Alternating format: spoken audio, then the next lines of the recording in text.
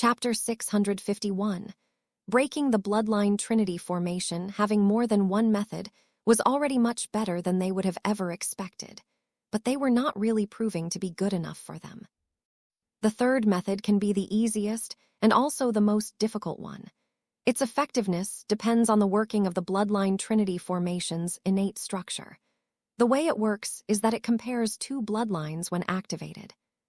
The first one is the original bloodline which was inserted in it as a base, while the second will be the person who is trying to open it. The formation then judges how close or how far or close a bloodline is to the other and will open if it finds it sufficiently. Now, what we can do is to use a person that has a bloodline far stronger than the original bloodline used to make the formation. Theoretically, the formation should find the first bloodline inferior and deactivate itself. Jiang Luo explained. Lin Mu and the rest heard his explanation and were lost in thought. All of the options seemed hard to use at first, but the second one was the most possible to them as of now. Can't I just use meld and break apart the vault? Lin Mu asked Zukang. If your skill was high enough, you would have been able to do it easily. But the bloodline trinity formation is not so easy. It is interwoven between the self-destruction formation, such that even if a single inch of it gets unstable, the entire thing will blow up. If you wanted to use meld to open it, you would need to specifically isolate the layer of the bloodline trinity formation. But you yourself know how your control of meld is. You can only control blocks of an area rather than fluidly picking it apart. Zukang answered. I see, that will make it quite hard, Lin Mu replied. Though the third method to override it using bloodline could work, Zukang spoke. It could, you mean with my great slumber bear bloodline? Lin Mu questioned. Yes, it is a bloodline of an immortal beast and should be far stronger than any other from this world, Zukang answered. All right, we'll try if it works, Lin Mu replied and looked at Jiang Luo. We'll use the third method, Lin Mu stated. Jiang Luo nodded his head, knowing that Lin Mu had a strong bloodline that he didn't fully know about. I don't know what exactly seniors will be doing, so I'll leave it all to you, Mu Tao said, finding it all to be a bit too complex. Do you need to do anything else to get it ready? Lin Mu asked Jiang Luo. No, with the third method, it's just letting the formations activating on their own. I may need to stabilize a few of them during the process, though, as it can get problematic. You just need to go and drip some blood on the door of the vault, Jiang Luo instructed. Lin Mu nodded his head and walked up to the door. He took out a dagger and pricked his thumb with a little difficulty. It was hard for him to even harm himself, as his defense was quite high at this point.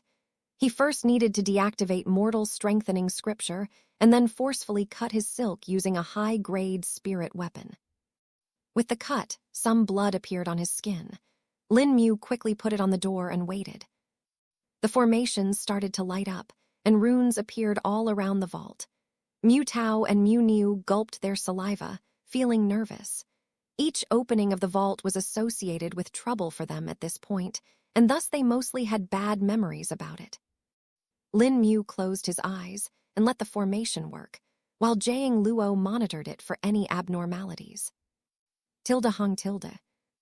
A humming sound was heard as the first layer of the formation unlocked, much to the surprising of the Mu clan members. But then came the interruption. Tilde dang tilde. As if a metal plate had been hit, a screeching sound spread in the hall. More runes appeared from the formation array and formed into the shape of an old man. The old man had no facial features except a long beard. The runes that made his body were glowing reed and flickered from time to time. Upon his appearance, the opening of the formation array stopped. That's the original bloodline used to make the formation array, Jiang Luo informed. Lin Mu narrowed his eyes and became a bit tense. In the next moment, his body stirred and an imposing presence exuded from his body. Tilde roar tilde. The roar of a beast echoed in the hall, the source of it coming from Lin Mu's body. Then, the illusory figure of a large bear appeared over Lin Mu's body and started to enlarge. This figure belonged to none other than the great slumber beast. The illusory beast looked at the illusory man with anger in its eyes. To it, the old man was an enemy that was blocking it from getting what it wanted. Tilda roar Tilda. The great slumber bear roared and raised its paw up into the sky. The long claws shined as if they were made of the highest quality steel and slammed into the old man. A visible explosion appeared as the old man was blown into smithereens. Mu Tao and Mu Niu were left gawking as they saw what was supposed to be their ancestral bloodline being destroyed, as if it was a paper toy. Tilda roar Tilda. Having destroyed the old man, the great slumber bear felt pleased and raised its head before letting out a roar. While its roar could not get out of the underground area, the pressure exuded from it was felt by everyone in the city. Their bodies involuntarily shuddered, and some of them felt weak. Thankfully, this state only lasted a couple of seconds before fading away. If it had lasted any longer, people would have definitely started to faint. Chapter 652, Revival of the Mu Clan Tilda Ween Tilda. The runes of the formation array faded away as the door of the vault finally opened up. The illusory figure of the great slumber bear also disappeared back into Lin Mu's body, leaving behind no trace. What kind of a bloodline does Senior have? Mu Tao wondered. This power, it is not normal, Mu Niu thought. Lin Mu took a breath upon seeing the door of the vault was finally open. Jiang Luo felt relieved as well and checked the formations one last time to ensure that it was stable and it would not explode upon their entry. It's safe now, we can enter, Jiang Luo spoke. Lin Mu and the other nodded and carefully stepped ahead. The interior of the vault was illumined by a small formation that created a string of lights at the top of the vault. This let them all see the items that were contained within the vault. Heavens, Mu Tao couldn't help but exclaim.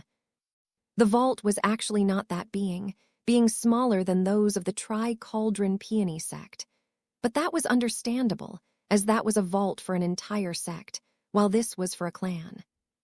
In the vault, the resources that could be used for cultivation, such as the alchemical pills, spirit stones, and spirit herbs, were present in plenty.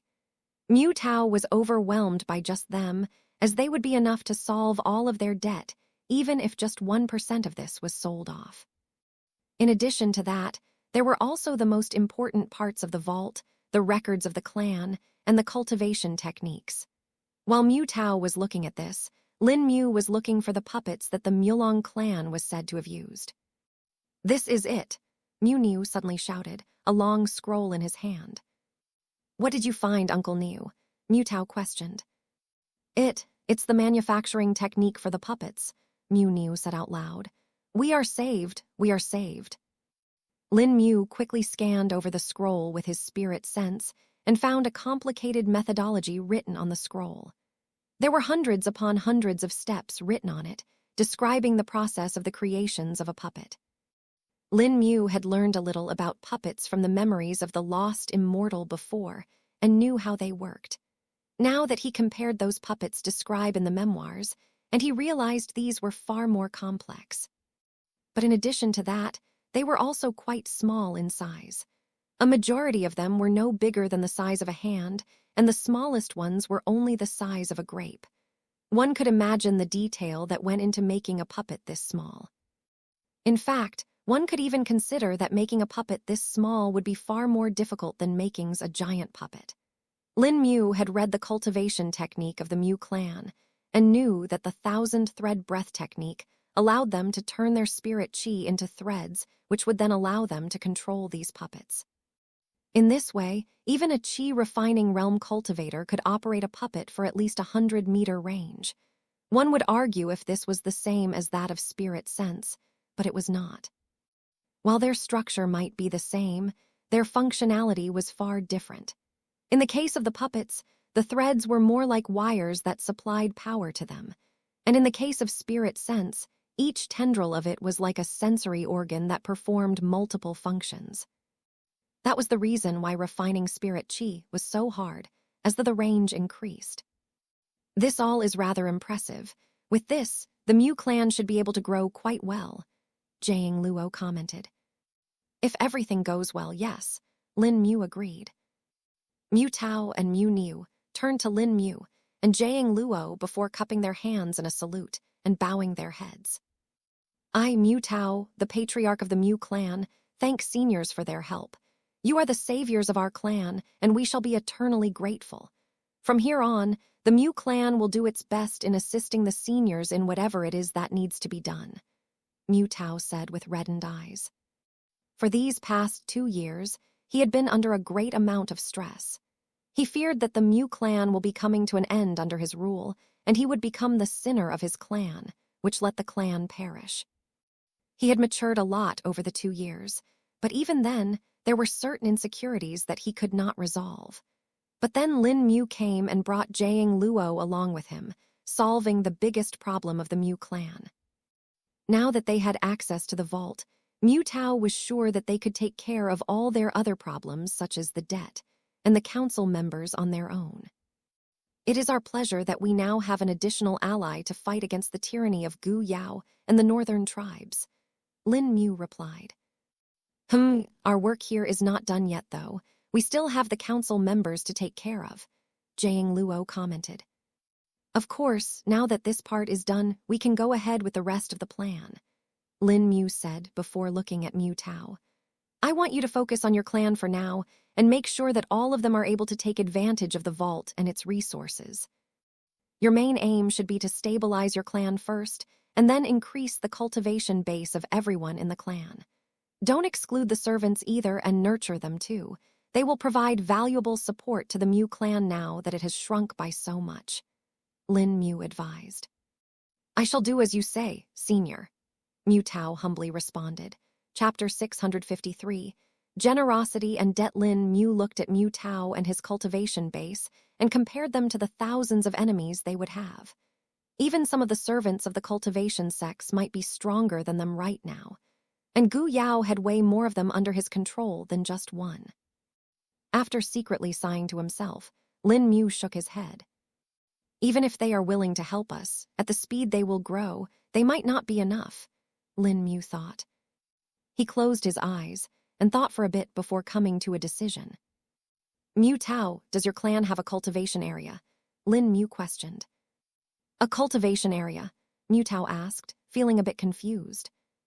A place where the more talented clansmen can cultivate in a higher concentration of spirit qi, Lin Mu replied. No, senior, something like that we cannot dream to have, Mu Tao said in a slightly sorrowful tone. All right, Lin Mu said before turning to Jiang Luo. Can you set up a qi gathering formation array for them? After saying that, Lin Mu waved his hand, and a large object fell to the ground with a thud. In the next moment, the spirit qi of the area increased by over 10 times. This, Mu Tao muttered in shock. Heavens, is this what I think it is? Mu Niu stammered. Seeing that large spirit stone that Lin Mu had just taken out, Jiang Luo understood what he wanted for the Mu clan. Setting up a spirit qi gathering array might be better in the long term. As they are right now, I doubt the Mu clan will be able to resist the more tougher enemies of ours. Best we get them stronger as fast as possible, Jiang Luo agreed. Hearing the conversation between the two, Mu Tao and Mu Niu were both shocked. They were talking about setting up spirit qi gathering formation array as if they were thinking of making some new furniture. How about we split duties? I'll go take care of the clans and you set up the formations here, Lin Mu suggested. Sure, it'll take me a day or two. I'll also add some defensive formation array to the clan. The current one is just inadequate, Jiang Luo said mildly. Mu Tao felt overwhelmed by all this and felt his eyes redden. How will we ever repay this debt, seniors? Mu Tao said with difficulty. Lin Mu looked at the man, who was nearly the same age as him, and placed his hand on his shoulder. As long as we are allies, there is no need to repay. The best we can do is defeat Gu Yao and his backer, the northern tribes, Lin Mu replied. Mu Tao nodded his head and rubbed his eyes quickly, before a determined expression appeared on his face. If before he was willing to help because of the atrocities of Gu Yao, now Mu Tao was willing to help just because of the generosity Lin Mu had shown him and his clan. He didn't speak anything, and knew that words would not be enough to express his gratitude. I need to do my best. No, the entire clan needs to do its best. Even if we are just 10 people now, we all will be equal to 1,000 individually. Mu Tao affirmed his heart. In that moment, a spirit chi fluctuation came from Mu Tao's body and made him tremble. Lin Mu and Jiang Luo sensed it and raised their brows.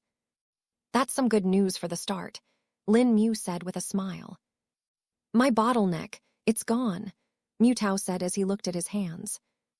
Let's get you settled properly for the breakthrough. Core condensation realm isn't that far for you now, Jiang Luo said. Lin Mu nodded his head and looked up at the ceiling, or rather at clan. Let the breakthrough happen in full view of the clan. It should do some good for their morale, Lin Mu advised, before disappearing into thin air.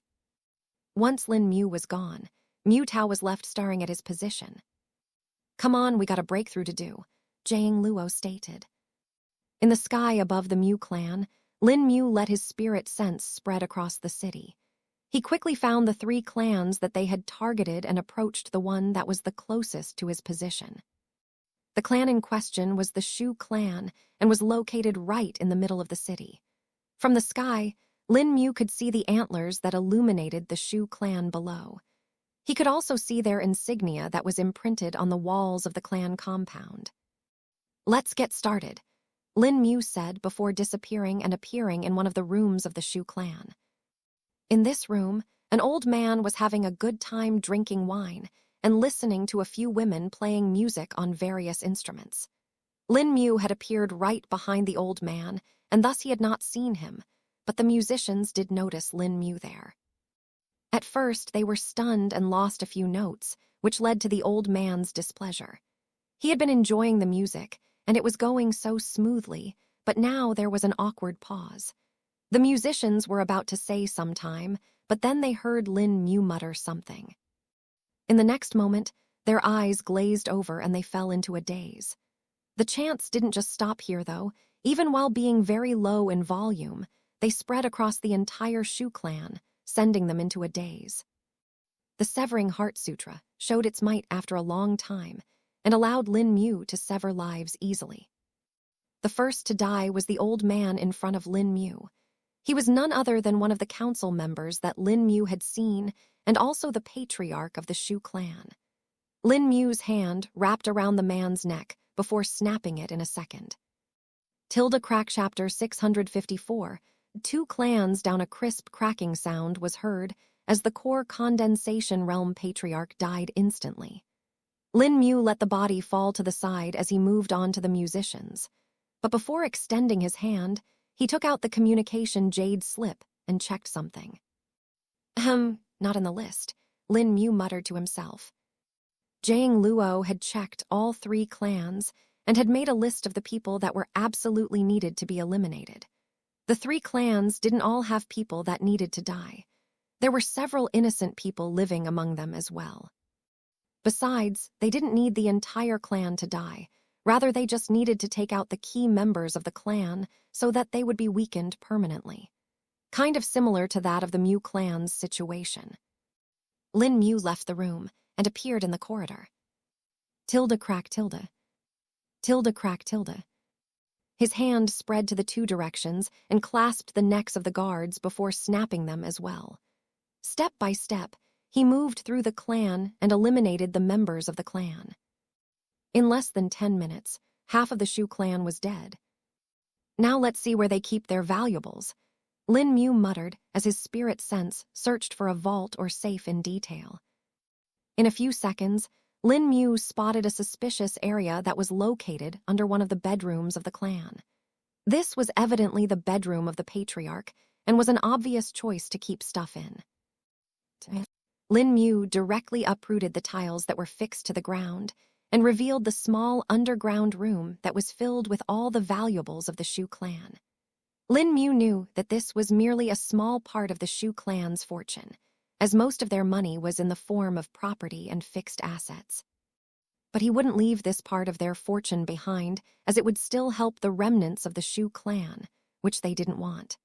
Even if they were innocent, It was obvious that they would want to revive their clan and help fulfill their dead members' wishes. That would turn out to be a problem for Lin Mu and his plan, and thus it could not be possible to just leave it for them. Storing all of them away for later, Lin Mu took his leave. They should still be under the effects of the Severing Heart Sutra for an hour. Should give me enough time to take care of the other clans. Lin Mu muttered to himself. If the effect of the Severing Heart Sutra wore out quickly, the Shu clan might have raised an alarm, and that was not something that Lin Mu wanted. If that happened, the city would be in a sensitive state, and it would end up making things tough for Lin Mu. The remaining Shu clan's men were lucky that Lin Mu's cultivation base was higher, and the Severing Heart Sutra could work longer. Or he might have ended up needing to kill the entire clan to silence them. With one clan down, Lin Mu flew to the next one. This one was the Hui clan and was located to the north of the city. There were a lot of pleasure pavilions, taverns, and similar establishments located near it as well. So this is the Hui clan. They are apparently involved in the pleasure business and trade in specialized women for that, though it doesn't matter to them if they are willing or not, Lin Mu muttered to himself. It was now that Lin Mu was suddenly reminded of someone. Wasn't Yue sent by the Hui clan to the alluring Wisteria Pavilion as well? Lin Mu suddenly recognized. For a moment, he remembered the woman who was bubbly on her own and had tried to serve him so hard, only to get rejected. But then Lin Mu realized that if she was in the Wu Lim city when the red tide happened, then she was probably dead by now. I can only avenge you in this way for now perhaps, Lin Mu muttered to himself, not knowing why he was even caring about someone who was only there in his life for a few hours. In the next moment, his eyes turned cold as the chants of the Severing Heart Sutra came out of his lips, spreading across the entire Hui clan. This time, Lin Mu had a lot of people that were needed to be killed. The Hui clan in total had fewer members than all of the other members of the Merchant Council, except for the Mu clan. In total, Lin Mu could only sense 50 members in the compound, but the number of servants they had was massive. They had over 400 servants in the entire place, which put the ratio at roughly 1 member to 8 servants. Plus, there wasn't just one type of servant in there. There were pleasure servants and other such kinds mixed in there as well. Some worked there voluntarily, but most were here as they were forced. Even if slavery was outlawed in the Fenlong Kingdom, bonded labor was not. A gust of wind spread as Lin Mu flew through the clan, killing the members with a single flick of his hand. If he wanted to, he could have simply sent a spirit weapon to slaughter them all, but this was a bit more mild method that they had tactically chosen. Not only did Lin Mu and Jiang Luo want to reduce the power of the Merchant Council members that were not in their favor, but they also wanted to strike fear into the hearts of others. That way, even if they had thoughts about betraying them, they would not dare act on it. Plus, in the short term, they would not know that this was done by Lin Mu and Jiang Luo, and what was most likely to happen was that the fault will fall on the party that had done something similar to this before. Chapter 655. Introspection. Once the Hui clan was eliminated, only the Fei clan was left. This was the same clan that had sent a marriage offer to the Mu clan and had asked for Mu Bing to marry their son, in exchange for getting a part of their business and paying off the debts of the clan. The Fei clan was also a merchant clan, but they didn't particularly focus on one business.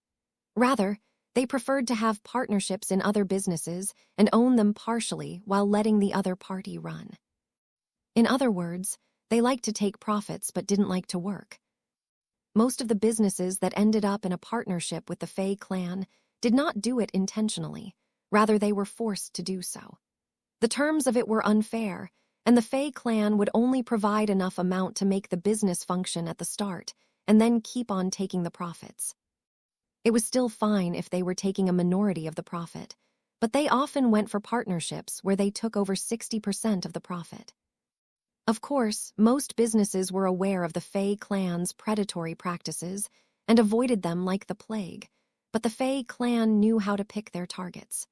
Most of the people that ended up with them were those that were unfortunate and had no other choice.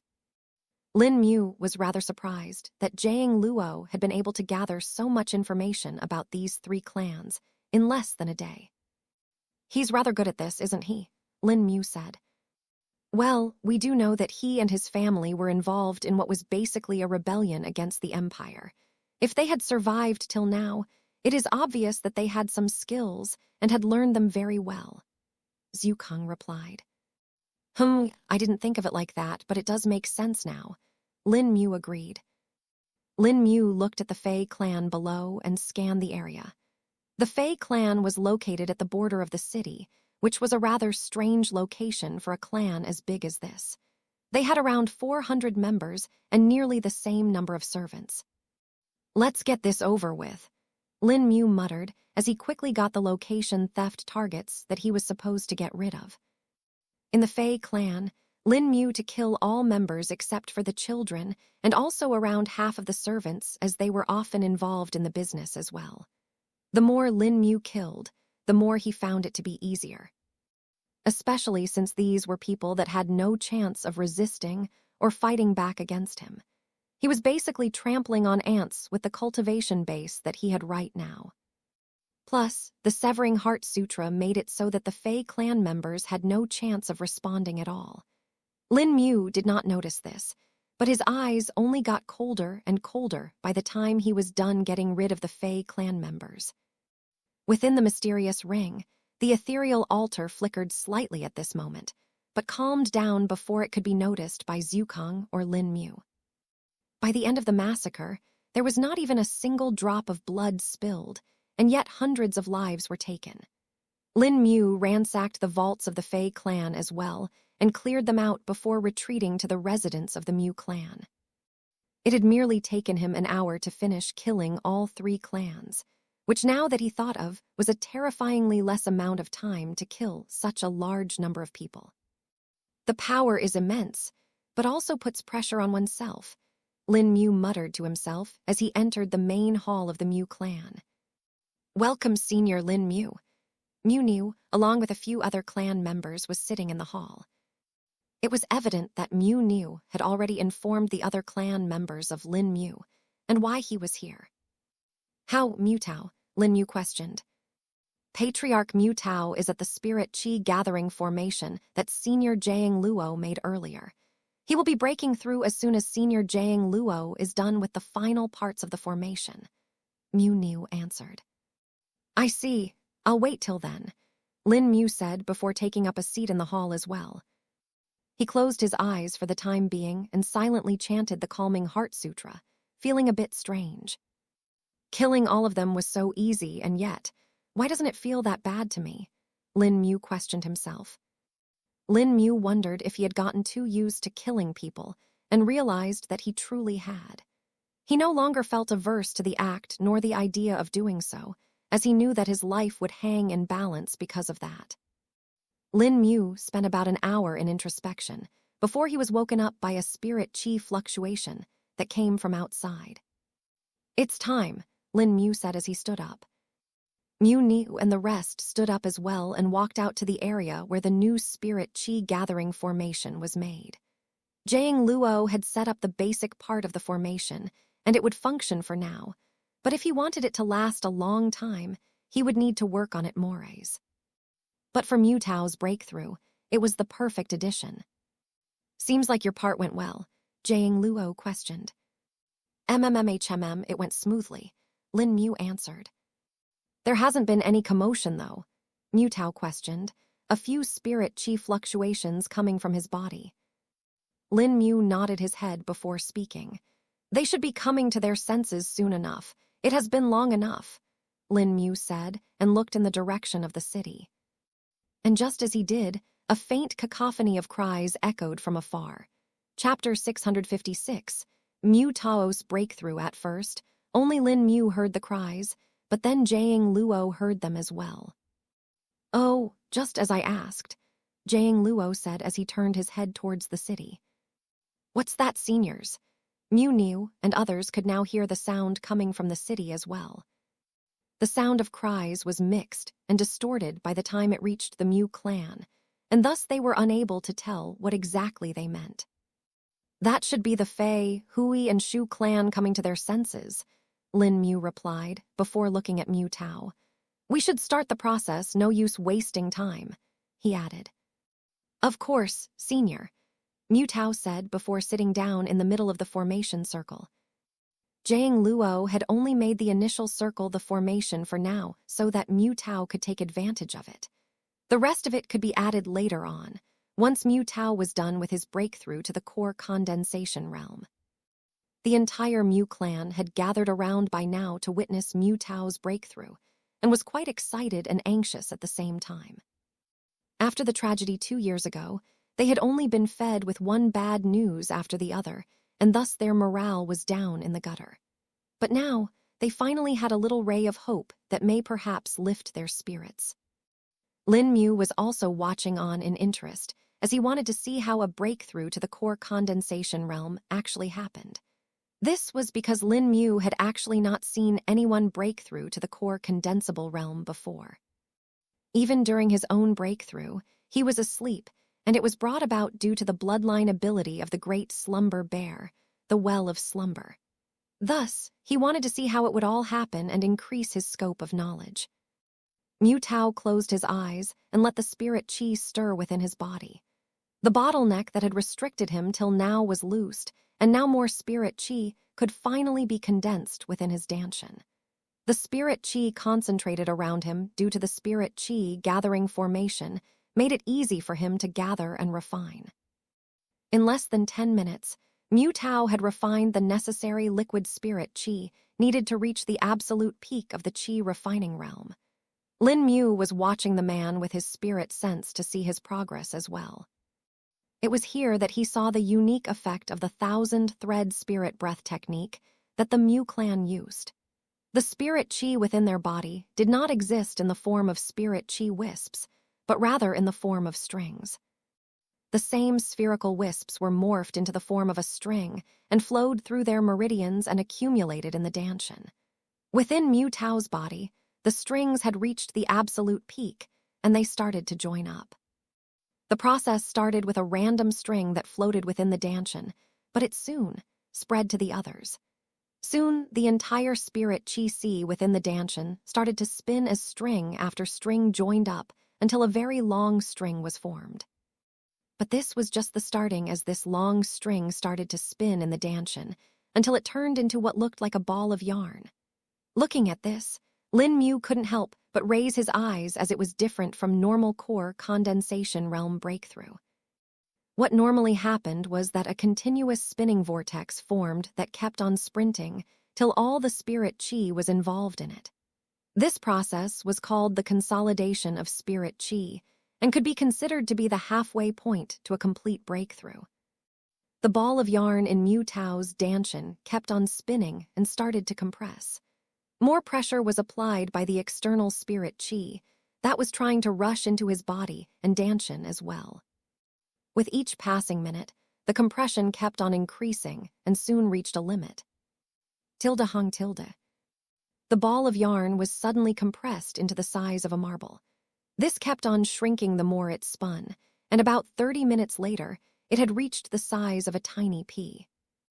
The color of the core was a pale white, the same as that of the others, but there were multiple striations on the entire core. If one looked at it closely, they would find that the core looked like a crystal piece that had been carved to look like a tiny ball of yarn. And with this, the breakthrough of Mu Tao successfully completed.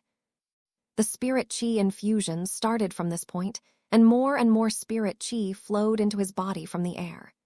His danshan, that had become empty of spirit chi upon being converted into a core, was filled back again.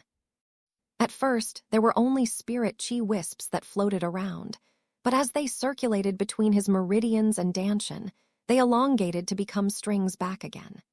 These strings further kept on being compressed until liquefying into liquid spirit chi. That was faster than expected, Mu spoke.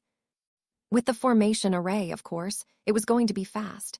The stabilization of his core shouldn't take long either, Jiang Luo commented. All the other members of the clan were closely observing Mu Tao and taking notes in their minds. They knew they had to break through to the core condensation realms soon as well, and picked a lot of tips from Mu Tao's breakthrough. Lin Mu also nodded his head upon seeing all this and felt satisfied by it all. This was a rather smooth breakthrough, and he had gotten to learn some new things as well. But just as he was done with this, Lin Mu felt the communication jade slip vibrate. He took it out of the ring and held it to see what was the message. The city is going crazy. 3 clans have been slaughtered. Jingaming Shang's nervous voice was heard. Chapter 657. Panic at the city upon hearing Jingaming Shang's message. Lin Mu suddenly realized something. We forgot to inform Jingaming Shang. Lin Mu spoke. About what? Jiang Luo questioned. The 3 clans, Lin Mu answered. Jiang Luo finally felt it click in his mind and couldn't help but chuckle. And what's he saying now? Jiang Luo asked, trying to hold back his laughter. He sounds quite nervous, Lin Mu replied. You should go meet up. I'll finish up the work here, Jiang Luo stated. All right, though watch out for surprises. We don't know how the other members will respond, and Gu Yao too, Lin Mu said before disappearing. It was a shock to the other members of the Mu clan to see Lin Mu disappear like this. Unlike Mu Tao and Mu Niu, they did not know the reason behind it and thus were quite confused. Alas for them, they would not be getting an explanation anytime soon, and thus they would have to speculate on their own. Lin Mu reappeared in the sky above the Jiao Long city and observed the current situation of the city. There were people screaming and crying in a lot of places, with guards running around trying to control it all. Lin Mu's spirit sense spread around to see the scene of the 3 clans that he had killed, and saw most of the people left there were terrified and crying. Some of the stronger members of the clans that were spared were angry and were wondering how it all happened. It was now that Lin Mu heard something that made him smile. It must be the same people that killed the Mu clan, only they can do something like this and get away, someone in the Shu clan said. It didn't take long for his words to spread amongst the survivors, and from there to the guards of the city. Lin Mu calmly stood in the air while listening to the entire city's voices. The commoners, though, were the ones that were the least bothered. Haha, it was bound to happen on day, a middle-aged port worker said. This is divine retribution, I say. What killers like Mu clan? Do you think anyone can kill all 3 clans at the same time without leaving any traces? This is the judgment of the heavens, and one-eyed old man said out loud. Careful, you two, a man shouted. Watch your tongues. If the guards hear you, you too will be arrested and killed without much thought. A woman near them spoke. Do you think I care about that? Those 3 clans were the worst among the council and have been causing problems for a long time. They sank my business, sold Ah Lao's daughter, and killed my grandsons too. They deserved it all. The old man spoke out loud fearlessly. Lin Mu had already heard about the atrocities of the 3 clans from Jiang Luo, but hearing it firsthand was far more impressionable. He furrowed his brows and let his spirit sense move towards the other clans. Where are the council members now? Lin Mu wondered, unable to find them. Perhaps Jingaming Shang will know better, Lin Mu muttered to himself before going towards his residence. In less than a minute, Lin Mu was at Jingaming Shang's beachside residence. He could already tell that the man was sitting inside while nervously flipping through registers and muttering to himself. Eek, don't kill me, Jingaming Shang yelped as he suddenly felt someone behind him. Calm down, it's me, Lin Mu spoke. Senior, you scared the life out of me, Jingaming Shang complained. Sorry, Lin Mu causally replied and sat down. Is the Mu clan with us now? Jingaming Shang questioned. Yes, they are allied with us now, and we will be helping them solve some problems, Lin Mu replied. I see, but we have a bigger problem at hand. It seems like Gu Yao has acted again. The Hui, Shu, and Fei clans have had a majority of their members killed, Jingaming Shang said while trembling. About that, Lin Mu was about to speak but was interrupted. I think Gu Yao has gotten impatient and killed the 3 clans because they did not join his cause with Shantung and has now sent a message. Jingaming Shang speculated. No, wait, that's not. Lin Mu was interrupted again. I think we need to act quickly. If Gu Yao has already acted, then he may be coming for me soon too. Jingaming Shang continued spewing his words. Lin Mu shook his head and chanted the Severing Heart Sutra. We shall. Before Jingaming Shang could continue, he was sent into a daze and made to forcibly stop. Seeing that he had shut up, Lin Mu stopped chanting the Severing Heart Sutra and looked at Jingaming Shang. Now then, let me tell you what happened. It's not Gu Yao who killed the 3 clans, it was me, Lin Mu revealed. Jingaming Shang, who had finally heard it all, was surprised, to say the least, but the effect of the Severing Heart Sutra did not let him display that on his face nor act on it. Lin Mu was at least thankful for that. You did, senior. Why? Jingaming Shang questioned. Is that even a question? Have you seen what the commoners are talking about them? And do you know what they have been doing till now? Lin Mu counter-questioned. Jingaming Shang went silent for a bit before nodding his head. I understand, but killing all 3 without leaving any signs, that's terrifying, Jingaming Shang muttered. He finally understood what kind of a person he was dealing with. Thankfully I'm on his side, or I would not even know how I died, Jingaming Shang thought to himself. Jingaming Shang took a deep breath to calm himself down and looked at Lin Mu. So what are we to do now? He asked. Well, you will be taking over the businesses of the 3 clans now that they are out of commission. I hope you can do that at least, Lin Mu replied. Chapter 658. The panic continues. Hearing Lin Mu's words, Jingaming Shang's eyes lit up. Of course, senior. You can leave it to me, Jingaming Shang said while thumping his chest. He really changed quickly upon hearing business, huh? Lin Mu thought to himself. With the higher-ups of the 3 clans gone, the remaining members of the clan would be unable to do much. The Hui clan is pretty much entirely gone, so they will be the easiest to take over. Jingaming Shang spoke. About the Hui clan, it would be better to dismantle their businesses and free the bound laborers. Lin Mu spoke in a straight tone. Jingaming Shang immediately settled down and nodded his head. I'll free them and liquidate their assets. The public opinion about this is bad anyway and will bring misfortune to the business, Jingaming Shang replied quickly. Lin Mu nodded his head and spoke. You can do what you want with the rest. Oh, and also use some of the assets gained from these clans to clear out the debt of Mu clan. That's actually not a problem, senior, as there is barely any debt left for the Mu clan, with the demise of the 3 clans. About 70% of their debt was from the 3 clans, while the rest 30% is split among other lenders spread around the empire. We can just forget about the 70% debt and pay the remaining 30%, Jingaming Shang replied. Oh, is that so? Well, it just makes it easier for us then. Lin Mu nodded his head. Lin Mu had not expected to get another pleasant surprise out of killing the 3 clans. What happened with joining the council in their task? Did you get that part sorted? Lin Mu questioned, remembering the task Jingaming Shang was given. Ah, yes, that went without a hitch. I just told Shantung that I did a little thinking and decided that this may be profitable in the long term. He accepted it right away and didn't really doubt me, Jingaming Shang answered. Good, and what about Miss Fen? Lin Mu questioned further. Miss Fen has left the city for the time being and has gone to her clan. The Fen clan is located about 100 kilometers to the southwest, Jingaming Shang answered.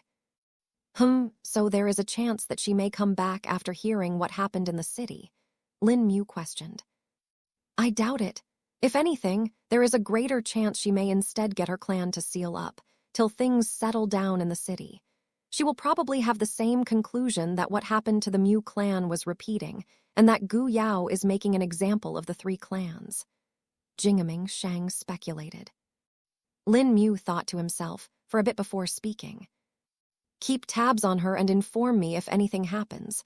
We may need to visit the Fen clan ourselves later, but that will come after we get the records that they need sorted out, Lin Mu stated. Okay, senior, but does this mean you were able to get the Mu clan's inheritance? Jingaming Shang questioned, feline curious. Yes, we did. All that's left is to sort through it and find the right record. Once that is done, we'll go meet the Fen clan. Lin Mu replied. And what do you want me to act like right now? Is there anything specific you want? Jingaming Shang questioned. Just act as you were before I came here. We don't want the other merchant council members to think that you have any idea about what truly happened. Let them think that it was Gu Yao that did it and sow doubts. Lin Mu answered. I'll do as you say, senior. But I'm sure Shantung will be suspicious about this all and investigate all that happened till now. With his resources, there is a chance he might be able to find some clues. Jingaming Shang spoke. He actually did something today, sent a few people to attack the Mu clan. Lin Mu replied. Huh, he did already. Didn't think he would be this impatient. Jingaming Shang replied. We now know that he's probably being pressured by Gu Yao, or whoever is assigned to him right now. Gu Yao himself won't be the one giving orders, and it should be someone below him, Lin Mu stated. Jingaming Shang nodded his head before speaking. I'll get started then. Since the city is still in a panic, it's the right time to fish in the mudded waters. Do what you feel is the best. Inform me if something comes up. I'll be at the Mu clan in the meantime. Jiang Luo is there as well. Lin Mu informed before disappearing. Once Lin Mu was gone, Jingaming Shang smiled to himself and laughed to himself. Never expected I'll get to see the fall of the merchant council like this, Jingaming Shang said while laughing. Lin Mu did another scan of the city while observing to see what was happening. The guards were still running around trying to control the situation, while the commoners had mixed reactions. Most of them were now hiding within their houses, even if they were happy about the situations, as the guards would arrest them for spreading rumors. It was night time anyway, and thus most of the workers were getting off work now. Only a few that worked on the night boats were still out at the port. The night boats would go out for the fish that came out only at night. Plus, there were some trade ships that would come to the port at night and stay there to unload their goods. But it was obvious tonight they were not going to get much work done. Having observed enough, Lin Mu went to the building of the merchant council and found it to be empty as well.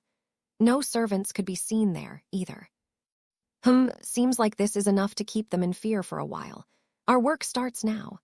Chapter 659. Breakdown of the council. It had been about a week since the three clans, Hui, Shu, and Fei, had been exterminated from the Jiao Long city. Tensions were rising and falling every day, and most commoners were certainly more happy than before, even if their daily life had become a bit more difficult due to the strict checks by the guards. Because the murders of the three clans had gone completely unnoticed, a significant part of it was blamed on the guards as well, and thus they were under pressure to perform. Hence, they ended up targeting the commoners, and were convinced that the commoners knew something, but were not revealing it. Plus, it didn't help that the commoners were in the favor of the three clans being exterminated either. The remaining clans of the merchant council had gone into hiding, with only Shantung and Jingaming Shang staying in the opening. After the massacre, just as Lin Mu had guessed, the blame had fallen upon none other than Gu Yao, who was the supposed backer of Shantung. The other members, including Jingaming Shang, were worried and asked Shantung to ask their backer if they had done this. Shantung had assured them that he would get to the bottom of it, and that it would not be his backer that did this. On the surface, he appeared to be confident, but when Lin Mu and Jiang Luo spied on him, they realized he was no less nervous than the others. The thing that troubled Shantung the most was the fact that his supposed backer had broken off all contact with him. He was not responding to his messages, no matter what channels they used. Plus, since they were mostly in the shadows since the start, Shantung could not openly ask for them either. Thus, to preserve his face and authority, he made the other members believe that the backer was still there, and that he was just waiting for their response. As 2, 3, and 4 days passed, Shantung got more and more unsure about his backer's intentions, and now that an entire week had passed, even he started doubting if it really was his backer who had done all this. It also didn't help that the assassins he had sent to the Mu clan never reached there. He had even sent some scouts to keep an eye on the Mu clan, but the only news he got was that the Mu clan had sealed themselves up like the other clans as well. Plus, the day his assassins had disappeared and the massacre of the 3 clans had happened was on the same day. It left him no proper timeline to estimate who could be behind it. With Lin Mu and Jiang Luo's planning, it had made it so that now no one in the Merchant Council trusted each other. They doubted if it was any one of them that killed the 3 clans, but then they also knew the fact that none of the 3 clans had power like this. After all, even a nascent soul realm cultivator would end up causing quite a bit of commotion before being able to kill so many people. Plus, when the survivors of the 3 clans were questioned about how did they not see anything, they all said the same thing: it happened in an instant. With the effects of the Severing Heart Sutra, the survivors saw everything normally 1 second, and in the next second, they were surrounded by dead bodies of their clansmen. It was like a terrifying nightmare that just wouldn't end for them. "Here are the documents for the remaining businesses," Jingming Shang said, prompting Lin Mu to open his eyes. He had been sitting in the Mu clan and contemplating the events of the past week. Lin Mu took the documents and quickly read through them before handing them to Mu Tao, who was sitting next to him. The young man took the documents with trembling hands and read through them before his eyes reddened. "Thank you, Senior Lin Mu, Brother Jingming Shang," Mu Tao said with gratitude. "No need for that. This is just my end of the bargain. We still have a few more steps to go. How are the other clansmen doing?" Lin Mu replied. Mu Tao quickly rubbed his eyes and calmed himself. "With the businesses added from the Shu and Fei clan, we won't really have a problem in supplies, and our range of informants has greatly expanded. Also, with the resources Senior Lin Mu provided along with the formation array made by Senior Jiang Luo, the clansmen are progressing in their cultivation steadily. 3 of them have already broken through to the core condensation realm, 2 and 2 more are at the peak of the qi refining realm as of now. Uncle Mu Niu is also busy cultivating at this moment and has managed to break through to the late stage of the core condensation realm," Mu Tao answered. I see," Lin Mu muttered. Gaining 4 core condensation realm experts in a week was an astounding figure that even the top sex may not have always. In the Mu clan, half of the total people, which was 5, were at the core condensation realm now, leaving 5 more to catch up. With the formation array, it shouldn't be that difficult for everyone to enter the core condensation realm at the very least, but only after you get a nascent soul realm cultivator would the foundation of the clan stabilize, Lin Mu advised. "I'll keep that in mind, Senior," Mu Tao replied hurriedly. Lin Mu then turned to Jingming Shang before speaking. "What's the status on the Fen clan? Have you been able to establish contact?" Lin Mu questioned. "The Fen clan is still under lockdown and is not responding to any messages. Or rather, they simply can't get through. I felt suspicious and went to check there myself, only to find out that they have activated an isolating barrier that also hides their clan itself. I didn't expect them to have something as high level as that," Jingming Shang answered. Chapter 660. Heading to the Fen clan, Lin Mu raised his brows upon hearing the information that Jingming Shang had just shared. He knew exactly the kind of formation that Jingxing Shang was talking about and wondered if it really was that one. "Senior, could it be the same as the bewildering formation we saw that dead nascent soul cultivator set up?" Lin Mu questioned. We won't know until we go and check it out ourselves. But if it really is that one, or even something on the same level, then we will have confirmation that the Fen clan truly has some ancient links," Zhukang answered. "I see. I guess it's time to go meet with the Fen clan myself," Lin Mu replied before focusing back on the real world. "Get the records we found for the Fen clan. We will be going to meet them ourselves," Lin Mu ordered. "At once, Senior," Mu Tao said before leaving for the vault. "Do we need to do anything else before that?" Jingming Shang questioned. "We have most things sorted out and ready. We can leave as soon as Mu Tao comes," Lin Mu replied. "All right, Jingming Shang nodded his head. Lin Mu also took out the jade slip and informed Jiang Luo of what he was going to do. You can go on ahead, I'll continue my work here. If you need help with the formation, I can get there quickly anyway. It's not that far, Jiang Luo replied. Okay, Lin Mu said before putting the jade slip away. The Fen clan was about 100 kilometers away from the Jiaolong city. While this distance would take around half a day for commoners to reach, for Qi refining realm cultivators, it would take a mere hour.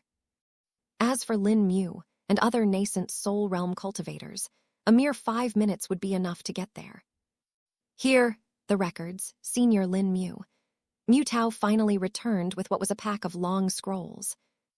There were 15 scrolls that were tied together into one pack, and each of them was a meter long while being 3 inches thick. One could tell from this that the records were rather vast.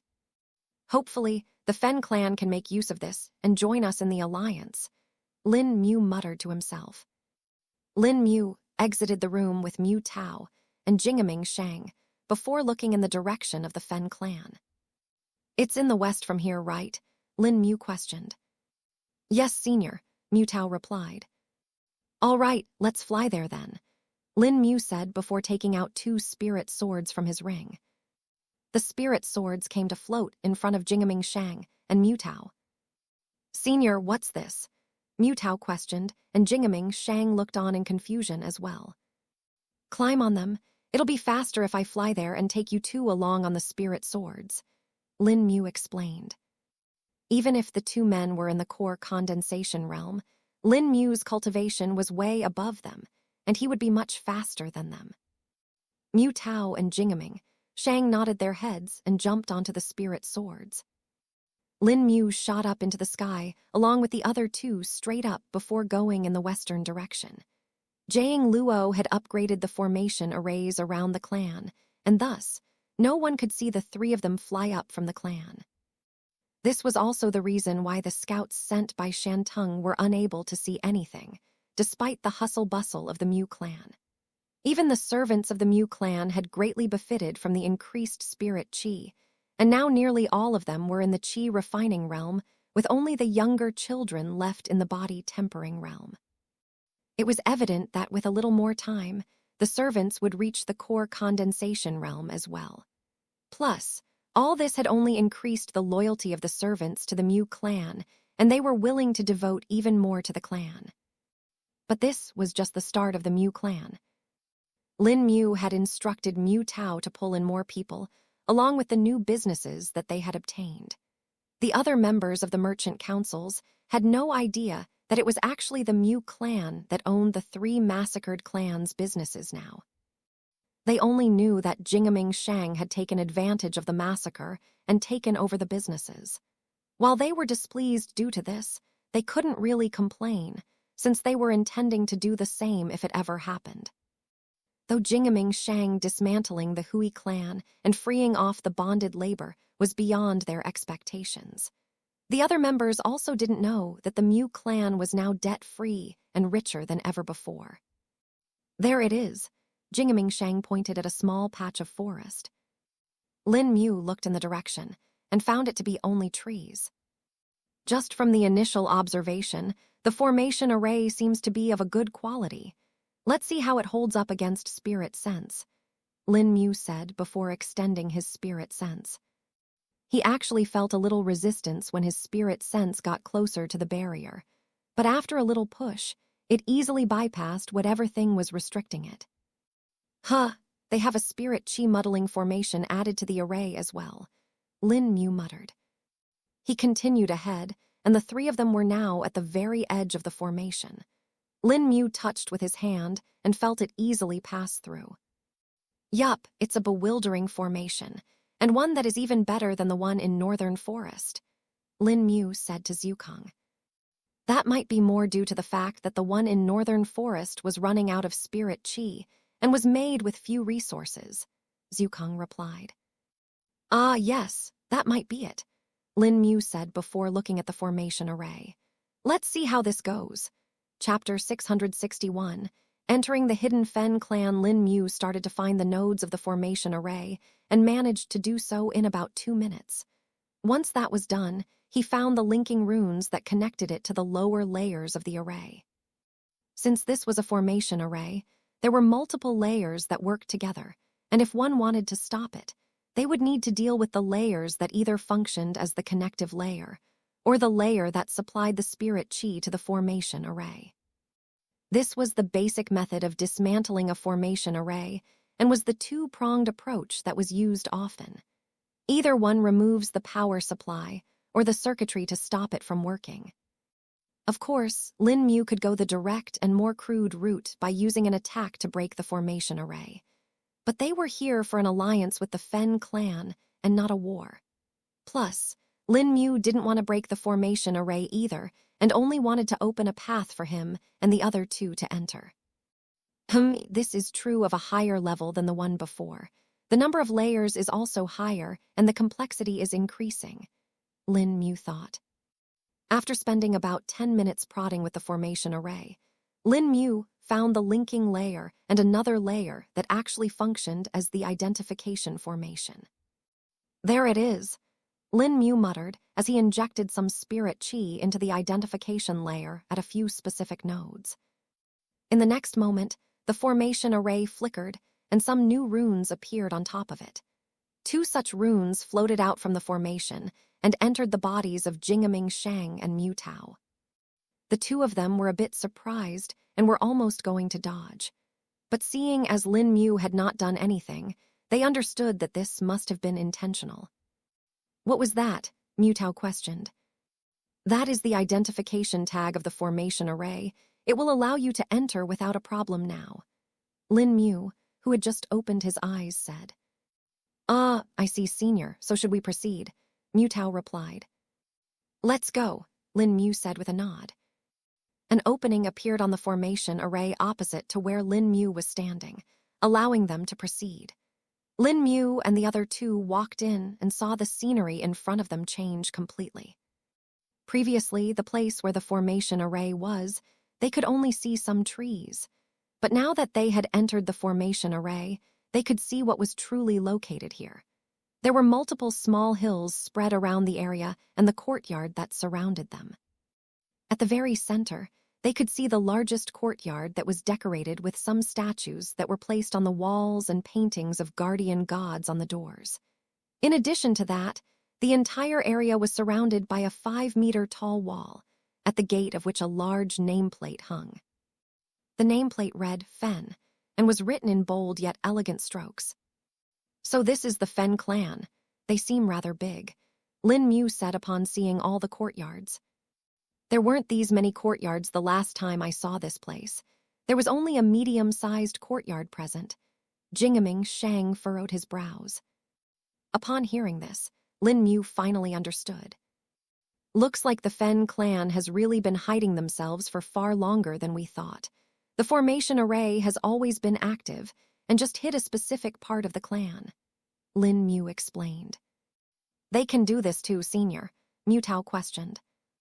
Yes, the formation array does have specific controls that allows one to adjust its range. Normally, it's only used at its 100% or just turned off, but with a little more effort, it can be used to hide a specific part as well, Lin Mu answered. Mu Tao was awed by this and had not expected there to be this kind of a formation array.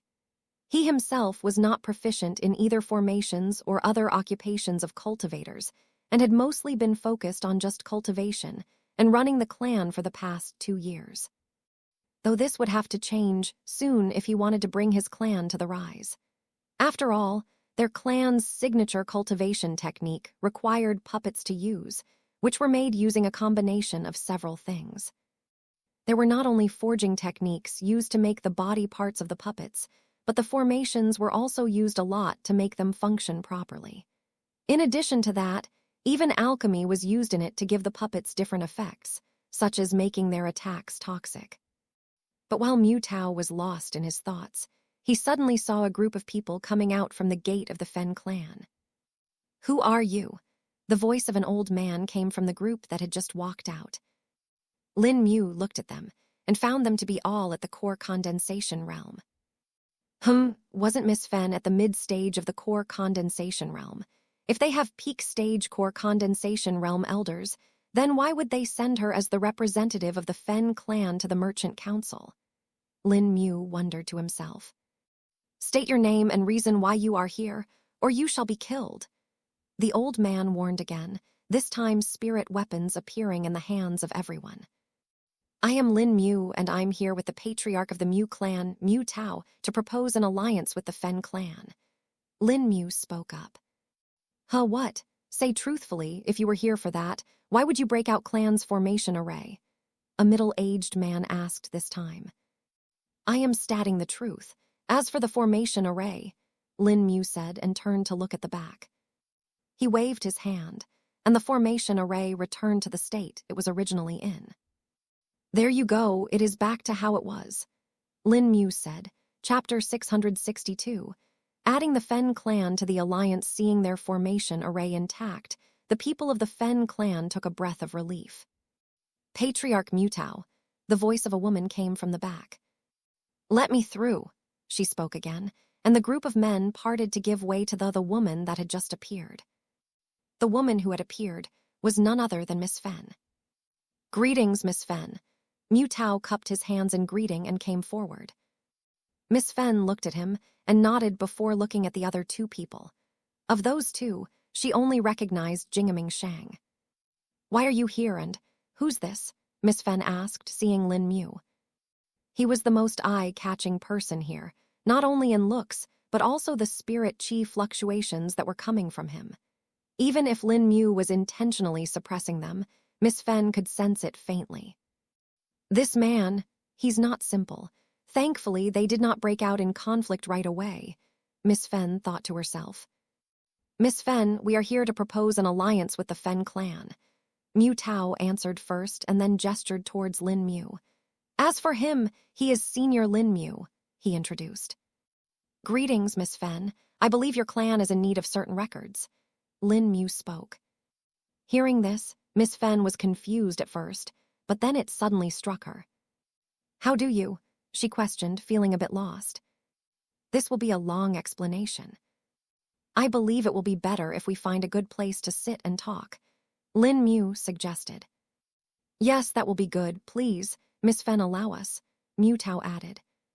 It will only benefit you, Miss Fen. You can take my word for that.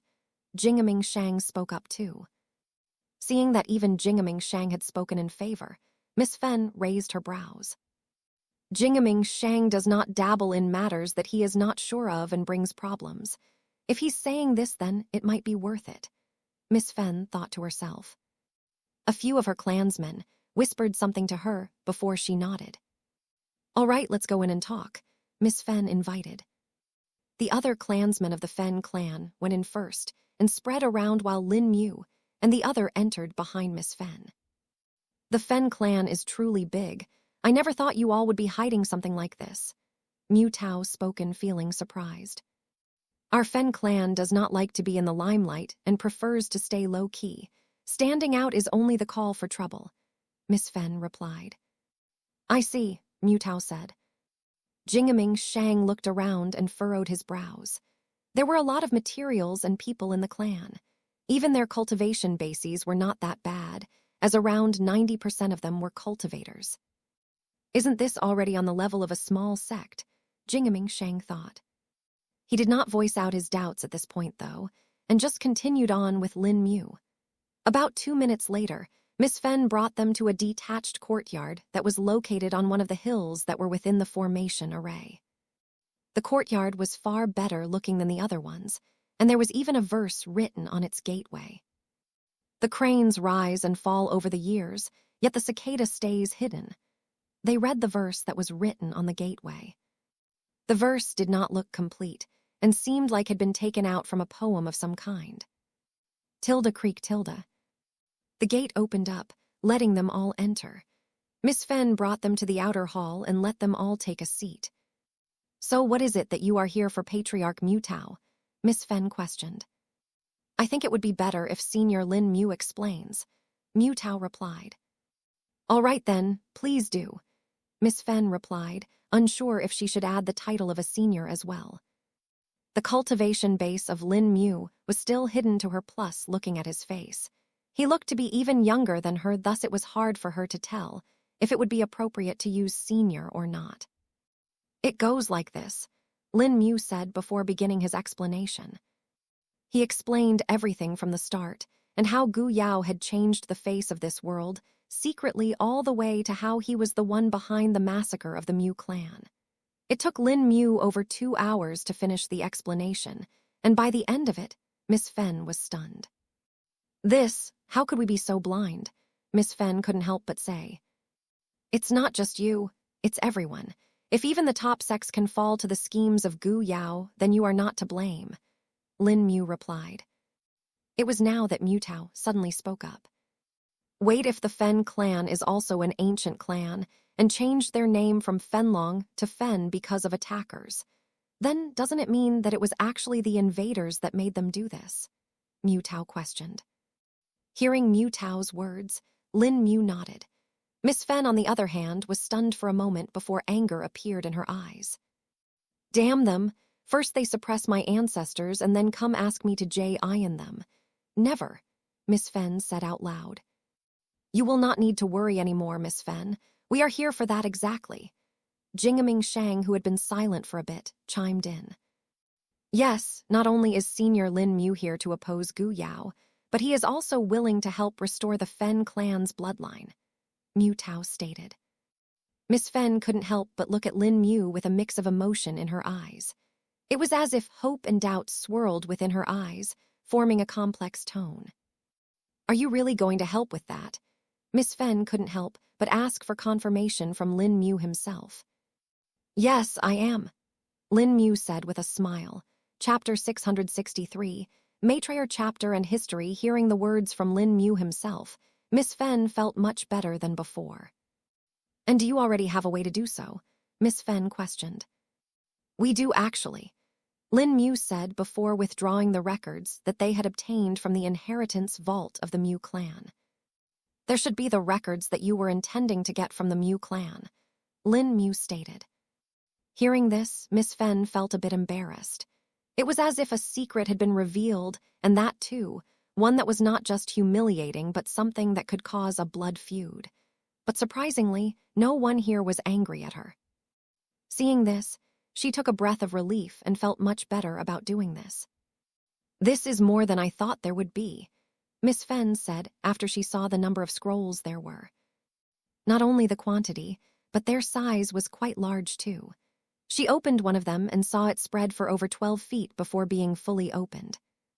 Various letters and words swimmer across the surface of the scroll, changing ever so often. There is the basis for bloodline sealing theory, bloodline collapse theory, bloodline invocation. Just how much information is there in it? Miss Fen felt a bit overwhelmed seeing it all. Well, we didn't know what would exactly help you, so we got everything that seemed suitable or close to suitable, Lin Mu replied. Miss Fen hurriedly opened the other scrolls and took a quick look through them as well, feeling even more amazed at it. If there is so much information, and that too in this detail, we would be able to do this on our own, Miss Fen said in an excited tone. You don't need my help, Lin Mu asked, feeling doubtful. Senior need not spend his valuable time in this. You have already helped enough by giving this to us. If we can't even find a solution on our own, then it would be a shame to our clan. We will not take up any more of your valuable time, Miss Fen answered. Seems like this was way more effective than we thought, Lin Mu thought to himself.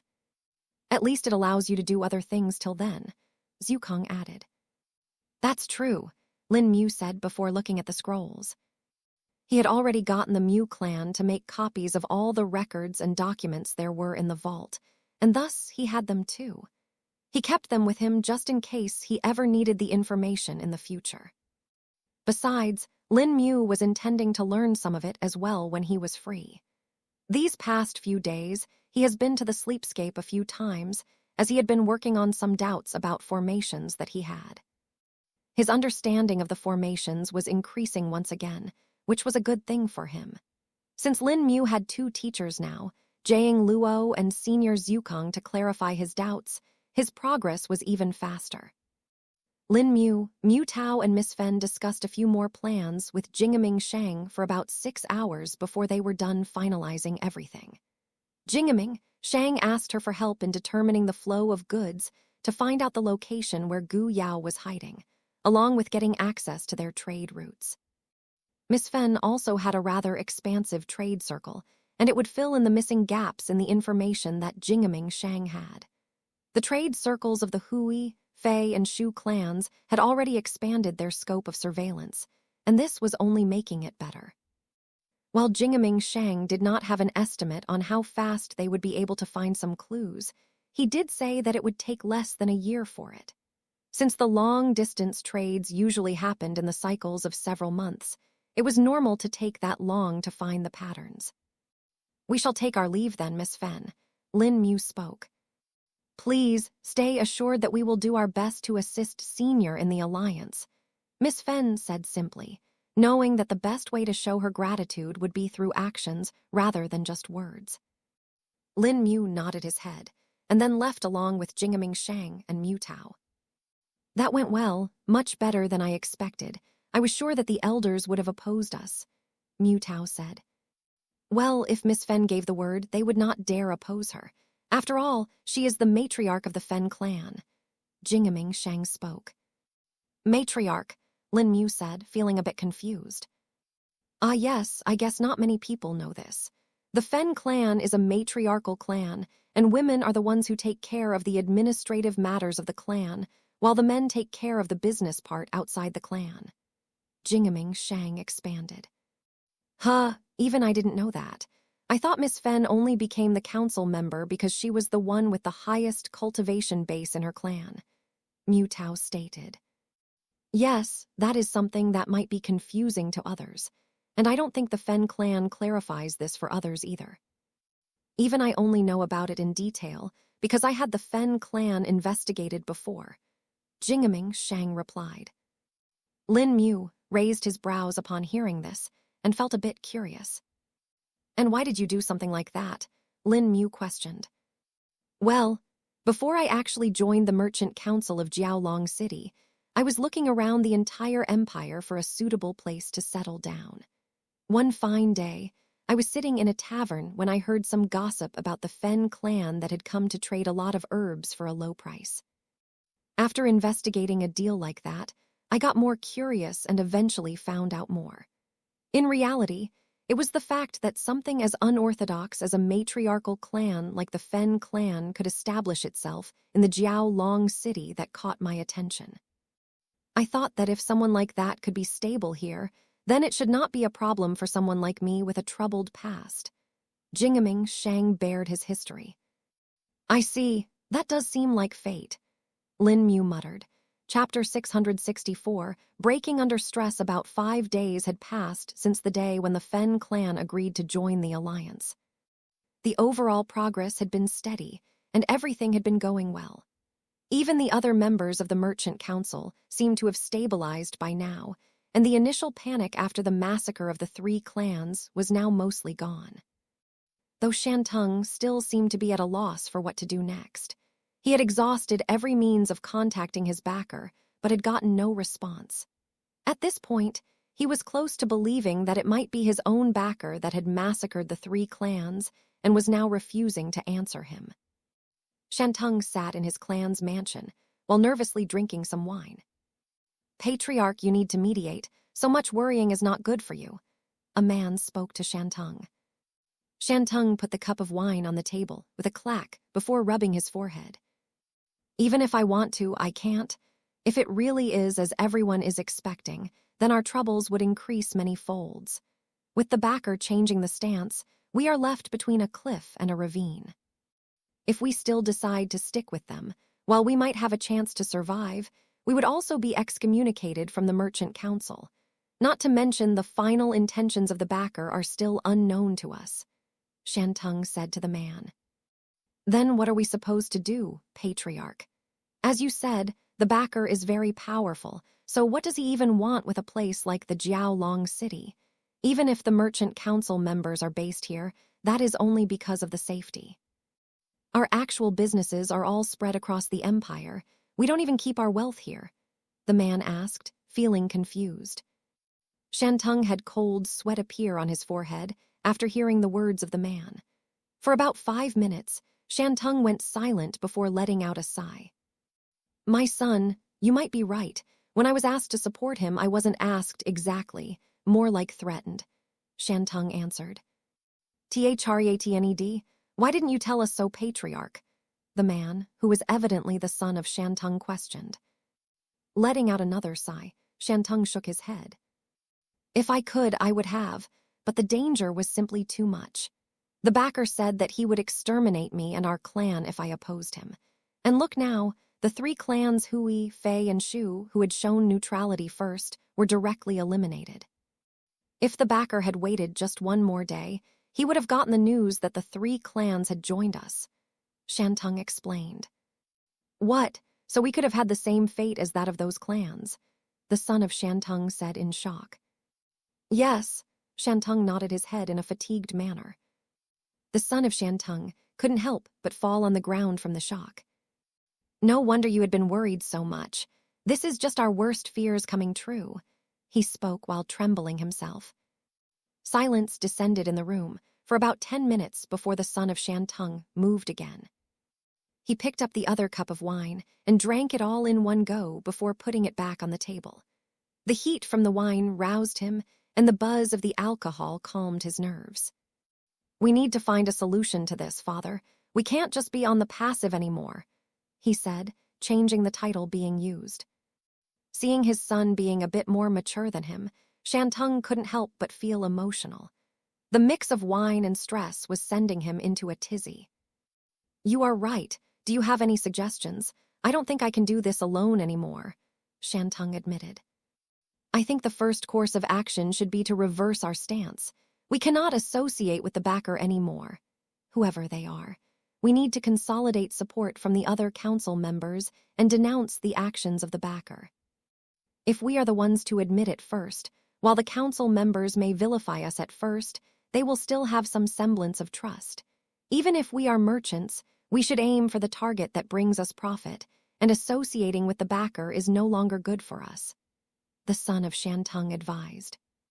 Shantung pondered over his words for a few seconds and found them to be reasonable. While they may have to pay some penalties to overcome the initial problems of mistrust with the council members, it will still be better in the long term. "Good, we shall do that then," Shantung agreed. Tilde clap, tilde.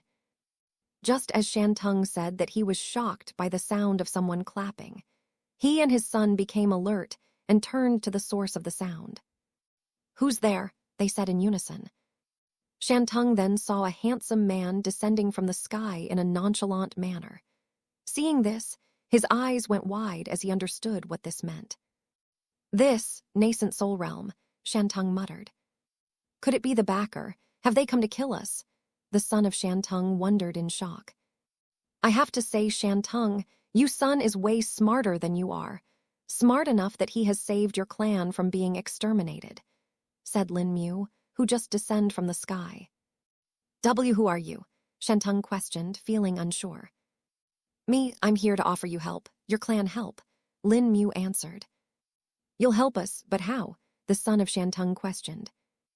Lin Mu smiled upon seeing this and gestured to the table.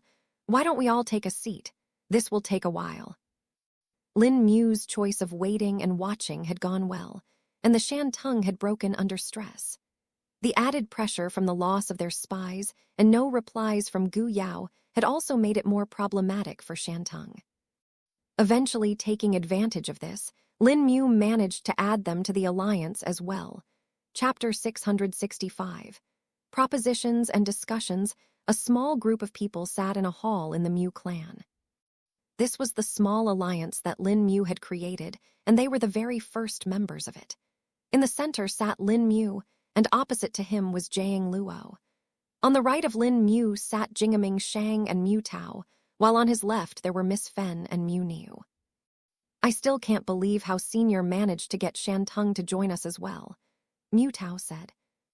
"It was actually a surprise to me as well. Never thought that the day I would go to kill them, he would have a change of heart, or rather his son would. Lin Mu replied.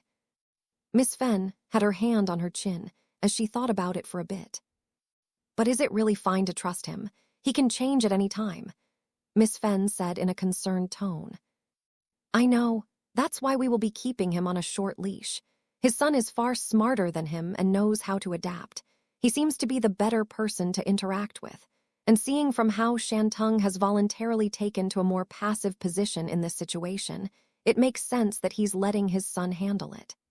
Lin Mu replied. Wait, how old is Shantung? Jingaming Shang questioned as a thought suddenly popped up in his mind. Miss Fen and Mu Tao seemed to be unable to answer this, and so did Lin Mu and Jiang Luo. After all, there was no specific reason for them to find out the age of the man back then, and thus they didn't know. Shantung has been alive since the time of Uncle Dai, so that would put him at just over 250 years, I think, Mu Niu calculated. Hearing that the man was over 250 years old, Jiang Luo and Jingaming Shang understood the situation. No wonder. He's running out of his lifespan and wants to pass on his position now. Jingaming Shang spoke. That might actually be the reason why he gave in to the threat of Gu Yao so fast as well. He was simply fearful of his clan's existence after he was gone. I know Shantung would not back down from a fight, but if he was gone, his clan would not have anyone to rely on. But now that his son is showing potential, he might be intending to pass on the position quicker. Besides, he also showed a willingness to fight against Gu Yao now too. Right, that might be his last attempt at glory before he runs out of lifespan, Miss Fen analyzed. Hearing all this, Lin Mu thought for a bit and wondered what could be the best outcome for them and the alliance. Shantung has been at the peak stage of the core condensation realm for a long time now, and the only reason he has been unable to break through to the nascent soul realm is because of the lack of talent, Lin Mu assessed. Not only that, but he also suffered some injuries when he was younger and ended up falling into the life of debauchery for nearly a century. It was not until his father died that Shantung matured and took the mantle of the patriarch. That is also the reason why he had a son so late in his life. Even if he has multiple children right now, only his eldest son is competent and old enough to run things, Mu Niu added. I see. So what if we help him break through to the nascent soul realm? Lin Mu proposed. Won't that backfire on us? Mu Tao asked, feeling a bit concerned. It could, but we will take precautions. A bloodline oath should be enough to force him if it is taken along with his son. He definitely won't dare to try anything after that, Lin Mu replied. Plus, we don't have many people at the peak stage of the core condensation realm as of now, and if Shantung is able to break through, we will have another nascent soul realm cultivator in our alliance, he added. The members of the alliance thought over the proposition for a bit before nodding their heads. We can do it then, Jiang Luo agreed as well. Since he had spoken, the others agreed to the proposition, too. But, do we have the necessary resources to make him break through? Mu Tao asked. Yes, we have plenty, Lin Mu replied, remembering the sheer amount of pills that were lying in his ring. He had raided the vaults of the Tri-Cauldron Peony sect and had gained a lot of pills from them. Even if a majority of them were of mid and low quality, it didn't mean they had no valuable pills. As for a pill that helped cultivators break through to the nascent soul realm, Lin Mu had a whole bottle of them. These pills were hard to make and were considered to be the last resort method when all other routes had been exhausted. Not only would these pills forcefully push a cultivator into the nascent soul realm, but it would also use up all of their latent cultivation talent in doing so. This meant that they would have no chance of ever breaking through to the Dao shell realm. But for people who were on the edge of death, this was the perfect pill and was a sacrifice they were obviously willing to make. These kinds of pills were not something Lin Mu was going to give away easily, though, not only because of their value, but also because of their effects. It was also the reason why Lin Mu had not given any to the Fen clan, despite there being several peak stage core condensation realm elders among them. Even Miss Fen had rejected any more help from Lin Mu and had said that once their bloodline's problem was resolved, they would have no need for resources for a long time. Just their own talent should be enough to progress quite quickly. Chapter 666, Potential Expansion of the Alliance. It is decided then. Lin Mu said while looking at everyone. Shantung will be given one core hatching pill to break through to the nascent soul realm. He continued. All the members of the alliance nodded their heads, and this matter was passed. I'll write a message to Shantung right now and ask a servant to send it there. He should respond quickly. Mu Niu responded. Yes, please do that, Lin Mu replied. Mu Niu took his leave to do the task that was assigned to him and came back within 5 minutes. Once Shantung comes, we will ask him to take the oath and then give him the core hatching pill, Lin Mu stated. The core hatching pill was a high-grade alchemical pill whose sole function was to help a core condensation realm cultivator breakthrough. It did exactly what its name said and helped in the hatching of the core of the cultivator. This was the part that most people had trouble in doing, and their talent greatly dictated whether they would be able to do it without killing themselves. One could, of course, force their cores to hatch, but there was a great chance it might just end up cracking and exploding instead. Now then, till Shantung comes, we have the next matter to discuss. How will we be progressing from now? Jiang Luo was the one who spoke this time. We definitely need a lot more allies than just us. We do have some big ones already, like the High Core, but we need to establish contact with them. And I do not know if we can do that right now with the chaos in the Shuang Kaiyan Kingdom. Lin Mu spoke. The High Core, young Master Wu Hai. I remember when he came to visit us back then. He was merely 17 years old, I think. Mu Niu spoke. This caught Lin Mu's attention, and his ears perked up. Oh, you met him? Lin Mu questioned. Yes, a few of the Mu clan members met him. He even stayed in our clan for 2 days before continuing on his journey. I remember Uncle Dai had a great time discussing business and politics with him back then. Mu Niu said with a hint of nostalgia in his voice. Who's Uncle Dai? Lin Mu asked. He had heard the name twice now and was wondering who that person was. Uncle Dai is Mu Tao's grandfather, the patriarch before his father. Mu Niu spoke. Mu Tao had moist eyes upon hearing the mention of it all, but tried to keep a calm expression. I see, Lin Mu muttered. I never would have thought that the boy from back then would be linked to something this huge now, Mu Niu said with a sigh. Fate and destiny are favorite toys of the heavens. Who knows when they will become twisted? Lin Mu said, reciting one of the favorite quotes of the lost immortal. Lin Mu had read the man reciting these lines at least a few hundred times, till now in the memoirs of the lost immortal. Since the lost immortal had the broken fate physique, he often had misfortunes and tragedies. Things would be going well for a while before he would end up with a setback suddenly. But even then, as much as he wanted to hate his luck, he could not. But he also didn't know that he had something called the broken fate physique, or he would have surely cursed the heavens all day and night. Didn't you say that the High Core had their outposts in several places all over the empire? Jiang Luo suddenly asked. Oh, yes, there are. But there are not many in the southern part of the empire, and I don't know if the one closest to us is even active or not. One of the last orders Wu Hai passed was to send all of High Core members into hiding. Lin Mu replied. If we are already grasping at straws, then we may as well try this out anyway, Jiang Luo suggested. Lin Mu thought over it and found it to be reasonable. True, but we should also get some information about the situation of Wu Hai and even Wu Zun at the capital city first. We don't know fully what happened after the incident with the Tri-Cauldron Peony sect either. Lin Mu replied after thinking for a bit. I'll try to see if there is any updated information from the northern lands. Jingaming Shang spoke. I'll see if there are any suspected leads on the High Core. Since Gu Yao made them out to be the criminals, there are open bounties on them. If there are any suspected sightings, we might be able to find them. Besides, they would never suspect that we are trying to find them to help them and not kill them. Miss Fen spoke up. All right, Once we have some information, we will be able to proceed further. Till then, we need to consolidate and increase our own strengths, Lin Mu replied. They knew that the Fen clan and the Mu clan needed to grow a lot stronger to even be able to fight against Gu Yao and then the Northern Alliance. Right now, Lin Mu's presence had merely given them the opportunity to grow till that point.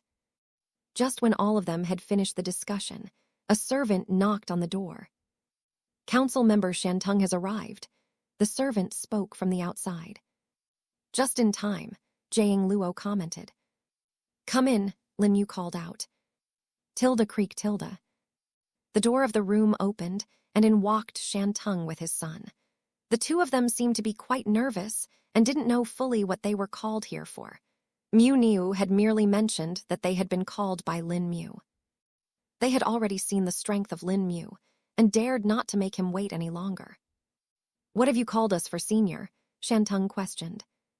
I have called you here so that you can break through to the nascent soul realm, Lin Mu said with a straight face. Chapter 667. Taking their oaths, hearing Lin Mu's words, Shantung didn't believe them at first. What?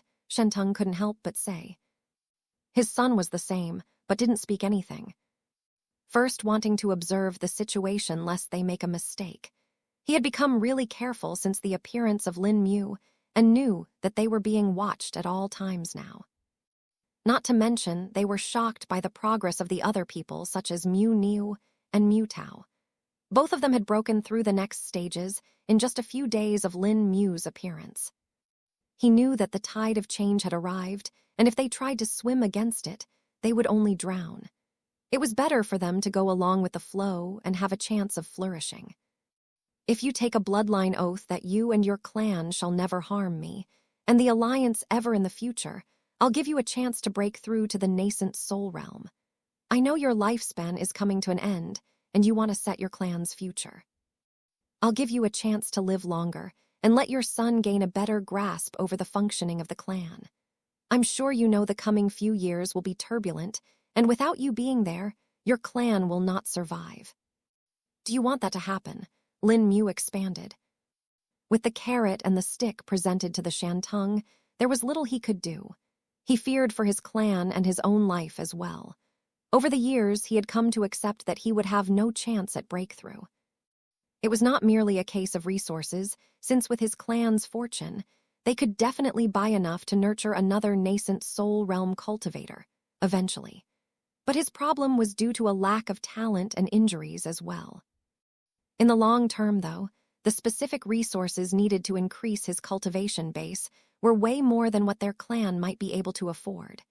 In the same amount, perhaps 2 more nascent soul realm cultivators might be nurtured. We accept. Shantung's son was the one to answer for them this time. Shantung looked at his son's determined expression and sighed to himself. Yes, we accept, Shantung said before closing his eyes. When his eyes opened, they had a staunch look and determination filled them. I, Shantung sang, swear upon my bloodline that neither I nor my clan will ever hurt Senior Lin Mu and the Alliance. If I break this oath, may my bloodline perish and my life be crippled, he declared. I, Shantung Bukao, swear upon my bloodline that neither I nor my clan will ever hurt Senior Lin Mu and the Alliance. If I break this oath, may my bloodline perish and my life be crippled, the son declared. With the combined oath of the father and son, the sound of rumbling could be heard within the room. The sound was none other than that of their hearts. Lin Mu and the rest could feel a strange presence in the room other than them. Lin Mu narrowed his eyes and looked at Shantung Sang and his son. He could faintly feel that there was more than was being shown there. What is this? Lin Mu thought. He himself had the bloodline of the great slumber bear, which was a very high-grade bloodline not seen in a world like this. It was sensitive to the other bloodlines and allowed Lin Mu to sense all this. He curiously ended up using spatial perception and ended up seeing a different view than what was seen by the naked eyes. It was as if a gate was opened up behind Shantung Sang and his son. The gate extended into a long tunnel, and in that tunnel, hundreds of silhouettes could be sensed standing. Each of these silhouettes was blood red in color, and had similar features to the Shantung patriarch and son. Are those their ancestors? Lin Mu couldn't help but wonder.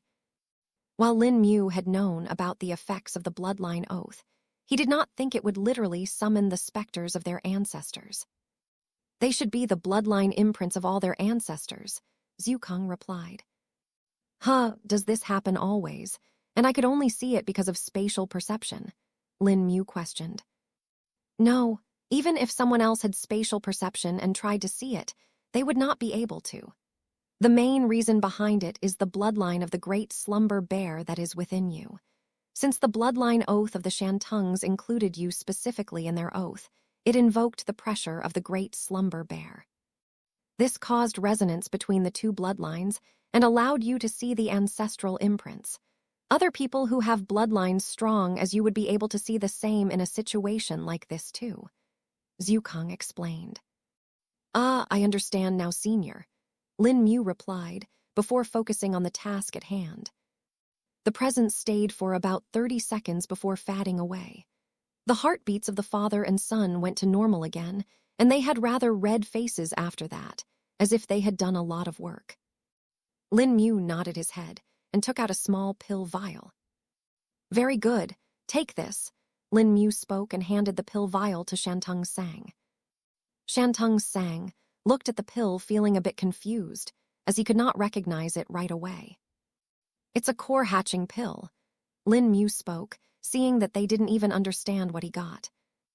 A lot of raised brows could be seen upon hearing the name of the pill. Heavens, I never would have thought I would ever get to hold this pill, Shantung Sang exclaimed. The only other person who was calm was Jiang Luo, but it was only because he knew what kind of a pill this was. Chapter 668, Secrets and Breakthroughs. Once Shantung Sang had been given the pill, he left the Mu clan mansion hurriedly so that he could go back and break through. This was a matter of the utmost importance and involved the future of the Shantung clan. With the Shantung duo gone, Lin Mu dismissed the alliance meeting, leaving only him and Jiang Luo in the room. That was smart of you. That pill will both raise his cultivation and shackle him, Jiang Luo spoke. Better than blindly trusting them, Lin Mu replied in a low voice before turning to look at Jiang Luo. Are you going to look for your grandfather? Lin Mu questioned. This was something Lin Mu had been intending to ask for a long time now. The only person that knew more in detail about the past was none other than someone who was alive at that time. Jiang Wei knew everything that had happened and had experienced it himself. Not to mention he himself was a victim of the Gu clan and would not let them go. In that way, both the royal family and the Gu clan had deep enmity with the Jiang clan, and it was not something that would be easily resolved. I've been intending to go, but our ancestral land is not close, Jiang Luo spoke. Lin Mu had already informed Jiang Luo where Jiang Luo and Duan Qi had gone to, the ancestral land of the Jiang clan. Where exactly is it? Jiang Wei never told me, Lin Mu questioned. It is far to the northwest, Jiang Luo replied. North, is it also at the border of the Pear's Belt? Lin Mu questioned. No. The Pear's Belt is more towards the central border of the Great Zhou continent. Since it tapers out, there are parts in the northeast and west that directly touch the ocean. On the eastern part, there is the Eastern Ming dynasty, while on the west there is the Black Dawn Kingdom. The ancestral land of the Jiang clan is located beyond the limits of the Black Dawn Kingdom, inside a minor plain, Jiang Luo answered.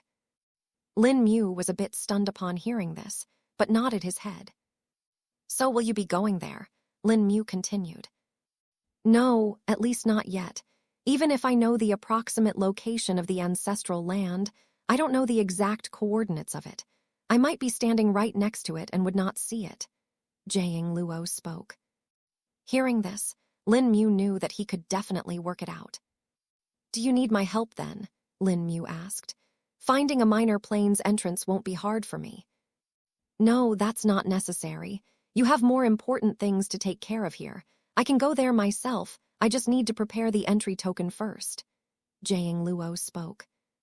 An entry token? Lin Mu asked, feeling confused. You see, the ancestral land of the Jiang clan is not a place that can be entered without a price.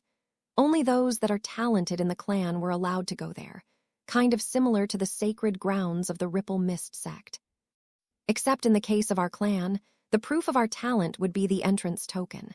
It composes of multiple complex techniques and shows our skill and talent in weapon and spirit tool forging. Jiang Luo replied. So you are lacking materials for that? Lin Mu questioned. Not materials. I just need time to make it. At my level, the process itself is easy for me. It's just that a lot of the materials need long periods of tempering and will take up several months to be done. But after that, I should be able to enter it quickly. I've actually begun making them already and should be done in a few months. I'll inform you when I'm ready, Jiang Luo answered. All right, then I guess we'll be sticking together for a while, Lin Mu said with a chuckle. You're goddamn right, Jiang Luo replied with a smile. Besides, I won't go before killing a few of Gu Yao's cronies. I'll take a few heads as a tribute to my ancestors, Jiang Luo said, with flames of fury in his eyes.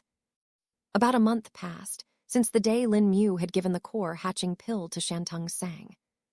The man in question had broken through successfully, and it was witnessed by nearly everyone in the city. Despite Shantung Sang leaving the city to undergo his tribulation, the effects of it could be felt all the way to the city. The commoners were shocked by the strange thunderstorm, while the cultivators wondered who was it that was undergoing a heavenly tribulation. By the time news spread that it was actually the patriarch of the Shantung clan who had broken through, Lin Mu had already taken over all of the members of the Merchant Council. They were either enticed into joining the alliance by some resources or threatened by the presence of Gu Yao. The fact that it was Lin Mu who had actually killed the three clans was kept secret from but a handful of people and was enough to scare the merchants into joining them. But even after all this, there was no response from Gu Yao's end, and this had confused Lin Mu and Jiang Luo to no end. From what Lin Mu had assessed by now, while Gu Yao was a man with a lot of patience, he also knew when to act. It didn't make sense that he had not retaliated for taking over the Merchant Council and foiling his plans. If not Gu Yao, then at least the subordinate of theirs that was working under him should have reacted. While this was one of the worrying parts to Lin Mu, there were many other positives that had happened. Mu Niu had also broken through to the nascent Soul Realm and was the first Mu clan member to reach that realm. Chapter 669, A compiled report with Mu Niu's breakthrough. Lin Mu was assured that the Mu clan would be fine for the time being, even if he was not there. While nascent Soul Realm cultivators were what Gu Yao had many, it was still not possible for him to just send any random one to target someone, especially in areas that were not fully under his control. If he did so carelessly, he would only invite the ire and attention of the ruling power of that region, which might spiral out into him getting revealed to the world. After all, one must remember that even after the blood tide happened, and he put the blame on Lin Mu, the one who got the fame of repelling the blood tide was Wu Zun. Even then, Gu Yao did not want to reveal himself to the world and wanted to stay hidden. Silently gaining power while controlling the great powers of the world, such was his plan. The emperor of the Great Zhou Empire was already sick, and the court officials were now starting to get worried about it. The emperor himself was a cultivator and was at the nascent Soul Realm, but despite this, he had become sick. This troubled the official to no end, as an illness capable of making someone of this level sick wasn't something easily dealt with. While the royal physicians were doing their best in finding a cure to this, the official had already been deliberating on other options. The Empress, though, has been prodding the officials to ask the Rainbow Pill sect for their help. If there was a sect that was said to be the top in alchemical pills in this world, then it was none other than the Rainbow Pill sect. The only reason why they were not the overall top sect in the world was that they focused more on the field of alchemy and pill refinement. The Sky Precepts sect stayed at the top because they were a relatively balanced sect and dabbled in everything while still managing to stay at the top. They also had a deep background and had plenty of resources left by their ancestors to tide them through centuries and centuries of time. The Centennial Sword Sect, on the other hand, was highly focused on increasing their own personal power and relied on the sword arts to do so. It was said that the patriarch of the Centennial Sword Sect was strong enough to fight multiple Tao-treading realm experts on his own. The fourth sect in the rankings was the Zither Wind Sect, which had risen to this position due to the alliance that they had formed. While on the surface, the alliance was supposed to be an equal share of power, the Zither Wind Sect being the first, had evidently given him a lot of benefits.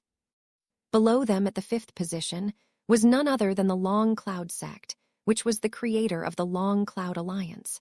They were opposed to the Zither Wind Alliance and had joined up with the 6th and 7th ranked sects to form the Long Cloud Alliance. It was only the 10th ranked sect which was now not in an alliance and was also independent, like the top 3 sects. They were fiercely competing to pull the 10th ranked sect, which was called as the Noon Grass Sect. The Noon Grass Sect was perhaps the most low-key sect of all top sects, and was only in the top 10 because they were old. People didn't know whether to call them lucky, that their sect managed to survive for thousands of years, or unlucky, that they never managed one of their cultivators to break through to the immortal ascension stage. It was even said that the Noon Grass was of the same seniority as that of the top 3 sects. But overall, their disciples just stayed average and never rose to become anything impressive in the cultivation world. Currently, they were holding their position because of their Tao-treading realm patriarch, who was the only Tao-treading realm expert in their sect. People often wondered if they didn't manage to produce another Tao-treading realm expert, will they fall from the top sects or not?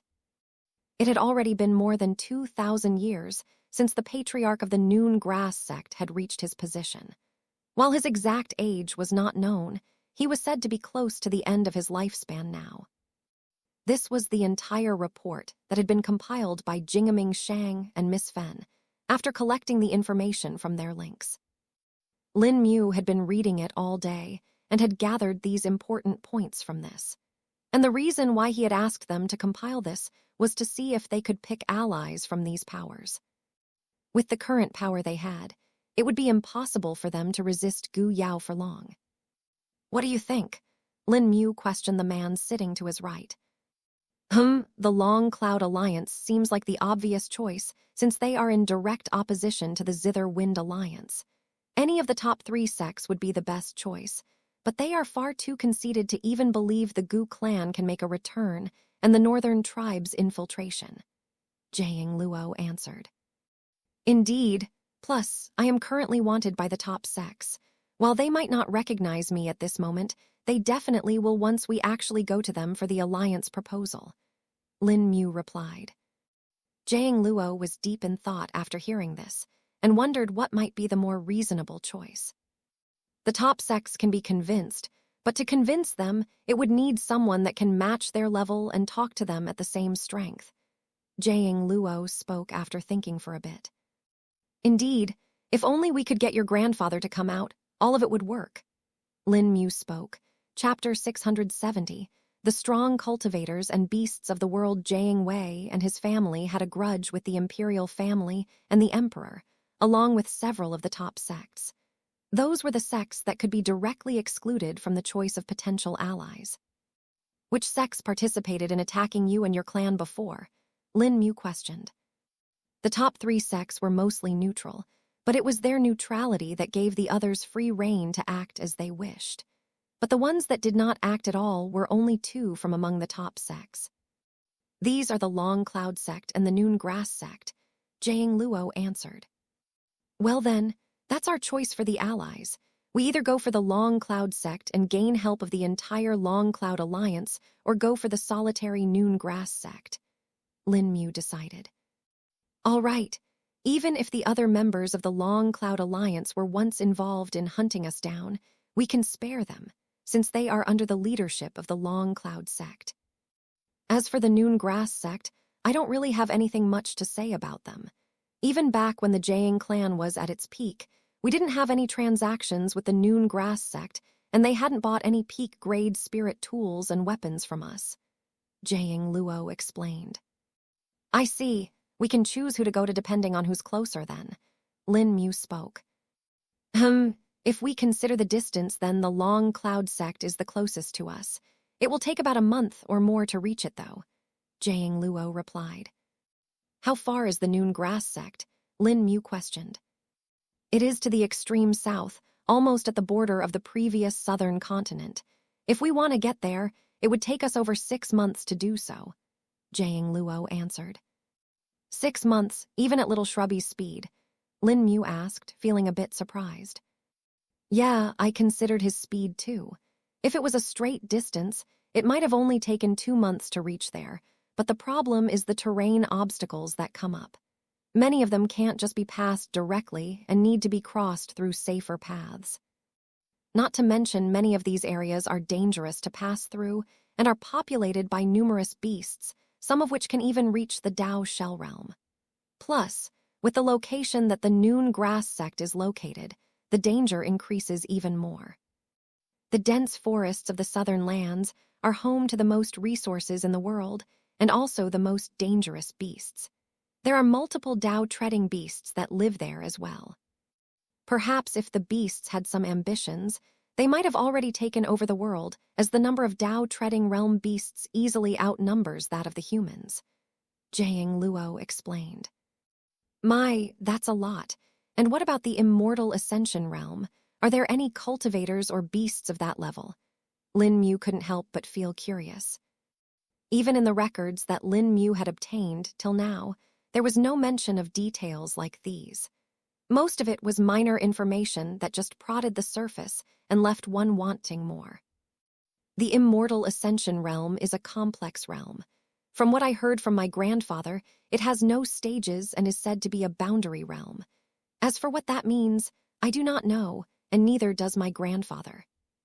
In the current world, perhaps only the ancestors of the top 3 sects are at the immortal ascension realm. But even then, they haven't appeared in the world for thousands of years. As for the beasts, there is no specific record of them, but there was a rumor that I read once. It is said that while beasts are inherently stronger than humans in the lower realms, their comprehension is far lower when it comes to higher realms. Even when the unification of the 5 continents happened, there were no immortal ascension realm beasts that appeared. Though if we go by the common understanding, the majority of beasts of the world don't even live on land, but rather the great ocean. And going by that logic, it should have the strongest beasts too, and thus immortal ascension realm beasts, Jiang Luo further explained. Lin Mu thought over his words and found them to be reasonable. It makes sense that no immortal ascension realm beasts appeared back when the unification of the continents happened, since there were simply no beasts as strong as that living on the land. As for the aquatic beasts that are at the immortal ascension realm, they never had a problem with the unification since they lived in the ocean in the first place, hence having no conflict of interest, Lin Mu said, while nodding his head. Lin Mu and Jiang Wei discussed for a few more hours before finally deciding upon their plan of action. I guess this should be fine for now. First, we'll see if we can inform Wu Hai about our situation by finding an outpost of the High Core. Then we need to establish points of contact in multiple regions. For that, we shall be taking the assistance of the merchants and have some of their cultivator employees stay in those locations full-time, so we have relay points. Lin Mu spoke. I'll also try to get some high-grade communication jade slips ready. We have plenty of materials for it, and I should be done in a couple of weeks. Then we can distribute them as needed. Jingaming Shang already took the responsibility of handling the information net for us. This will help us to obtain information as soon as possible when they find traces of Gu Yao, Jiang Luo replied. Good. Once all that is done, we will head onwards to the Long Cloud sect to propose an alliance. Hopefully, they are willing to listen to us, Lin Mu stated. Chapter 671, Exponential Growth of Allies. Lin Mu sat in a private courtyard that had been built for him by the Mu clan. He was going through the tens of reports that had been given to him by the various allies that they had now. Is this how Wu Hai felt, managing an organization? Lin Mu muttered to himself. Lin Mu's plan was going forward steadily, and another month had passed just like this. The Fen clan had finally managed to release their bloodline seal and had shot forward in cultivation base. In less than 2 weeks, they had 6 nascent Soul Realm cultivators appearing in their clan, including Miss Fen herself. This was a shocking increase, even for a top cultivation sect, and had made Lin Mu question Zukong about it. Seems like this was more of a cursed seal rather than an actual bloodline seal. This inhibited their own talent and prevented them from progressing. Zukong replied. What's the difference between a cursed seal and an actual bloodline seal, senior? Lin Mu questioned. If it were an actual bloodline seal, even if they had released it, their potential would have taken quite a while to recover. It's like a paralyzed patient. Even if they are cured of their paralysis, it still takes them a long time to recover full control of their body. Whereas in a cursed seal, even if the seal was suppressing them from progressing, their potential was still there. I reckon when the seal was originally placed, it would have been successful in suppressing both their talent and potential. But over the years, as more and more descendants were born, the grip of the curse weakened. The potential of the cultivators was still being suppressed, but their talent had already recovered, and now, with the seal removed, it was like a dam being broken. Plus, we say before that they had very stable foundations. Zukong explained. I see. I guess having the Fen clan as our allies will be far better than I thought. It still feels unreal how someone this powerful was living here, hidden in plain sight. Lin Mu said with a sign. Hidden dragons and crouching tigers are everywhere in the world. All you need to do is look properly. Besides, we know that this world has been in a decline for a long time now. With the potential this world had, it should have easily had a lot more strong cultivators, but the constant wars and invasions in the past have weakened it considerably. The degeneration of cultivation knowledge is also one of the main causes for this, I must say, Zukong replied. Hearing this, Lin Mu was suddenly reminded of something. Is this how the other cultivation worlds are senior? Lin Mu asked. Indeed, clans with talent similar to the Fen clan are abundant and can even be considered average. The only reason why the world you live in is not at the lowest rank is because it still has cultivation. There are many worlds out there in the universe that have no cultivation at all. Most of them are just newborn worlds and are still weak, but there are some worlds that are forbidden. There are even worlds whose inhabitants are as strong as cultivators despite not having a shred of chi in them. Then there are worlds that can control the wind and clouds as if their own limbs, despite having no cultivation base. The more you see, the more you learn. Even I don't dare say that I know everything in the world. If one was able to learn even 0.01% of the knowledge of the entire cosmos, they would be proclaimed as a saint. Forget cultivating, the heavens themselves would give them their approval and call them to them directly. Zukong enlightened. Hearing this, Lin Mu felt his views expand. While he had seen and read a lot of things from the memoirs of the lost immortal, it could still not be compared to the wisdom that senior Zukong had. Lin Mu knew one thing that, even if the lost immortal had reached a high level of cultivation and lived for perhaps thousands of years, senior Zukong had lived exponentially longer than that. It was at a point where Zukong admitted even he did not know how old he truly was. In addition to the Fen clan, the Mu clan had also grown significantly. Mu Tao had also broken thought to the nascent soul realm, albeit with more assistance. Unlike his uncle Mu Niu, Mu Tao needed a tribulation platform for him to safely break through. The platform was made by none other than Jiang Luo, and the Mu clan was tremendously grateful to them, such that the few females left in the clan had often sent flirtatious glances towards Jiang Luo. The man simply laughed to himself and politely declined their advances, telling them that they were old enough to be his granddaughters. Lin Mu even learned that Jiang Luo apparently had a betrothed and was to get married a long time ago, if it only were not for the destruction of the Jiang clan. Ever since then, Jiang Luo had simply chosen to focus on the recovery of his clan and avenging it, vowing to not do anything else until his clan was revived.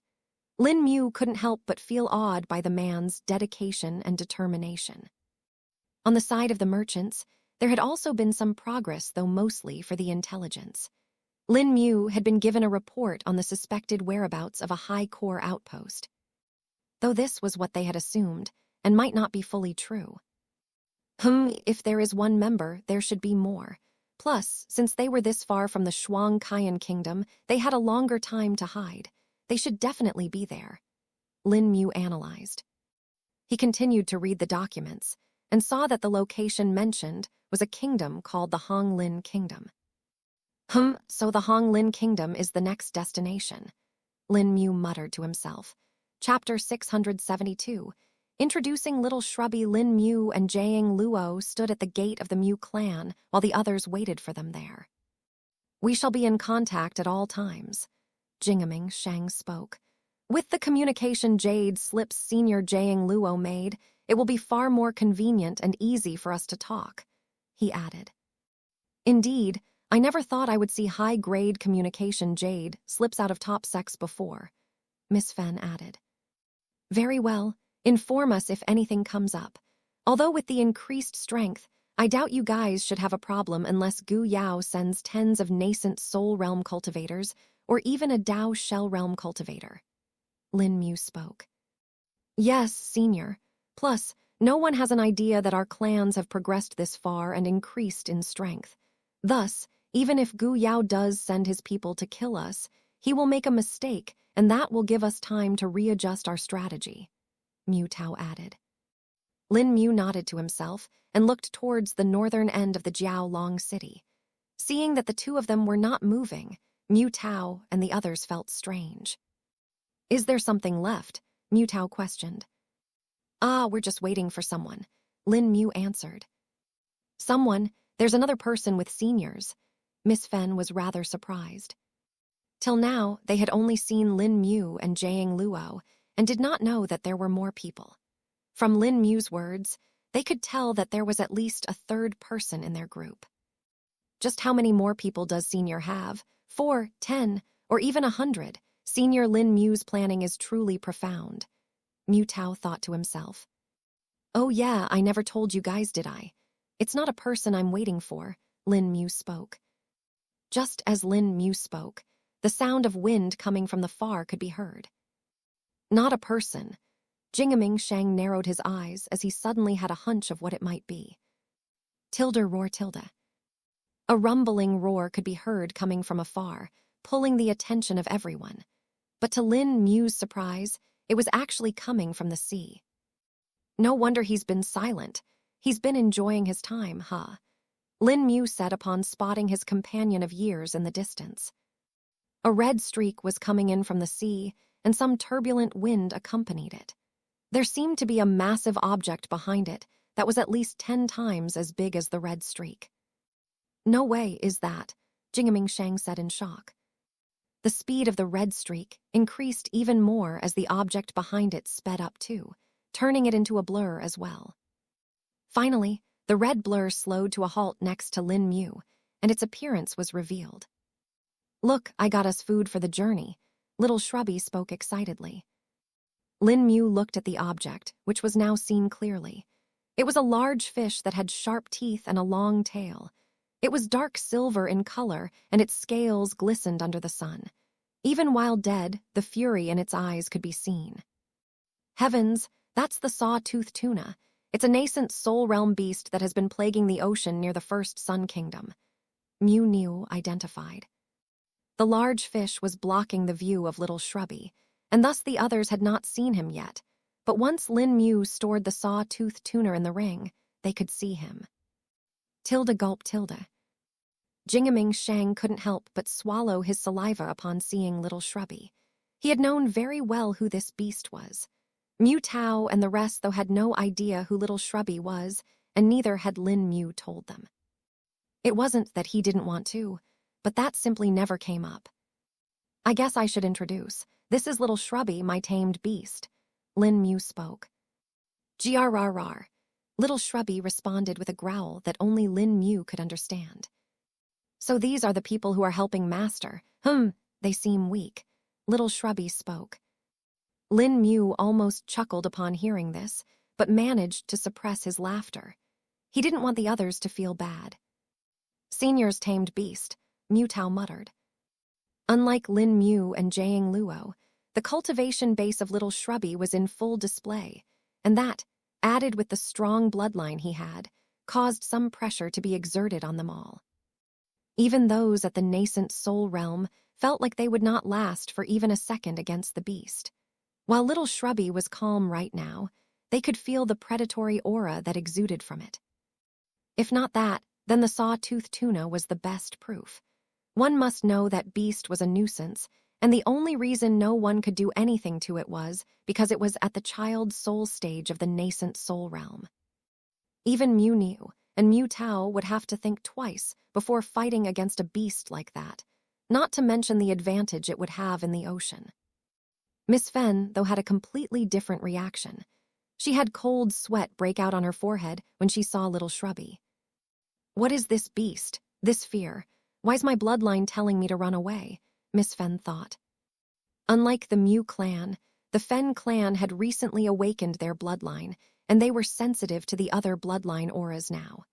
And for Little Shrubby, who had not one but 7 strong bloodlines, it was as if a mountain was hanging above their heads. Seeing as how Lin Mu calmly petted the head of Little Shrubby, Miss Fen didn't know what to think. No nascent soul realm cultivator would dare do that to a nascent soul realm beast easily, even if they were a tamed beast. After all, both being in the nascent soul realm allowed them to command a certain respect. Chapter 673. On to the Hong Lin Kingdom, after a couple of minutes, the people had gotten comfortable with Little Shrubby's presence. Seeing that it did not do anything, and it was only the aura that was imposing, helped a bit to condition their minds as well. All right then, we'll take our leave, Lin Mu said as Little Shrubby made the harness appear on his back. Strapping into the harness, Lin Mu looked at Jiang Luo. The man tapped his feet together, making the wind strider boots replace the ones that he was wearing before. Take care, Senior, Mu Tao and the rest said as Lin Mu and Jiang Luo soared into the sky. In the blink of an eye, the 3 of them disappeared, causing a small sonic boom that blew the hair of everyone back. Their destination was the Hong Lin Kingdom, which was located about 500 kilometers from the border of the Fenlong Kingdom. It was also the home to a couple of small sects, but they were unranked and thus didn't really matter to Lin Mu and Jiang Luo. For unranked sects, the strongest cultivation in their sect would be at most in the nascent soul realm. Such unranked sects were many in number all over the empire and would rise and fall every couple of years. There was no lack of ambitious nascent soul realm cultivators who had newly broken through, wanting to establish their foothold in the world. Of course, while they did have the qualifications to start a sect, it didn't really mean their sect would get members or that they would have resources. Sure, there would be many that would want to join the tutelage of a nascent soul realm cultivator, but whether they could provide the resources to cultivate was also an important point that was often missed by people. If one did not have resources, it was better for them to be an itinerant cultivator rather than a sect head. Only after spending several years as an itinerant cultivation and gathering sufficient resources might one think of establishing a sect. If they were lucky, they might even find a suitable location that was rich in spirit chi for the sect. But such locations were rare and few in between, as they would need to have a spirit stone mine or spirit chi spring at the very least under them. Such locations had mostly been discovered by the majority of the cultivation sects, and others would have to be incredibly lucky to find one in a deserted location, or a completely new-born spirit chi spring to even had a chance. Lin Mu and Jiang Luo reached the border of the Fenlong Kingdom in about 10 hours, and this was when they weren't going at full speed. After all, they weren't running away from anyone and weren't in danger. Even if Jiang Luo had put on the wind strider boots, he was mainly using them with his own spirit chi rather than the spirit stones. And the only reason why Lin Mu was sitting on the back of Little Shrubby and not flying on his own was because he was cultivating right now. As days passed by, Lin Mu understood that he needed to increase his own cultivation base as much as he could in the shortest time. In the past 2 months, his cultivation had been increasing steadily, and while he was not close to a breakthrough, Lin Mu knew that he was halfway to the adult stage of the nascent soul realm.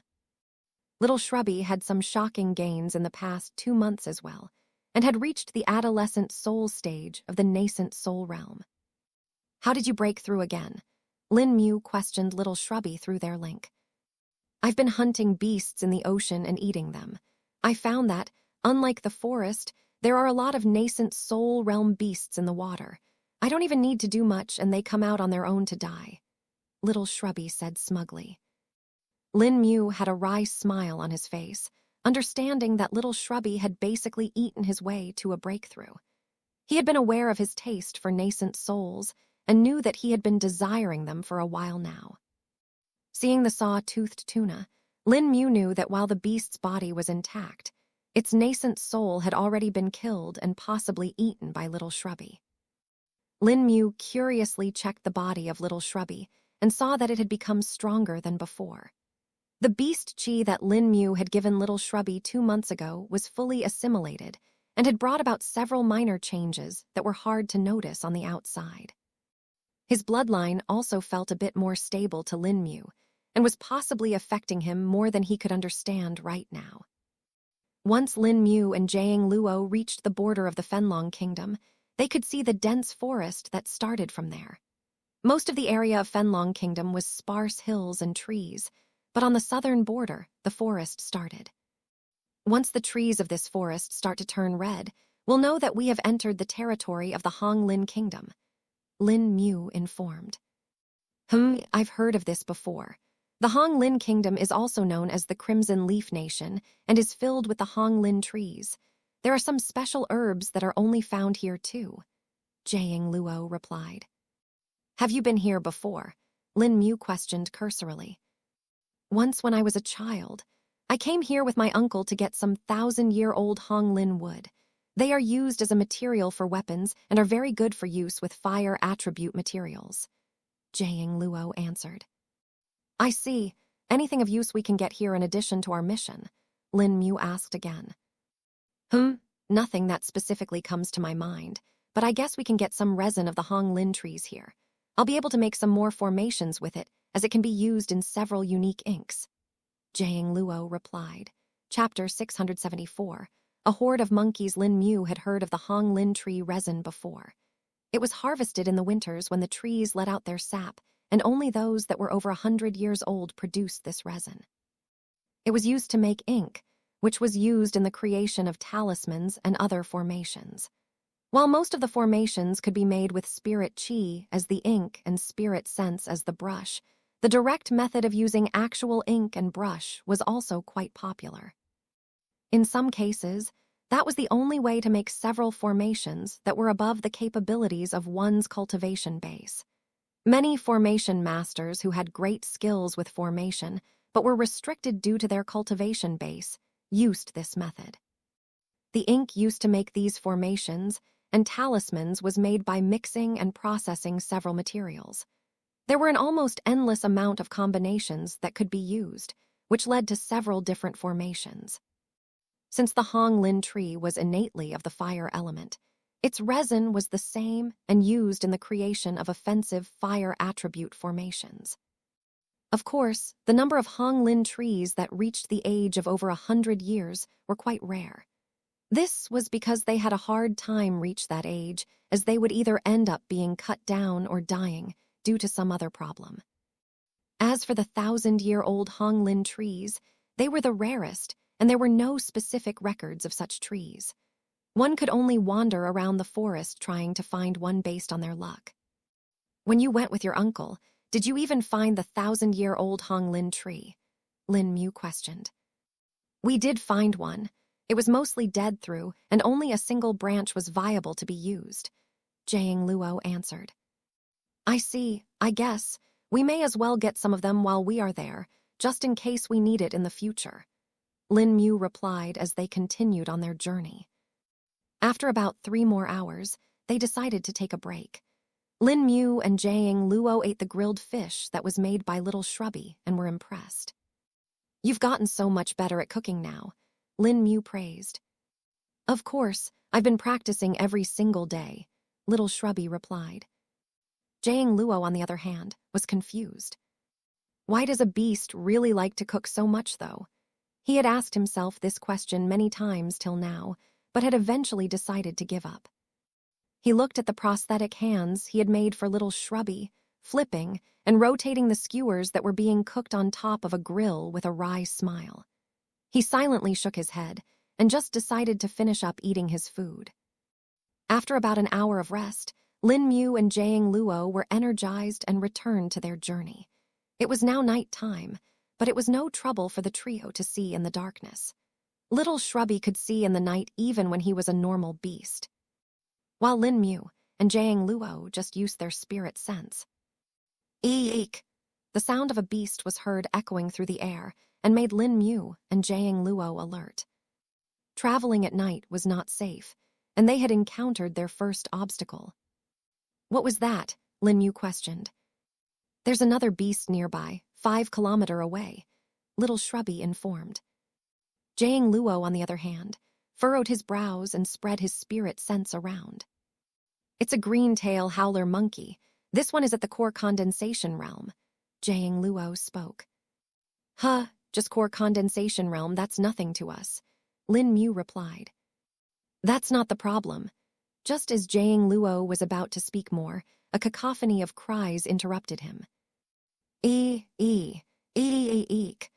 Hundreds, if not thousands, of cries of green-tailed howler monkeys could be heard now.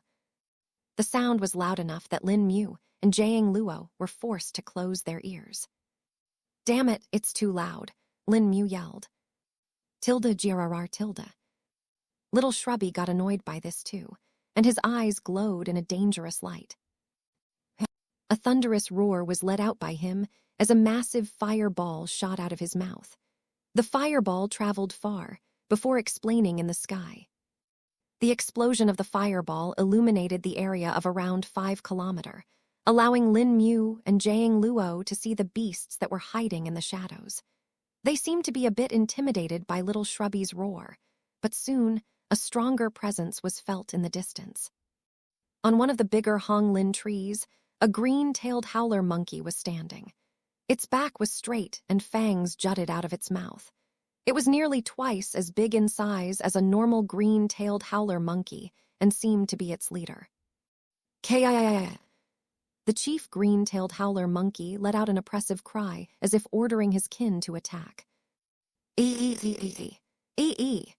The other green-tailed howler monkeys became bold upon hearing their leader's cry and charged towards Lin Mu and Jiang Luo.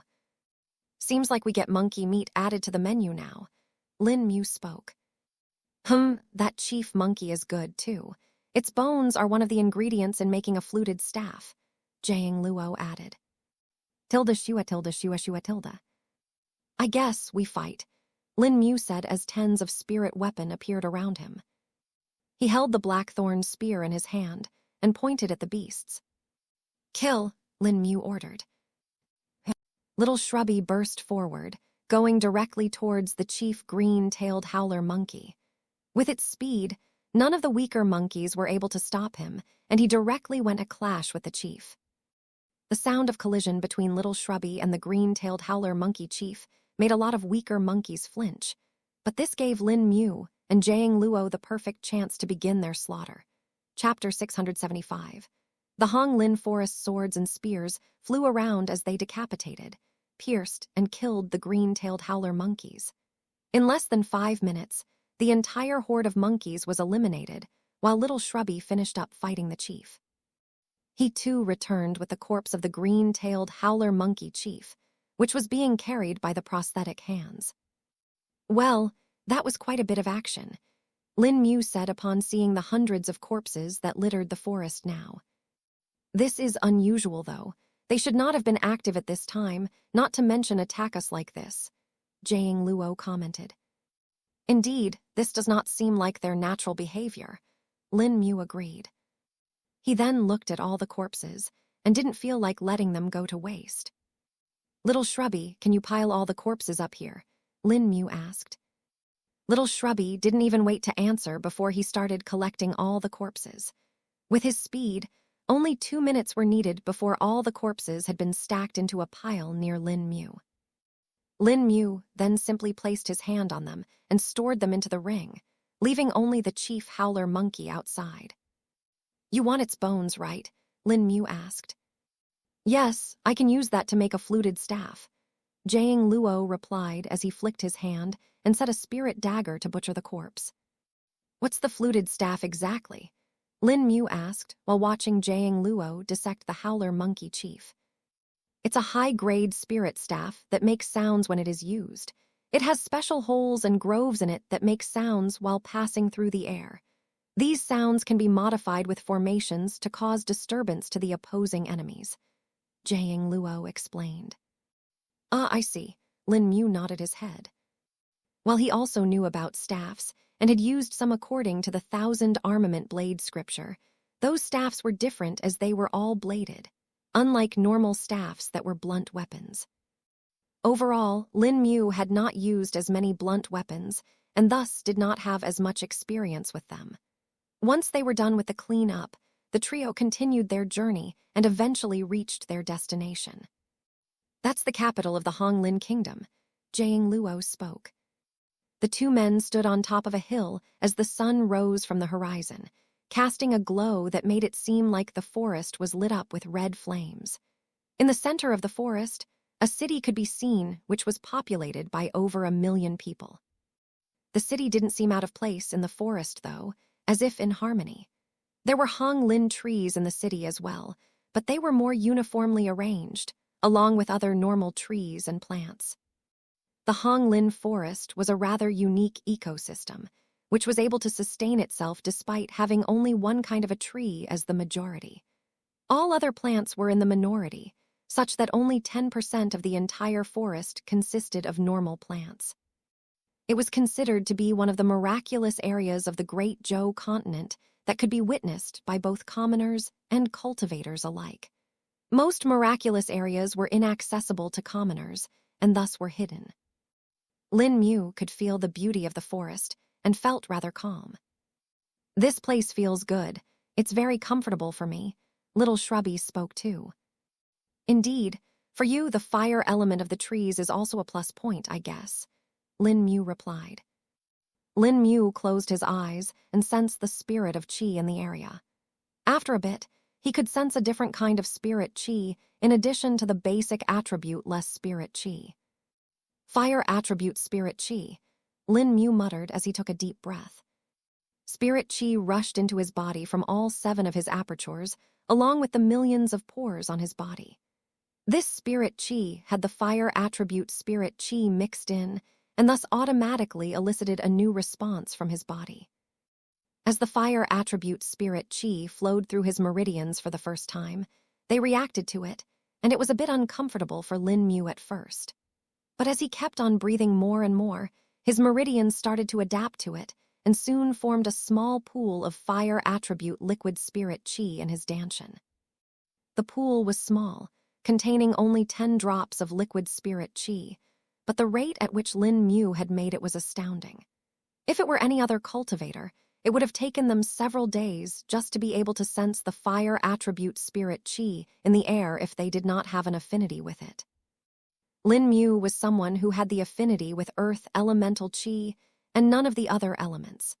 But despite that, his speed of absorbing was no less than that of a cultivator who had been cultivating using fire attribute cultivation technique their entire life. In 10 breaths, Lin Mu had expanded the pool of fire attribute spirit qi to 100 drops. At this point, something else started to change within his body. His heart suddenly started to heat up as waves of energy started coming off it. As soon as Lin Mu sensed it, he realized what was happening. The 5 treasures realm, it's progressing, Lin Mu thought. Unknown to himself, he had already entered an extremely focused state of cultivation. Jiang Luo, who watched the change happening in a matter of minutes, was left with a wry smile. Comparing oneself with geniuses will only hurt our Dao hearts. Jiang Luo shook his head and sat down, deciding to wait till Lin Mu was done with his cultivation. Little Shrubby joined Lin Mu as well and started to absorb spirit qi like crazy. To him, who had 2 beast bloodlines that were of the fire element, it was even faster than Lin Mu. Chapter 676, A pair of nascent soul realm brothers inside Hong Lin City. A large circular building with multiple smaller buildings stood. Its roof was painted red, while its walls were white. Looking at it, one could tell that it was made from Hong Lin tree wood, while the paint was made from the leaves of the tree. At the front of it, a twin-towered gate was built, at the top of which a board hung that mentioned the name of the building. Hong Lin Royal Palace. There were hundreds of people entering and exiting the palace, and guards stood at the sides, observing each and every person. There were both commoners and cultivators mixed into the crowd, and all of them seemed to be following the proper etiquette. Within this crowd of people, a couple of men wearing Taoist robes were also walking. They kept a calm expression on their faces and entered the gate. The guards at the gate observed them like all others, and spirit sense spread over them. After a couple of seconds, the guards nodded and let them in. Do we really need to do all this? Following the rules like commoners, this is humiliating," one of the men said in a low voice. "Master named you Dai Heng so that you could have some perseverance while also being patient. Why don't you follow his wishes?" the other man replied. "But senior brother, why do we have to be like this? We are at the nascent soul realm. If anything, all of them should bow to us when we are here," the man named Dai Heng asked. "Master sent you out so that you could experience the world better.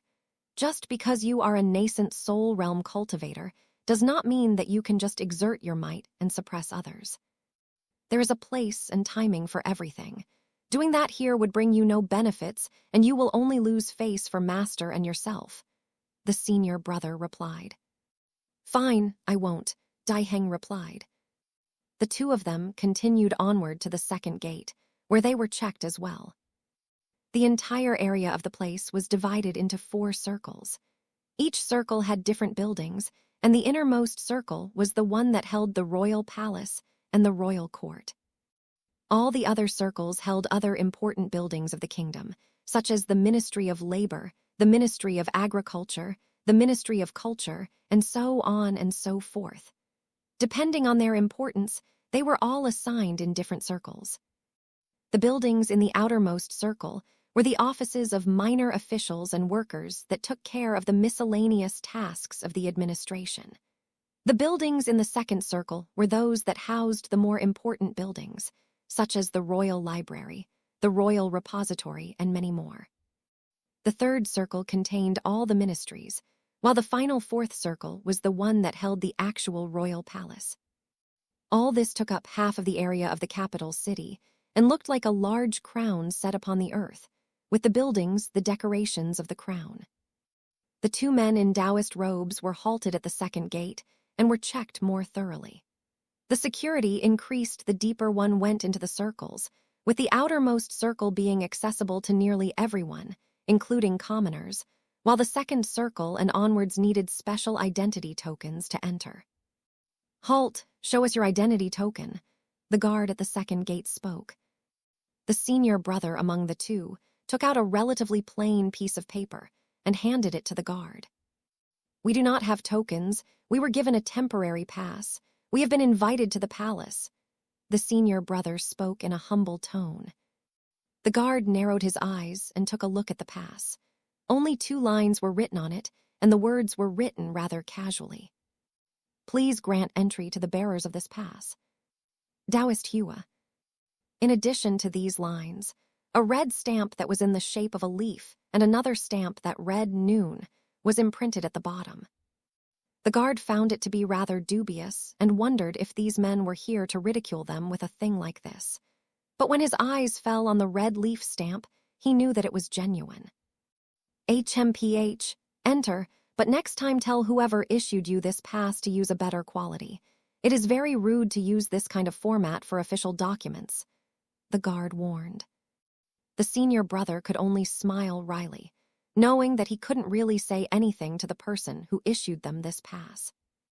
"I'll keep that in mind, brother guard," the senior brother said before they walked ahead, while the junior brother hid his face in embarrassment. "Why doesn't Master think of us when he sends us out on errands like this? His style is far more casual than it should be for someone of his stature," the junior brother stated. "Do you want to tell Master? Feel free to do so. Just remember that fifth junior brother ended up plucking the grass of the back mountain one blade at a time, without using his cultivation for 3 years when he did the same," the senior brother warned. Tilda gulped. I'll keep it to myself," the junior brother hurriedly replied. "That will be best," the senior brother said before they continued onward. They were now at the third circle's gate and about to enter it. "Show us your identity tokens," the guards ordered. The senior brother was about to hand the pass to the guard, and the junior brother was about to hide his face to save the embarrassment, when suddenly he felt a spirit chi wave coming from the back. Tilda thud. Both of them turned around at a lightning-like speed and took defensive postures. The guards who saw this became alert as well and thought that these two were here to cause trouble. "Senior brother, the junior brother spoke. "Someone powerful is here." Chapter 677, Heart Refinement. The two brothers' action had made the guards alert too, and they wondered if these men were about to do something problematic, but they just stood there talking amongst themselves. Suddenly, the guards realized that they couldn't hear what they were speaking, and nor could they sense their cultivation bases. "What?" one of the guards said. One moment, these men looked like they were at the chi refining realm, and now they were unable to tell what realm they were at. "What realm are they at, senior brother? Peak of the nascent soul realm?" the junior brother asked. "Possibly higher, unless it's something else," the senior brother said. But then the next moment, his expression changed as he felt another wave of spirit chi coming from the distance, this time a bit weaker. "Another one," the junior brother sensed it as well. "Yes, there are 2 now," the senior brother replied as he narrowed his eyes. His spirit sense spread around, but was unable to find the source of the spirit chi wave within the city. "What should we do now?" the junior brother asked. "Do we go check it out?" The senior brother thought for a bit before shaking his head. "No, we need to finish our task first. Besides, as long as they are not causing trouble, we have no need to interfere. And it's not our responsibility either," the senior brother answered. Tilda gulped. "Okay," the junior brother replied as he lowered his spirit sword and stored it away. The senior brother did the same and turned back to look at the stunned guards. "Forgive me, brother guards. We have embarrassed ourselves. Please let us pass." The senior brother cupped his hand and spoke with a smile on his face. Enter." The guards opened the gate for them. Back at the hill, where Lin Mu and Little Shrubby were having an impromptu cultivation session, Jiang Luo had set up a couple of barriers. He was writing in air and making runes that floated to join the formation that he had made. "There, this should be fine for now," Jiang Luo said before turning to look at Lin Mu and Little Shrubby. "These are guys." Jiang Luo shook his head and sat down as well. He then took out a few of the materials and started refining them.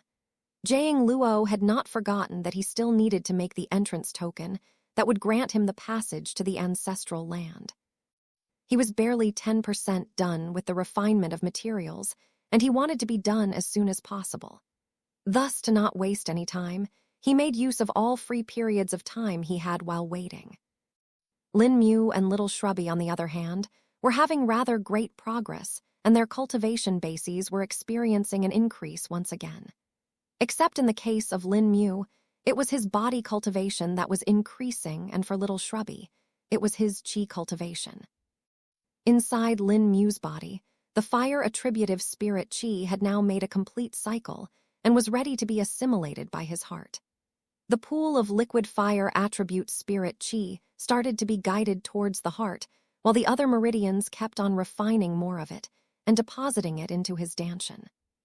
It was a relatively balanced speed, though the process of consumption of fire attribute spirit qi was still higher than that of refinement. Bit by bit, the fire attribute spirit qi reached his heart and started being absorbed into its cells.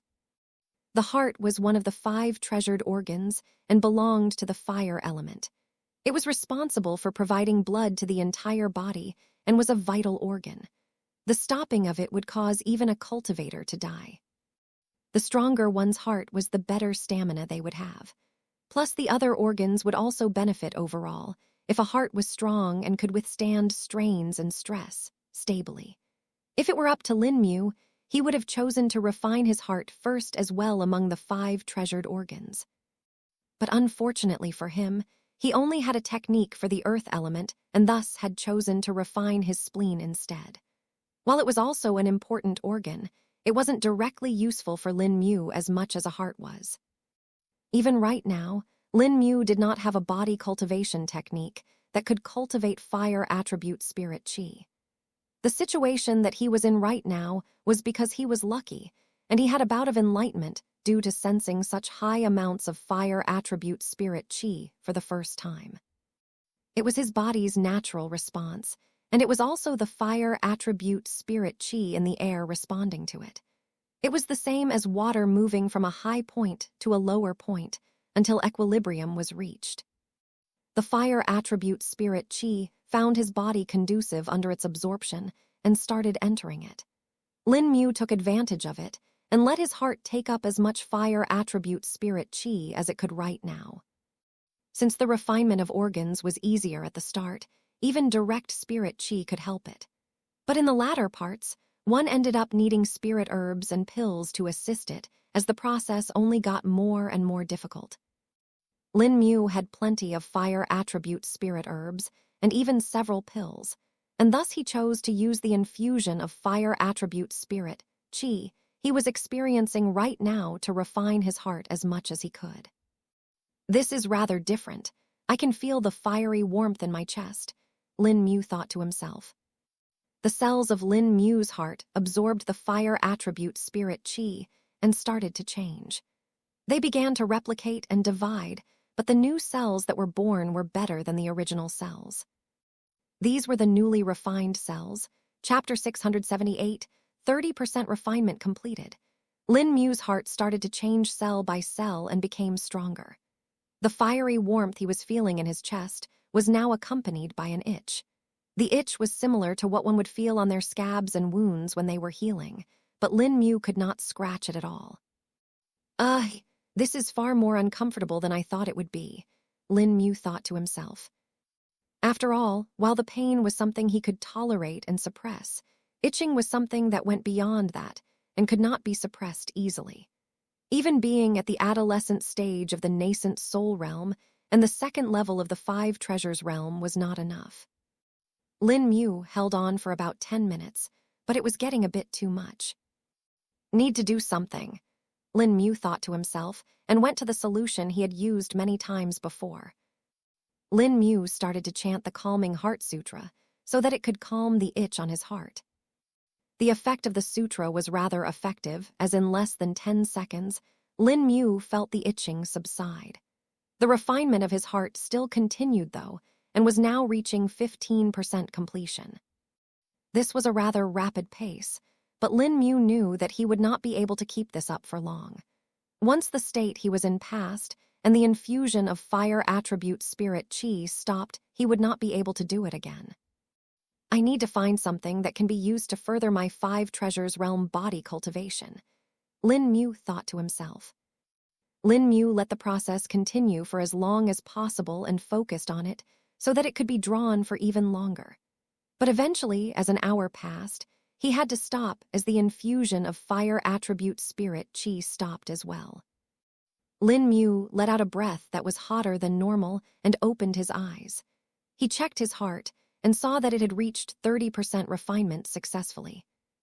Well, this was an unexpected gain, unexpected but surely a welcome one, Lin Mu said. Little Shrubby, too, woke up seeing that Lin Mu had woken up and stretched his body. Lin Mu couldn't sense anything particularly different in his body, But that was obvious, as the beast had only recently broken through to the adolescent stage of the nascent soul realm as well. Within his danshan, the baby kitten was now the shape of a tiger cub. Once it reached the adult stage, it would look the same as what little Shrubby looked in real life. It was the same for Lin Mu too, as his nascent soul currently looked like what he used to look 5 years ago when he was 15. I'll need to keep in mind when I reach the adult stage of the nascent soul realm. My appearance will become fixed after that, Lin Mu thought to himself. Lin Mu turned his gaze and saw Jiang Luo busy with his own refinement. But what he was refining was far different than him. He was refining materials needed to make the entrance token. Currently, Lin Mu could see 3 blocks of metal ores floating in front of Jiang Luo, as 3 different intensities of fires burned beneath them. All 3 of them were being held by what looked like a very compressed formation array and were floating stably. Lin Mu was rather intrigued upon seeing this, as he had not read or seen a method of refinement like this ever before. "How's it going?" Lin Mu questioned Jiang Luo in a low voice, so as to not disturb him much. "It's going well. It's just that the refinement process for these metals is just too slow, and there is nothing I can do to speed it up. It's not even that I need to make it reach the best quality I can, but rather to create a specific set of tempering patterns that only appear after a certain period of tempering," Jiang Luo answered, his voice sounding a bit frustrated. "Ah, I see. It does seem like a hectic job," Lin Mu replied, not knowing what much to say. "It's just the constant changes that need to be done. This is way below my skill level, but the time period needed to do this all is what tires one out more," Jiang Luo stated. Lin Mu simply nodded and looked on at the small formation array that was in the form of a small forge. "And what's this formation array? Did you design this?" Lin Mu questioned. "Oh, this is our Jai clan, Jai All Refinement Formation Array. This was designed by one of our ancestors a long time ago and is used by nearly every member of our clan, though it is often modified according to the preferences of the refiner themselves. It is rather modular, and we can make changes as need be. This very same array can be reduced to only refine a single material as well. I currently have it set to 3, but if the need arises, it can even be expanded to hundreds of items. These formations can also be inscribed onto a physical forge directly, making them even more powerful and efficient," Jiang Luo explained enthusiastically. Hearing the explanation, Lin Mu felt rather impressed. Even in the records about formations that Jiang Luo had given him, it didn't actually include any inheritance techniques such as these. The things that Jiang Luo had given Lin Mu mostly involved the parts that he had researched himself and could give it out since he owned it. As for the knowledge of his clan, he could not give it out without the permission of the patriarch. But if it were really up to Jiang Luo, he wouldn't mind giving it all to Lin Mu anyway. Having heard of Jiang Luo's woes, a realization suddenly occurred to Lin Mu. Chapter 679.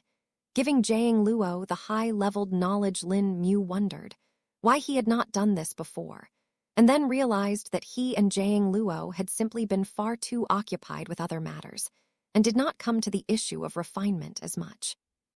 And even when Jiang Luo did do refinement, he mostly did it on his own and alone. This didn't let Lin Mu think about it either, and thus the current situation arrived where he had missed out on an upgrade that could have been done a while time ago. "Senior Zukong, can you give Jiang Luo the same weapon forging and spirit tool refinement knowledge that you gave to Jiang Wei?" Lin Mu questioned. Zukong, who had not spoken for a few days and had been mostly engrossed in his own cultivation, woke up upon hearing Lin Mu's voice. The first thing he did upon waking up was to check his surroundings. The fire element is rather concentrated here," Zukong thought to himself. He then went through the more recent memories that were stored in their shared consciousness and learned all that had happened in the past few days. A battle with a horde of monkeys and a lot of corpses, Hong Lin Kingdom, fire attribute spirit chi, and a small bout of enlightenment, Zukong saw. Oh, he even had some progress in the 5 treasures realm, that's good. especially without the use of a body cultivation technique too, Zhukang muttered to himself. Having seen the recent memories, Zhukang now had a hang of all that happened and also learned what Lin Mu had asked for. I can give it to him as well, but it will come at a cost, Zhukang spoke. Cost, you mean the ward? Lin Mu questioned. Indeed, every time it is used as an interface, it will weaken and run out of the energy it had. It cannot be replenished either, and the world itself will interfere if we prod around too much, Zhukang answered. How much will this take? Lin Mu questioned. Currently, you have about 60% of the ward left. Doing this will take another 10% of the energy, Zhukang answered. I see, Lin Mu said before thinking over it a bit more. So far, the ward had only activated twice. The first was with Jiang Wei and the second time with Gu Yao. That was because Lin Mu was far too weak before, and compared to the overpowering enemies he had to face, it was necessary. But now that he thought of it, he barely had any difficulty fighting against most enemies. Even at his adolescent soul stage nascent soul realm cultivation base, he didn't really have much trouble fighting adult soul stage nascent soul realm cultivators. And while he had not fought any Dao shell realm cultivators till now, Lin Mu was getting confident that he might actually be able to hold up against them. And even if he could not do that, he was more than confident in escaping. Plus, he would enter the adult soul stage of the nascent soul realm soon, and that would allow him to fight even stronger enemies. There is the 5 treasures realm cultivation too, Lin Mu thought to himself. After thinking to himself for a minute, he realized that he could easily sacrifice such a percentage of the ward with almost no problems. Besides, this would allow Jiang Luo to speed up his work and get far more stronger than before. In the long term, this was only going to benefit Lin Mu as well. All right, Senior, I've decided to do it, Lin Mu stated. Very well, I'll do it then. You may want to warn him before that, though, Zhukang suggested. Yes, I'll do that, Lin Mu replied before opening his eyes and looked at Jiang Luo, who was still busy with his work. Jiang Luo, Lin Mu called out. Yes, need something. Jiang Luo turned around. I have a way to speed up the refinement process, Lin Mu replied. You do? How? Jiang Luo questioned, feeling interested. My master has agreed to pass the weapon and tool refinement knowledge of the higher worlds to you, Lin Mu answered. What, master? Jiang Luo was stunned to say the least upon hearing this. Be ready, Lin Mu said as he pointed his finger towards the man. Before Jiang Luo could even say anything, he felt his vision go dark as a stream of information started to pour into his mind. After a point, he started to get a headache, but when he saw the information, he got excited. How? Jiang Luo couldn't help but marvel at the techniques and skills of the higher worlds. About 5 minutes later, the process was complete, and Lin Mu lowered his hand. This time, not only had Jiang Luo gotten all the information, but Lin Mu had obtained it too. But to him, the information was too high-leveled and he could not apply it. It was the same as giving a grade schooler the books to make a terrifying missile. It was useless. If they did not have the foundational knowledge that was needed to even reach that point, the rest of the information would just be useless. But for Jiang Luo, who was proficient and very experienced, all of this information was as if an oasis at the end of a desert. The oasis was the enlightenment he needed, while the desert was the block he was going through, unable to pass and think ahead. Jiang Luo stayed in a state of comprehension for about an hour. During this time, Lin Mu ensured that nothing happened to him and guarded him. It was only fair, since he had done the same for him before. Still, it wasn't really any trouble since they were in a relatively safe place, and any beasts that could even come close were quite weak compared to them. Finally, after the hour passed and Jiang Luo opened his eyes, joy was filled in them. We will be invincible now, Jiang Luo declared. Chapter 680.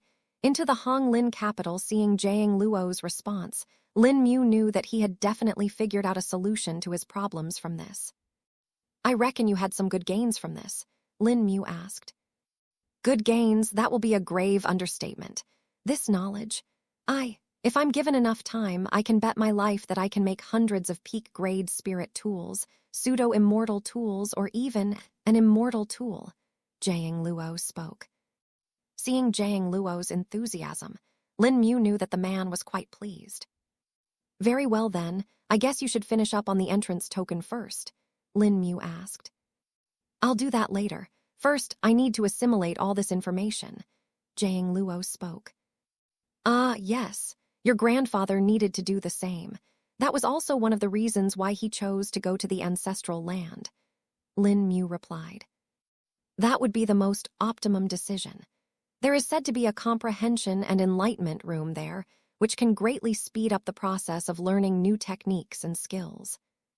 Though it does require a large amount of spirit chi to operate, Jiang Luo said. Oh, really? Interesting, Lin Mu stated, taking note of this. We should enter the city and get a place. It'll take me a few days to comprehend and assimilate all this. Plus, the target we want to find is also rather intricately hidden. We will need to be careful, lest they go further in hiding, Jiang Luo said. Yes, that would be for the best. Let's head in, Lin Mu said before turning to look at little Shrubby. You know what to do. I'll just stay here and cultivate. It feels good here, little Shrubby replied. Yeah, do that. We'll be close by anyway, Lin Mu replied before leaving with Jiang Luo. Wait, the beast chi, little Shrubby reminded Lin Mu. Ah, yes, let me give you some before leaving, Lin Mu stated before chanting the nurturing heart sutra. In this area, the concentration of fire attribute spirit chi was higher than normal, and it was very conducive to little Shrubby's cultivation. Normally, with the assistance of the beast chi, the speed of cultivation was already increased by a certain level.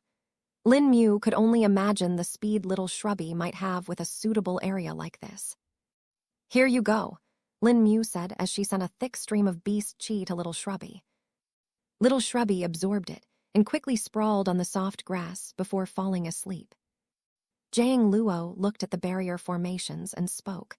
I guess we'll leave the formations here just in case. It'll prevent most people from coming close or even seeing him, Lin Mu agreed. Jiang Luo had already winded up the Jai All Refinement Formation array and was ready to leave. The two men flew towards the city before landing at a short distance away from it. Even if they would have no problem revealing their cultivation base in the Honglin city, it was still better to keep as low of a profile as possible. After all, Gu Yao's spies could be everywhere, and who knows if they report about them, which reached Gu Yao, and he takes an interest in them. Plus, they also needed to ensure that the members of the High Corps they were looking for wouldn't be scared off. The remaining members of the High Corps have been in hiding for years now, and had only gotten warier and warier of the enemies. Even from their own companions and other members, they were barely keeping any contact. Hopefully, these members and Wu Hai are still in contact. If they are hiding, it should be under the guidance and instructions of Wu Hai, Lin Mu thought to himself. Lin Mu and Jiang Luo had no problems entering the city and quickly found a suitable place to live in a rather isolated courtyard. The costs of these things were irrelevant to them with the amount of fortune they had, and thus they directly picked a place that was the best one. This should be good enough. Take any room you fancy. I'll go out and take a look around the city, Lin Mu spoke. All right, just be a bit more careful. We are now in the central area of the continent, which is far closer to several top sects and also the imperial capital. You are far more likely to encounter stronger cultivators here, Jiang Luo warned. I'll keep that in mind, Lin Mu said before taking his leave. He then spent the rest of the day wandering the city and learning more about it and its people. Lin Mu learned of the royal palace of the Honglin Kingdom that was located in the center of the city. It was the most eye-catching piece of infrastructure and also took up nearly a quarter of the entire city's area. He learned how it was divided into the different sections and the people that worked in it. Lin Mu also took the opportunity to find out more about the Honglin trees and where he could buy the type that Jiang Luo wanted. Even though it wasn't really the focus of their mission, It wasn't something that really caused Lin Mu any problems, so he thought he may as well do it. 100-year-old Hong Lin wood is still available to buy at a high price, but the 1,000 years old is nowhere to be seen. Just as Jiang Luo said, they can only be found with luck. Lin Mu muttered to himself while walking. He had just consulted several traders that sold Hong Lin wood and got the same answer. Looks like we'll just have to shelve this for later. I'll get started on the possible locations of the High Corps members. Lin Mu thought to himself. The location that he was heading to was actually the Royal Palace, or more accurately, the second circle of the Royal Palace. This was the place where the law enforcement records were stored. Chapter 681, the law enforcement records for Lin Mu. Entering the place was a piece of cake. No security was enough for him, and even the formation arrays couldn't do much since he was able to just go around them. Quickly bypassing them with phase and fade, Lin Mu appeared underneath the second ring of the Royal Palace. Now which one is the law enforcement building? Lin Mu wondered as he spread his spirit sense around. A minute later, he found the place he was looking for and moved towards there. He checked to see for people and saw that there were easily over 100 people working in there currently. Lin Mu thought for a bit and picked his tactic so that he would not be seen. The tactic was one that he had used many times before. He would appear from solid objects and just store the records he wanted before taking a look through them. He would do this until he found the right record. Though it might be better to just ask someone where they were, but that has its own share of different problems. Lin Mu muttered to himself. He began his search and ended up spending 6 hours in it. Despite his spirit sense, the number of records in the law enforcement record room were simply massive. He reckoned that these were all records from a long time ago and thus had reached such a number. Lin Mu even found several records that dated back to over 300 years ago. There were records for petty crimes, such as unruly behavior and public nuisance, all the way to murder and treason. Though the area where the records for treason or high crimes were stored was under extra security, Lin Mu had to spend some extra time unraveling the formation so that he could enter it. That was where he finally found the record he was looking for. Lin Mu took one of the scrolls that had a stamp imprinted on its seams that read, "Treason." He opened it up and read its contents, but was then shocked. All official correspondence and documents related to the High Corps and their reports are to be stored in the Royal Repository. By the order of Minister of Law, Fu Delun. Why would they need to move it there? Is there something more to it? Lin Mu couldn't help but wonder. According to what Lin Mu knew, the orders to keep watch on the activities of High Corps were issued to every sect and kingdom on the continent, which meant that it wasn't a secret and even public knew about it. Thus, this extra secrecy increased Lin Mu's wariness for it. If they have done this for the High Corps, they should have done the same for me too, shouldn't they? Lin Mu guessed. Let's see if I can find anything on myself. He then searched for any documents or records related to him and found them rather quickly. They were stored in the same section as well, and there was only one single scroll there. Seeing it, Lin Mu had a bad feeling. All official correspondence and documents related to the person, Lin Mu, and his reports are to be stored in the Royal Repository. By the order of Minister of Law, Fu Delun. The same, this Minister of Law Fu Delun seems suspicious. According to what the merchant's informants provided us, there were public reports about the High Corps. The latest report was from 8 months ago as well. This must mean they added this new order between that time. Is there perhaps any date here? Lin Mu wondered. He checked the scrolls and the shelf they were stored, but there were no dates mentioned there. There should be a separate register for this. You'll need to find that. Zhu Kong suggested Lin Mu. I'll do that then, Senior, Lin Mu replied. Lin Mu took another half an hour to search and found the register, but he also encountered a problem. The register was being used by several people right now. It was kept with the head of the department, and he was currently doing work with the registry involved. Taking it from him would be possible, but would only cause an alarm. I'll need to wait till he is done. Lin Mu muttered to himself. He wondered if he could find it just by looking from above, but that was a far-fetched possibility. The register was several thousand pages thick and was over 2 meters long. Not to mention finding it like this, even a person who had the registry in his hand would take a while to sift through the pages and find the correct entry. Sigh, isn't this too inefficient? Can't they just put the registry in a jade slip? Lin Mu couldn't hold but say. Well, that is how it is done in sex, but here, since there are commoners who are not cultivators working, you can understand how that method might not work. Zhu Keng replied. Oh yeah, that's true as well. Lin Mu nodded his head in understanding. I guess I'll keep an eye on this with my spirit sense while I go check other documents. Maybe I'll find something useful, Lin Mu thought. He then split a separate spirit sense tendril that kept a watch on the head of the department who had the register and went to check other documents. He ended up spending over 7 hours like this, and it was the afternoon of the next day by the time the man was done. The head of the department was also a cultivator, thus it made sense that nighttime didn't really matter to him as much. Plus, seeing the work that needed to be done, he was portably compelled to finish it as well. The man definitely looks tired, Lin Mu said upon seeing the eye bags on the man's face. The man was in the mid-stage of the qi refining realm, which was probably quite high for an official of this level. And despite that, he had been tired out working just a single night. Chapter 682. Entering the Hong Lin Royal Palace, once the head of the department was done with his work, he picked up the long register and put it in a safe before locking it.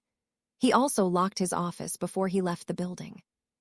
Finally, Lin Mu said with relief. He simply put his hand through the walls of the safe and touched the register, storing it into his ring before taking a look. After about 5 minutes of spirit sense-assisted search, Lin Mu finally found the 2 entries he was looking for. Both of the orders in regards to me and the High Corpse were issued about 6 months ago. That would be just 2 months after the last sighting of the High Core, Lin Mu read. He didn't know what to make of this as it gave little context, and Lin Mu understood that if he wanted to find out more, he will need to go to the royal palace itself. Why can't all this be more simple? Lin Mu shook his head. He then left the law enforcement building and made his way to the main palace. He was in the 2nd ring and needed to cross the 3rd ring to enter the final ring in which the actual royal place was built. While going through the 3rd ring, Lin Mu even saw the Ministry of Law there. He wondered if he should go and check up on the Minister of Law, Fu Delun, but then decided to do it later if the need arose. For now, it would be much easier for him if he just found the intended records in the royal palace. So this is the royal place, It does have a rather different design than the one in the Shuang Qian Kingdom's capital, Lin Mu muttered to himself. Unlike other palaces, the place of the Hong Lin Kingdom was a single circular building that towered around 200 meters. Lin Mu could feel that the palace was not only extended above the ground, but also below it. Once he got past the formation arrays, it became easy for Lin Mu to take a look around. He spread his spirit sense around and checked for all the people that were in the place. Most of them were commoners with no cultivation base, but around 30% were those with cultivation. This included the guards that protected the place and the royal family, along with the royal family itself. After a bit of looking around, Lin Mu even found the king of the Hong Lin Kingdom. Lin Mu checked his cultivation base and found him to be at the peak stage of the core condensation realm. Though he could also tell that the man was actually a bit ahead of that, possibly being at the pseudo-nascent soul realm. He might actually have a heavenly tribulation later. Lin Mu muttered to himself and squinted his eyes while using spatial perception. Oh, there are actually spatial disturbances around him. His heavenly tribulation is not far, another month perhaps, Lin Mu estimated. After observing the king who was evidently cultivating by himself, Lin Mu had a strange thought. Killing him would be rather easy now, wouldn't it? With the level of access I have, nearly anyone should be able to kill him. This security seems a bit weak, Lin Mu spoke to himself. You have to remember that there may not be a single other person who is able to manipulate space as you are doing right now. Even cultivators who are proficient with the spatial element are unable to pass through objects like you are unless they have a very high cultivation base, Zhukang reminded. Lin Mu looked at the ring on his hand and knew that all this was only possible due to this. It was his biggest fortune that he had been able to come across this ring and grow to this point. But what is the use of it all? Once I get avenge my parents and satisfy the world, what do I do? With such great power I can do anything. But what exactly do I pursue? Lin Mu couldn't help but wonder. There was a flood of thoughts that would fill his mind, but he forcibly superseded them for now and decided to focus on the mission. I'll need to think of all that later once I'm done. I can't be making mistakes just because I was distracted, Lin Mu thought. With determination in his eyes, he checked the other areas of the palace. But just when he was checking the underground areas of the palace, Lin Mu sensed spirit chi fluctuations that were stronger than normal. 4 nascent soul realm cultivators. Lin Mu was able to sense the presence of some people on the lower floors. Going a bit closer but ensuring that he was not detected by them, Lin Mu observed the said 4 nascent soul realm cultivators. From the spirit chi fluctuations, he could tell that they had varied cultivation stages, even if they were all in the nascent soul realm. The one at the bottom has the strongest fluctuations, even if they are a bit suppressed. The 3 that are in the middle have nearly the same fluctuations, with one of them being lower than the other 2. Lin Mu analyzed. He first decided to check the one cultivation, who was alone at the bottom, as there would be fewer chances of him being detected. Since he has suppressed his spirit chi fluctuations, he might be in seclusion perhaps, Lin Mu guessed. Lin Mu this descended to the very bottom of the palace at the lowest underground floor and arrived at what looked very clearly like a cultivator's abode. There were spirit herbs planted here, and even a spirit chi gathering formation that circulated the spirit chi while also concentrating it. Going past a few smaller halls, Lin Mu reached the inner area where the cultivator was actually located. Seeing his appearance, Lin Mu was rather astounded. Is he dead? Chapter 683, Strange whispers. The man in front of Lin Mu was extremely emaciated and thin. Veins popped on his skin like the ridges on the bark of an old tree. What little hair he had was white, and a long white beard accompanied it. His fingers were long and bony, with nary a bit of flesh on it. His back was crooked, and he was sitting cross-legged. No matter which angle Lin Mu looked from, the man looked no less than dead. And yet, the spirit chi fluctuations coming from his body showed him that the man was at the nascent soul realm. Though Lin Mu could not fully estimate which stage he was at his doing, that would probably disturb the old man. If he's not dead, then he's extremely close to death, Zhukang spoke. Seeing this, Lin Mu was reminded of the reality of what happened when a cultivator reached the end of their lifespan. They would start to rapidly age and years would turn into months for them. The man in front of Lin Mu easily looked like he was over 100 years old if compared to a common mortal human. Seems like he is the ancestor of this kingdom, perhaps one of the former kings, Lin Mu guessed. That could be it. Such experts usually enter seclusion and stay there, guarding the younger generation against any trouble that they can't handle. Of course, there is a limit to how many times they can do so, and also how long they can perform this duty. Seeing this old man, I doubt he has more than a month or 2 left, Zhukang replied. Lin Mu observed the unmoving man for a few minutes, while he was given a harsh reminder of what could be his eventual future. I can't let that happen. I don't want to be like this in the future, Lin Mu thought to himself. Lin Mu took a deep breath and opened his eyes that were filled with newfound determination to never let himself reach this point. Even if he was going to die, he would die with dignity and not like this. At the same time, within the mysterious ring, the ethereal altar flickered before a few runes came out of it. The runes were different from the ones on it and were written in a rather fierce style. They looked like they had been carved out by claws rather than written or drawn. The color of the runes was also dark gray, almost bordering on black. The runes spun around the altar before trying to move away from it. But when they tried to do so, they were blocked by the barrier that surrounded the ethereal altar. This was the same barrier that prevented Zukang from getting close and was extremely strong, according to him. The runes tried to go through the barrier, but were unable to do so. It was at this point that they seemed to have noticed the gray egg that was kept near the barrier. They approached that part of the barrier and tapped against it. The runes vibrated and let out a strange hum. These vibrations were able to pass through the barrier and reached the gray egg. Upon hitting the egg, they made the egg tremble. The egg kept on trembling and was moved from its position. It rolled slightly towards the barrier, but then suddenly stopped. This time, the sound of heartbeats came from the egg, and it stopped responding to the vibrations created by the runes. The runes kept on sending more vibrations, but the egg stayed in its place, not moving at all. It was as if the heartbeats were matching the vibrations of the runes and countering them. The runes continued their effort for a few seconds, but once they realized that it was not working, they returned to hover above the ethereal altar. There, they kept on spinning as if lost at what to do. They stayed like this for about a minute before finally, they started to shrink. The more they shrunk, the darker their color got, and when they reached a size that was less than 10 times than the original, they had turned fully pitch black. At this time, they looked no less than a needle and let out a thin beam of black light straight up. The light traveled at a great speed and disappeared.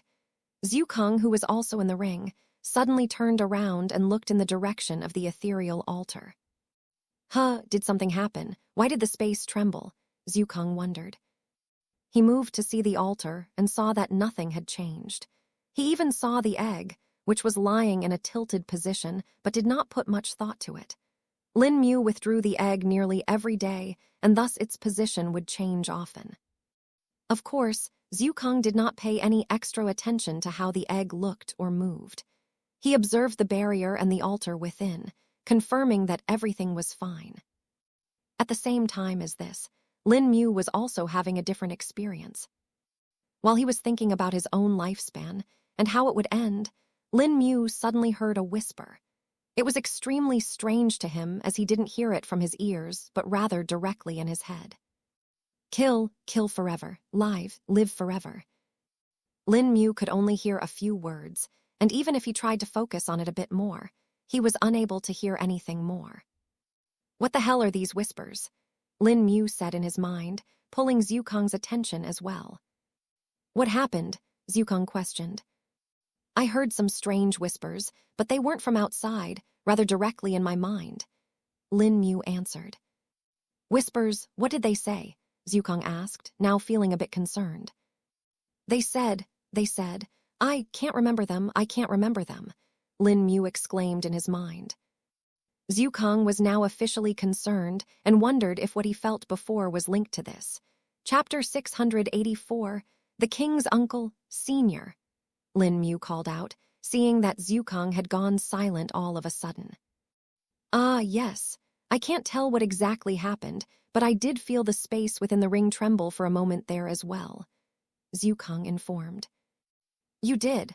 Lin Mu asked. Yes. At first, I thought it was probably just a minor anomaly in space. The ring is a strange space that even I cannot fully understand, and just thought that it might have been a normal occurrence, albeit rare. But now I don't think that was normal, Zukang explained. Lin Mu narrowed his eyes upon hearing this and wondered what it could have been. Should we check the ring? Lin Mu asked. I've already taken a look around the altar. There's no change there. As for any other places, it would be impossible to find a source with how vast this place is, Zukang replied. I see. We'll think about this later, I guess. For now, we'll focus on the task at hand, Lin Mu replied. Agreed. I'll keep a close eye on the situation in the ring in the meantime, Zukang stated. Lin Mu nodded his head and decided to leave this place. He had already seen enough of the old man, and the longer he stayed here while observing him, the more uncomfortable he became. At least we know what the peak power of this kingdom is. Lin Mu thought to himself as he ascended to the floors above. His location was none other than the floor where he had detected the 3 other nascent soul realm cultivators. He had to be a bit more careful in this part and ensured that his spirit sense did not accidentally come into their sensory range. This floor was 3 levels up from the floor on which the old man was and looked like a study room instead. There were several bookshelves along with tens of chests kept along the walls. There were also some paintings hung on the wall. In here, Lin Mu saw 3 nascent soul realm cultivators talking. Since he was closer to them, Lin Mu could now tell their cultivation bases far more clearly. 1 infant soul stage nascent soul realm cultivator and 2 child soul stage nascent soul realm cultivators. Lin Mu observed. One of the child soul stage nascent soul realm cultivators was sitting behind a desk talking to the other 2, who were evidently together. There was, of course, a sound-isolating formation around the floor, but that was already a piece of cake for Lin Mu to unravel. Once inside the formation, Lin Mu took his position at a closer and convenient location so that he could hear the 3 men talk. As I stated before, we do not have the location of a 1,000-year-old Honglin tree, the man sitting behind the desk said and took a pause. But since my brother had a favorable relationship with the sect master, I'm willing to compromise and let the kingdom's reserve stores be given. The man continued. What is it that you want? The infant soul stage nascent soul realm cultivator asked. I want you 2 to assist my nephew in a breakthrough to the nascent soul realm. He's close to it and will have it sometime this month. The man behind the desk spoke. Hearing this, Lin Mu instantly realized who they were talking about. After all, there was only one person that was close to a breakthrough right now in the Honglin Kingdom's royal place. The king, this man is his uncle, Lin Mu observed the man. He could soon match several of the features of the man. Though both this man and the king seemed to be of the same age if he compared just the appearance, they were both middle-aged. This is not what we were told. Sect Mater told us to only go to you and that you will fulfill your end of the bargain. The infant soul stage nascent soul realms cultivator said, looking a bit upset. And we would have helped if we knew of the location of a tree like that, but we don't and thus don't have a compulsion to tell you anymore. I am going out of my way to give you a way to complete the mission you were given. The king's uncle stated firmly. Fine, if we do agree, how do you propose we help? The other child soul stage nascent soul realm cultivator questioned.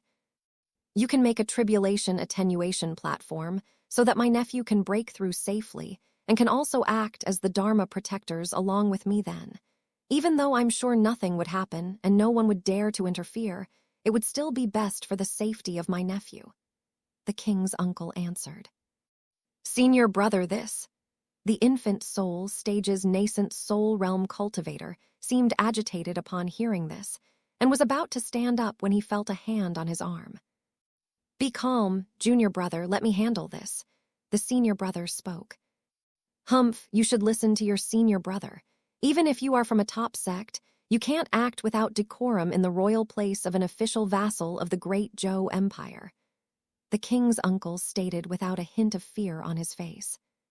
Lin Mu found this to be strange, because if it were any other nascent soul realm cultivators, they would think twice before acting like this in front of other nascent soul realm cultivators, especially when they were alone. Numbers could overwhelm power at a certain point, and Lin Mu was sure that he wasn't someone who could find multiple experts at the same level as him without any trouble. They are here for the 1,000-year-old Honglin trees as well. Perhaps this might be useful to us too. Lin Mu thought and decided to listen more while waiting here. So what have you finally decided? The king's uncle asked. Chapter 685. 2 conversations. The 2 disciples looked at each other, and the senior disciple finally decided to speak. Fine, we shall do as you ask. We'll make a tribulation attenuation platform for the king to safely break through. The senior brother answered the king's uncle. Excellent, I hope you can prepare for this as soon as possible. The king's uncle urged. The junior brother furrowed his eyes in doubt and looked at his senior brother. But before he could say anything, he was signaled by his senior brother to stay silent and not to do anything. With that done, the senior brother suddenly stood up. "We shall take our leave then and prepare for it, Senior Ku," the senior brother stated. "Of course, please do. The suites are available for you and you can stay there if you so please," the king's uncle, who was evidently named Ku, spoke. Having said that, the two disciples took their leave, and so did Ku after a few minutes. Lin Mu observed both parties with his spirit sense and saw that Ku went to talk with the king about the meeting he just had while the two brothers went to the room that they were assigned. Since the entire palace was a single large building, they didn't have a separate courtyard like in many other places. Instead of that, there were large suites assigned to people within which there were more rooms. The suite was rather luxurious and of high quality. There were several decorations in it, along with many plants. There were even miniature Hong Lin trees that had evidently been grown especially for indoor areas like this. Overall, it gave a rather comfortable vibe despite not being as big as a courtyard. There were now two conversations going on at the same time, and Lin Mu didn't know which party to listen to first. But after hearing the two disciples for a few seconds, Lin Mu took a breath of relief. "Why did you accept it, senior brother?" the junior brother questioned. "Stay quiet for now.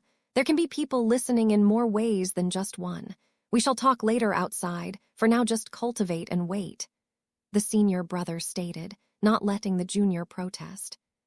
The junior brother had an uneasy expression on his face, but he didn't protest and simply accepted it for now. Lin Mu nodded upon hearing the senior brother's words and knew that it was actually true. There were formations that could listen to people that were located in the royal palace. The formation was directly integrated into the entire fomentation array of the palace, and thus would be hard to discover unless a formation master came by and decided to investigate it thoroughly. Even then, it might take that master a long time to do so, and they might not even be successful. For Lin Mu, though, he could simply use the ring to look past the layers without a problem. Normally, for formation masters, solving a formation array was like solving a puzzle, but the puzzle was hidden behind a wall and they could not see it. In addition to that touching, any wrong part might collapse the wall and hurt, if not damage them. All in all, it was a complex process and needed quite a lot of skill to learn and master. Lin Mu had discovered them and didn't really care for them as they couldn't affect him anyway when he was in phase. After this short conversation, the two disciples went silent and continued to calmly cultivate. I'll come to them later," Lin Mu muttered to himself and focused his attention on the king and his uncle. The king was sitting on the throne, and the entire throne room was currently empty. It was evident that the members of the royal court had been asked to give the king time to break through while not being disturbed. Nearly every cultivator knew how difficult it was to overcome a heavenly tribulation, and thus they took to their duties seriously, while the king was busy with his own breakthrough preparations. Of course, the normal public did not know about this, as it could be a troublesome event in the case that the king fails his tribulation and gets hurt, if not dies. Plus, it would also give the enemies of the king and the royal court information about this, letting them have a chance to plot against them. If the news about the king being close to a breakthrough was heard, it was bound to cause waves in the entire Hong Lin kingdom. It would thus invite attention from the enemies, who would be worried about the increasing power of the king and try to kill him. By keeping a secret, the king would be safer and perhaps even have a better chance at surviving this without the stress of people watching his every move. Plus, if he successfully broke through and stabilized his cultivation base, the announcement after that would only be that much better. It would increase the veneration for the king that was felt by the citizens of the Hong Lin country, and it would also increase the fear that these enemies felt from them. Overall, it was a plan that focused more on safety and stability rather than temporary publicity. "I have managed to convince the two disciples of sect master Hua to help in your tribulation," Ku spoke. "You didn't have to, Uncle Ku. I know that I can accomplish this on my own as well. Plus, Taking the help of others would only put us in debt with them. The king replied. Ha ha ha, you don't need to worry about that. Those two came here to actually ask for our help. Thus, when they take care of this task, that debt their master owed your father will be written off. That way, no one will be in each other's debt, and you won't have to worry about it either. Ku spoke with a laugh. If you say so, Uncle Ku. The king replied in a low voice. Chapter 686. Hong Lin Kingdom's Secrets. Lin Mu continued to listen to the conversion of the royal nephew and uncle as they talked.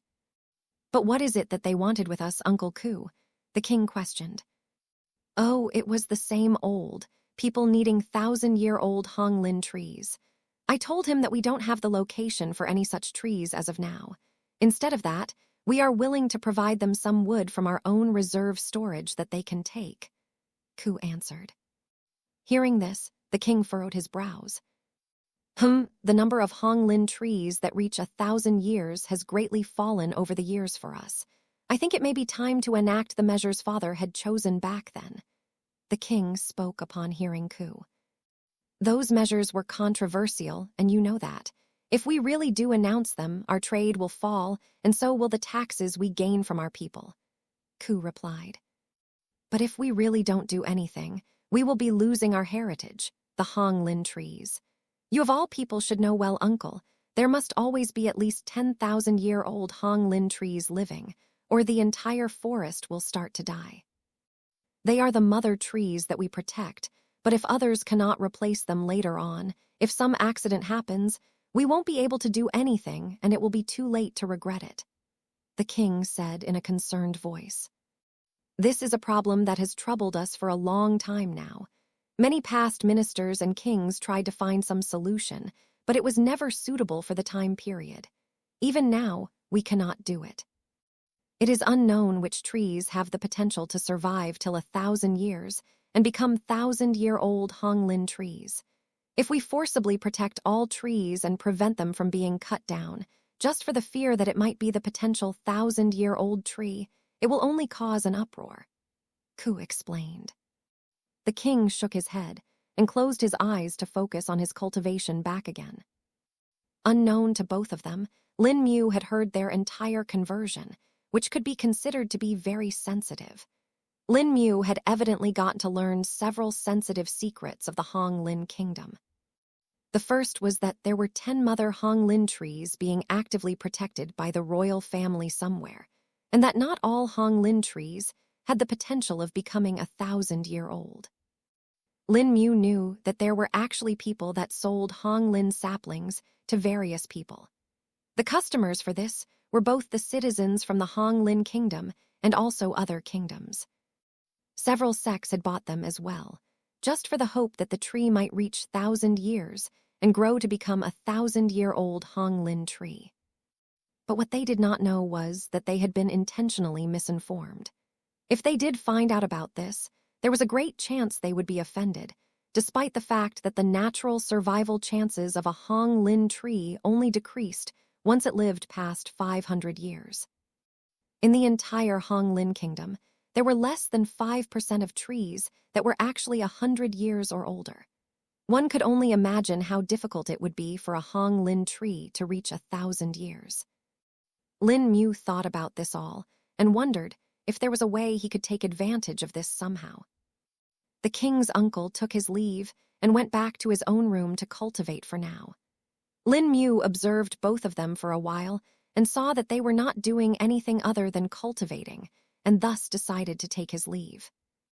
I should get to the repository so I can see the records about me and the high core, Lin Mu muttered to himself. His spirit sense soon found the area where the repository was located. It was located right below where the king's court was, and even had a direct entrance to it from the back.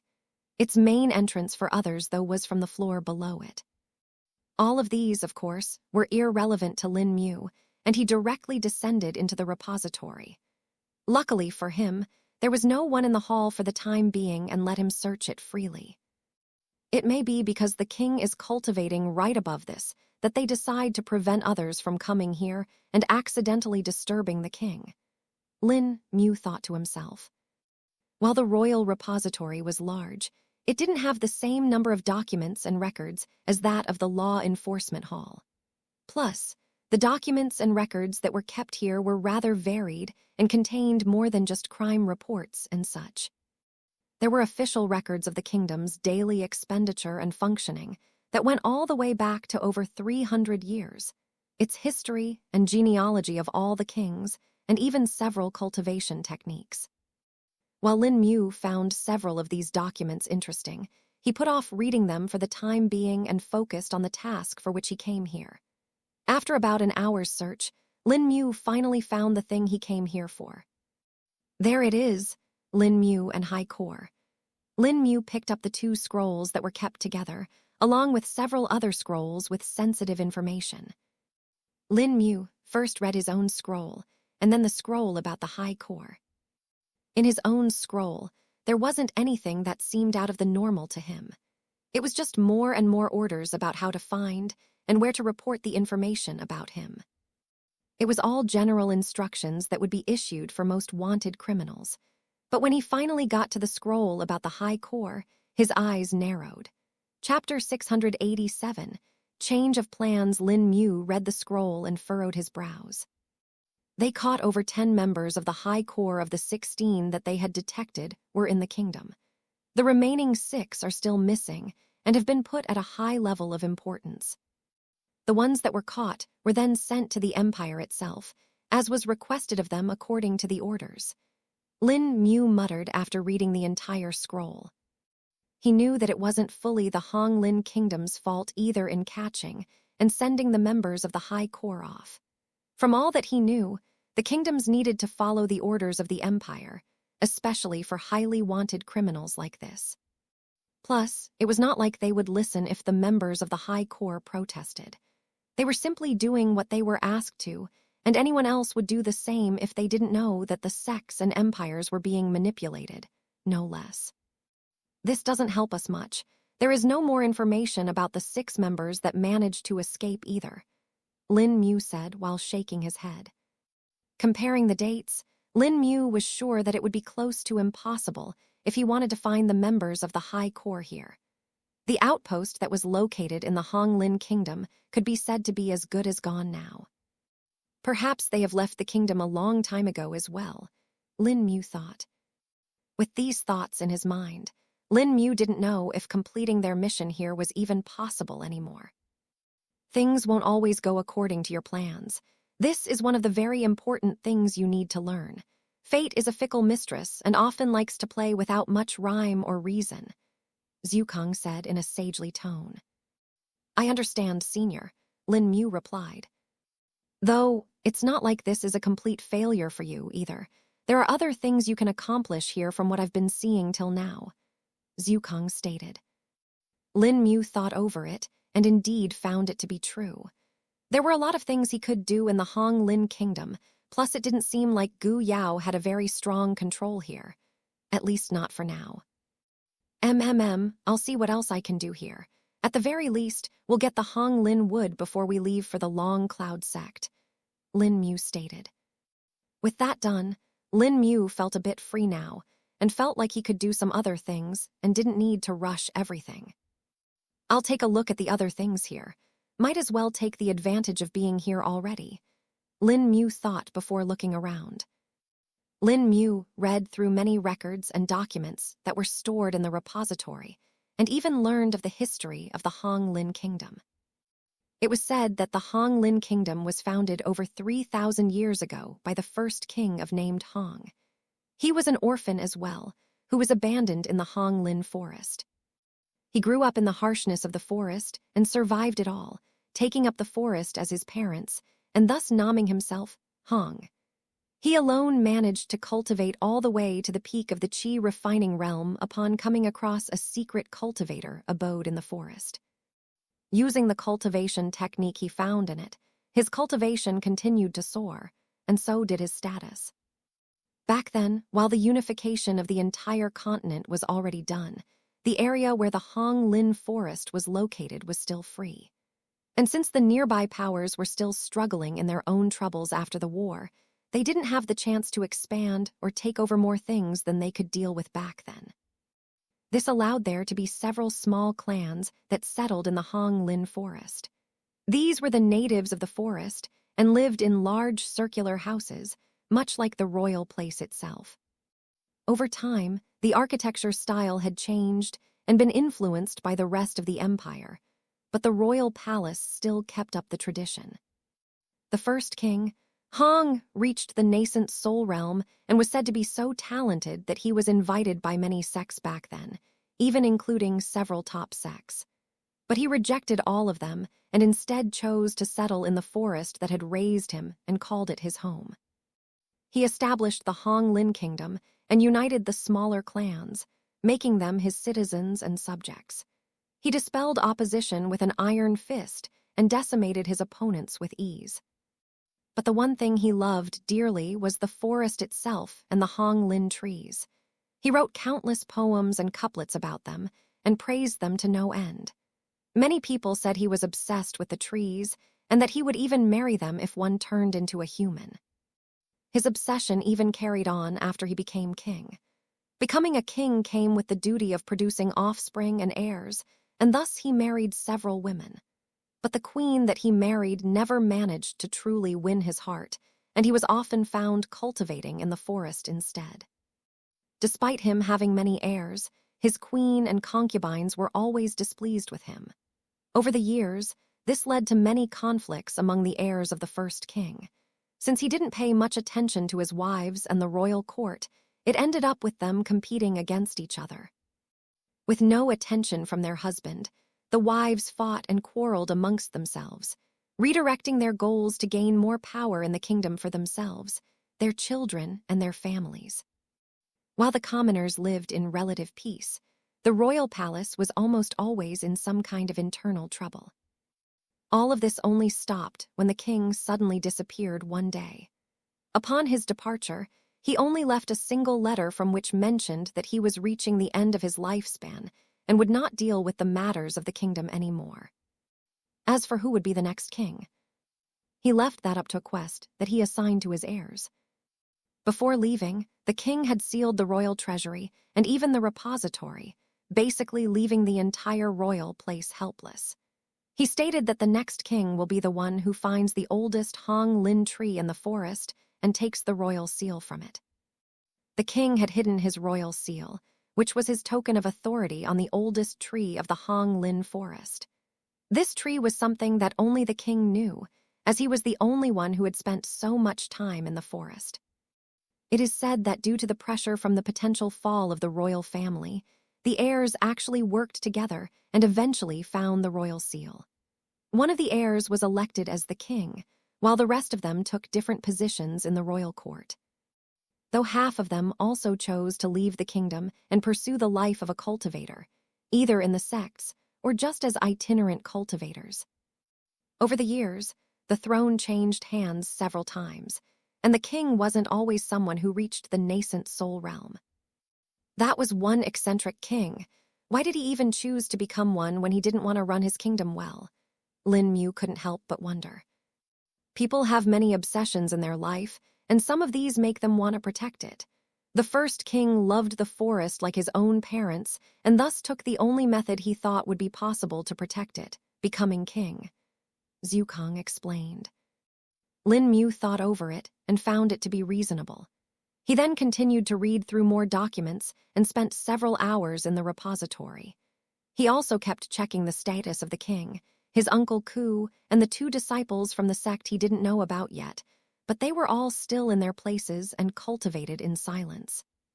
Just as he was about to debate on whether to leave or not, he came across something that caught his attention. It was a cultivation technique and was kept among the other cultivation techniques in the repository. They weren't particularly good and thus didn't catch Lin Mu's eyes, as he could cultivate far easily without them. But this cultivation technique caught his attention, became of its description and method that it showed. This is a rather strange technique, Lin Mu said upon reading its content. Embrace the heart of the Hong Lin, let its essence flow through you, and ignite the flame in your heart.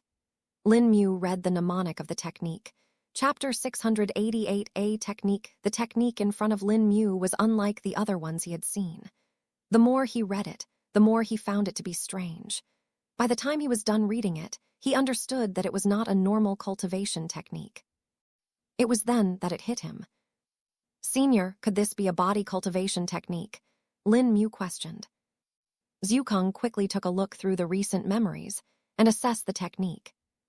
"Oh, this is actually a rudimentary body cultivation technique," Zhukang spoke. "It really is." Lin Mu was now excited. "Indeed, though this one is dependent mostly on a specific kind of resources, and thus it can only be considered to be the lowest grade of body cultivation technique," Zhukang replied. Lin Wu was now excited upon hearing this. A body cultivation technique was what he was lacking, and now he finally had one. Even if it was a low-quality one, Lin Wu reckoned it should be better than nothing. "What's the difference between this body cultivation technique and others, Senior?" Lin Mu questioned. This one was evidently made by trial and error, and now that I observe it again, it seems like the creator of this technique originally wanted to make a qi cultivation technique, but ended up with something completely else," Zhukang explained. "I see. This essence of Hong Lin that the technique talk about, isn't this just vital essence?" Lin Mu asked. "That's probably it. This world probably does not have body cultivation techniques, since those require vital essence to cultivate rather than just vital energy. But in the case of this technique, it managed to find an alternative way of obtaining it, which is from those Hong Lin trees," Zhukang spoke. "Seems like it, though it also needs some specific kinds of trees, it looks like. Normal Hong Lin trees won't be enough. The tree needs to be one with a heart," Lin Mu stated. Zhukang thought over it for a bit and shook his head. "You will have to investigate this on your own and see how it works. So far, you have managed to use elemental qi instead of vital essence to cultivate, but that only works for the initial stages. I doubt your body will be that responsive to it as you increase it further. Even when you absorbed the fire elemental qi, that was a great luck. I don't think fire elemental qi will work for you anymore," Zhukang explained. Lin Mu thought over it and found it to be reasonable. He knew that even if he had managed to refine some fire-attributive spirit qi and his heart had been refined due to the first influence, it was not something that could be repeated over and over again. "Seems like we will be focusing on Hong Lin trees even more than I thought, though having obtained this technique is more than enough reason to come to the Hong Lin kingdom. I can't say we've wasted our time here now, despite the fact that we have basically failed with the high core," Lin Mu said while shaking his head. "Indeed, like I said before, there are opportunities everywhere and all you need to do is search for them," Zhukang spoke. "I understand now, Senior," Lin Mu said before putting the technique's scroll back where he found it. He had already memorized it and had even made a copy of its contents in another jade slip. Thus, he no longer needed it, plus he didn't want to steal it from its rightful owners. The Hong Lin kingdom had not directly harmed him yet, and thus he didn't want to harm them either.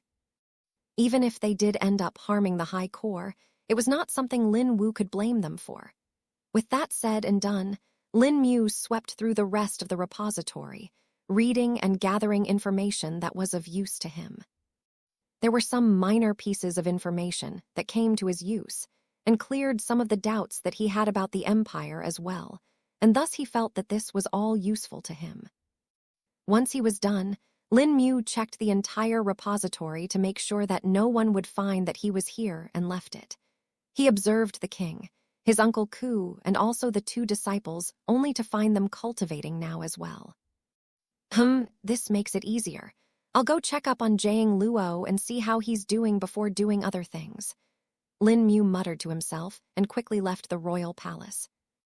In a few minutes, Lin Mu was already in the courtyard, which he had rented for the month. He used his spirit sense and saw that Jiang Luo was still deep in assimilating the knowledge. He had also set up a barrier around his room to prevent any sound or someone from disturbing him. Guess I'll leave him alone for now and go do other tasks," Lin Mu said before leaving the hall. It was now nighttime, and the streets were filled with people going about their tasks. Some were walking around, enjoying their time and eating at the various restaurants and food stalls that were located in the city. There were children playing around while their parents looked after them. There were also several cultivators that were selling things here. I may as well check out the market and see how things fare, Lin Mu said before he wandered through the streets. There were many areas in the capital city, and they were divided according to their purpose. There was the food street that was filled with restaurants, the entertainment street that had brothels, pleasure pavilions, taverns, and gambling houses, and finally shopping streets where various goods and items were sold. Lin Mu, of course, decided to visit the food street first and partake in the unique cuisine of the Hong Lin Kingdom. This will be fun. Chapter 689. An exhausted official, the people of the food street had a rather unique and a bit overwhelming experience today. For the first time in their lives, all of their stock had been finished, and even their reserves were all sold off. A rather handsome man, as described by the female vendors, went to shop by shop, stall by stall, and either ate all the food they had or bought it all. In some shops, he tasted some and bought the rest. The other people who had come to visit the street were left stunned, unable to even complain. All they could see was a man, eating food like he had been starving for who knows how long. Of course, this person was none other than Lin Mu, who was having the time of his life. There were many kinds of dishes to taste, and even more ingredients to buy. There were special herbs that were cooked in jungle fowl fat to make a stir-fry. There was one of the specialties of the Hong Lin Kingdom, which was the leaf-wrapped rice and meat cakes. These were made by covering beast meat in rice, first before it was wrapped in the broad leaves of the Hong Lin trees, and then steamed. The leaves of the Hong Lin trees gave it a rather unique armor and a tinge of flavor that seeped into the rice. Even the water that was used to steam it all was flavored with the flowers of the Hong Lin trees, adding a scent that mesmerized everyone that passed by. This was also one of the most expensive dishes that could be bought here, but Lin Mu simply spent several tens of gold coins and bought the entire shop's supply. In total, he had bought around 20 steamers full of this dish. Once he stored them in the ring, they would stay good for a long time, and Lin Mu would be able to enjoy them later. In addition to the food street, Lin Mu even went to the street where they sent the ingredients for those dishes and emptied out other stores as well.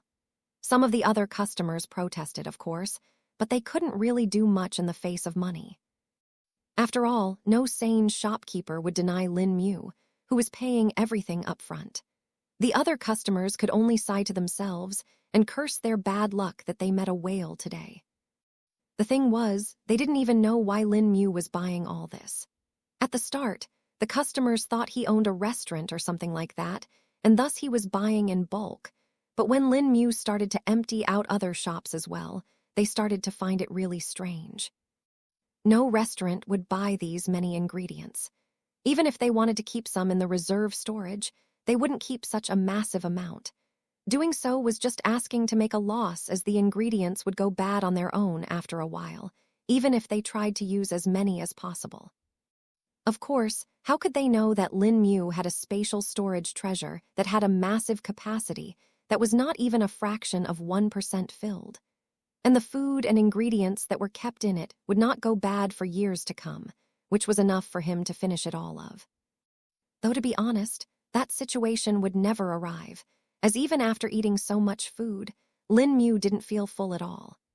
The only reason he bought it for later was that he knew it would probably cause an even bigger commotion if he went around eating their entire stocks instead of just buying it.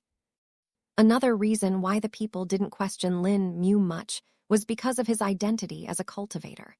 Since he was able to store all of it in spatial storage treasures, they knew that not only was he a cultivator, he was also a very rich cultivator. Some of the women and girls couldn't help but send flirtatious glances towards him, but unfortunately for them, Lin Mu only had eyes for the food. While Lin Mu continued to go from one store to the next, buying stuff, the news about the commotion had already reached the law enforcement office. In there, a few guards were standing in front of a man who seemed to be exhausted and had eye bags. His eyes were bloodshot, and it was apparent he had not had much sleep these few days. "And you woke me up because this man was buying things?" the man asked. "Yes, office head," the guard spoke. "And he brought everything legitimately?" the man asked. "Yes, office head," the guard replied again. "No stealing?" "No, office head." "The coins were real?" "Yes, office head." "Did he cause any conflict or a fight?" The other customers were upset and displeased that all of the stock was bought off by him, not only in 1 or 2 shops but the entire streets, the guard replied. "And they were the ones that reported him to you all?" the office head questioned. "Yes, office head. They said that he is intentionally causing trouble and strife in the business. They say he is attempting to run them out of business and make them bankrupt," the guards answered. Hearing all this, the office head rubbed his forehead and eyes. The man let out a sigh as he raised his head. His exhausted expression contorted, and fear filled the eyes of the guards. "You IMBCILES. Did you even check the laws and REGULATIONS before you came to me?" the office head thundered. The guards were unable to reply anymore. "Speak," the office head yelled again. He didn't really break any laws or regulations, but since the merchants and all complained, we had no choice but to come to you, office head," the guards replied with difficulty. "I swear I'll flip the Ministry of Trade someday. Just because someone outbid them, they think they can just force work onto us," the office head cursed. Chapter 690, Nice tilde gulp tilde. The guards couldn't help but swallow their saliva in fear as they worried about their office head. They didn't know if he would have a breakdown and start beating them up, or if he would really go ahead with his words and cause an upheaval in the Ministry of Trade. They didn't even know how their office head caught onto the fact that a majority of the people who had complained to them were influential supporters of the Ministry of Trade. With their money and power, the guards dared not offend them and directly came to report to their superior. But now they were getting yelled at here as well, and all they could do was bear it silently. They knew that if they voiced out or protested, the office head would not hesitate in beating them up. After a few minutes of cursing, the office head calmed down and took a deep breath. "Tell the merchants if they complain again for things like these, that are clearly not against the rules, they will be the ones getting punished. And if they really don't like running out of things to buy, they are free to approach the Ministry of Trade to appeal a new law specifically for that. Tell them that they can have their fair purchase power as much as they can if they do that. Whatever the backlash they get from that, though, will not be on us," the office head declared. Tilde gulp tilde. The guards swallowed down their saliva and nodded their heads. "We'll do as you said, office head," the guards said in a meek voice. "Now then, get out," the office head replied before kicking them out of his office. Tilde bang tilde. The door was slammed shut behind the backs of the guards, and they could only smile wryly. While all this happened, Lin Mu was blissfully unaware of it all and kept on shopping. And even if he did know that this happened, he wouldn't really care, as it was not like he had broken any rules. Lin Mu was now sitting in a tea house, calmly sipping some tea made from Hong Lin blossoms. He reckoned that after having eaten so many things, it only made sense to cleanse his palate and relax while drinking some tea. The Hong Lin trees truly are the lifeblood of this kingdom, Lin Mu muttered after thinking for a bit. He had seen so many products and items that all used Hong Lin trees or involved them, making him feel a bit odd at it all. No wonder the first king of the kingdom was so obsessed about the trees. They definitely have a lot of uses, and his obsession was even passed down among his citizens. Lin Mu muttered to himself. He looked around the tea shop and saw the other patrons talking and enjoying their tea. Some were gossiping about the rumors they had had, while some were just talking about their day and how their boss had yelled at them.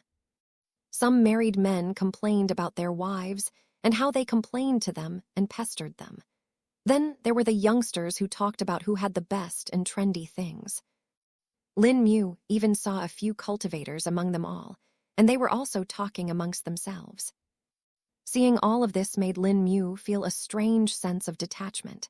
He felt that he was far apart from them, gazing from the outlines while these people went about their daily lives. Is this what the lost immortal meant by the flavor of life of the mortals? Lin Mu muttered to himself, recalling one of the lines that the lost immortal had written in his memoirs. Pondering over it for an hour, Lin Mu finished the pot of tea that he had ordered. Once he was done, he decided to take his leave and head out of the city. This tea is quite good. Thankfully, I bought plenty of it and can make it later on, Lin Mu thought to himself. This was one of the reasons why he had come here. Even if Lin Mu had bought the tea, he had not tasted it and decided that going to a tea house that specialized in it might be the best choice. And now that it was confirmed that the tea was truly excellent, Lin Mu felt pleased about his purchase. Little Shrubby will probably like the new ingredients. He'll have a lot more to try out now, Lin Mu muttered to himself. Little Shrubby actually had more than just one spatial storage treasure now, and Jiang Luo had modified a few of the ones they had gotten as spoils from other enemies. Little Shrubby was using those to store the food ingredients and all other things that he liked. Now that I think of it, we haven't tried that sawtooth tuna either, Lin Mu said to himself as he flew towards the hill where Little Shrubby was hidden. The hill was located about 10 kilometers from the capital city and gave a really good view of the city from the distance. And like many other hills, it was also covered with the Hong Lin trees hiding whatever beasts that were living on it. This was the reason why Lin Mu and Jiang Luo had picked this place to halt beforehand, and also why they let Little Shrubby stay there. The beast in question opened his eyes when he sensed his master appraising from the distance. Tilda Girarar Tilda. Little Shrubby lightly growled and stretched his body before getting up from the curled-up position he was in before. Lin Mu also saw him and couldn't help but smile upon seeing it. Even if he has grown many times bigger than before, he still sleeps in the same manner when he was a small cat. Lin Mu muttered to himself and landed on the hill. You're back, Little Shrubby spoke. Yes, and I brought some things you might like. Chapter 691, Seer Chapter for Hong Lin Trees. Hearing that Lin Mu had gifts for him, Little Shrubby was really excited. What did you get? Little Shrubby questioned. Well, let me show you, Lin Mu said before taking out all the ingredients and condiments that he had bought. The more Little Shrubby saw, the wider his eyes got. This is awesome. I can try so many things now, Little Shrubby said before he went to check each of the items. He smelled them and tasted them before deciding what things they could be used for.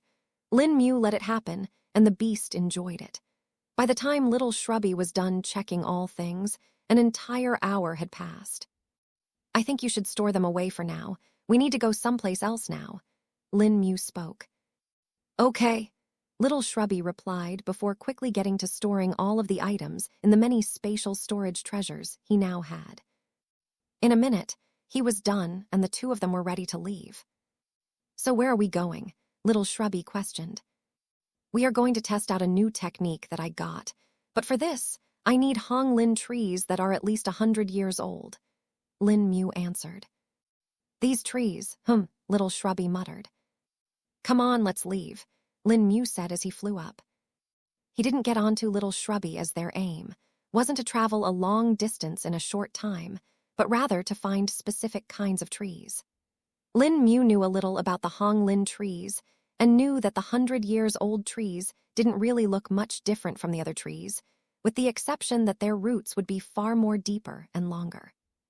Just from the outward appearance, it was often hard to find one, and even when someone used spirit sense to find the right kind of a tree, there was still a chance that the tree might not be 100 years old, and it was just their roots that had reached a length long enough to look like that.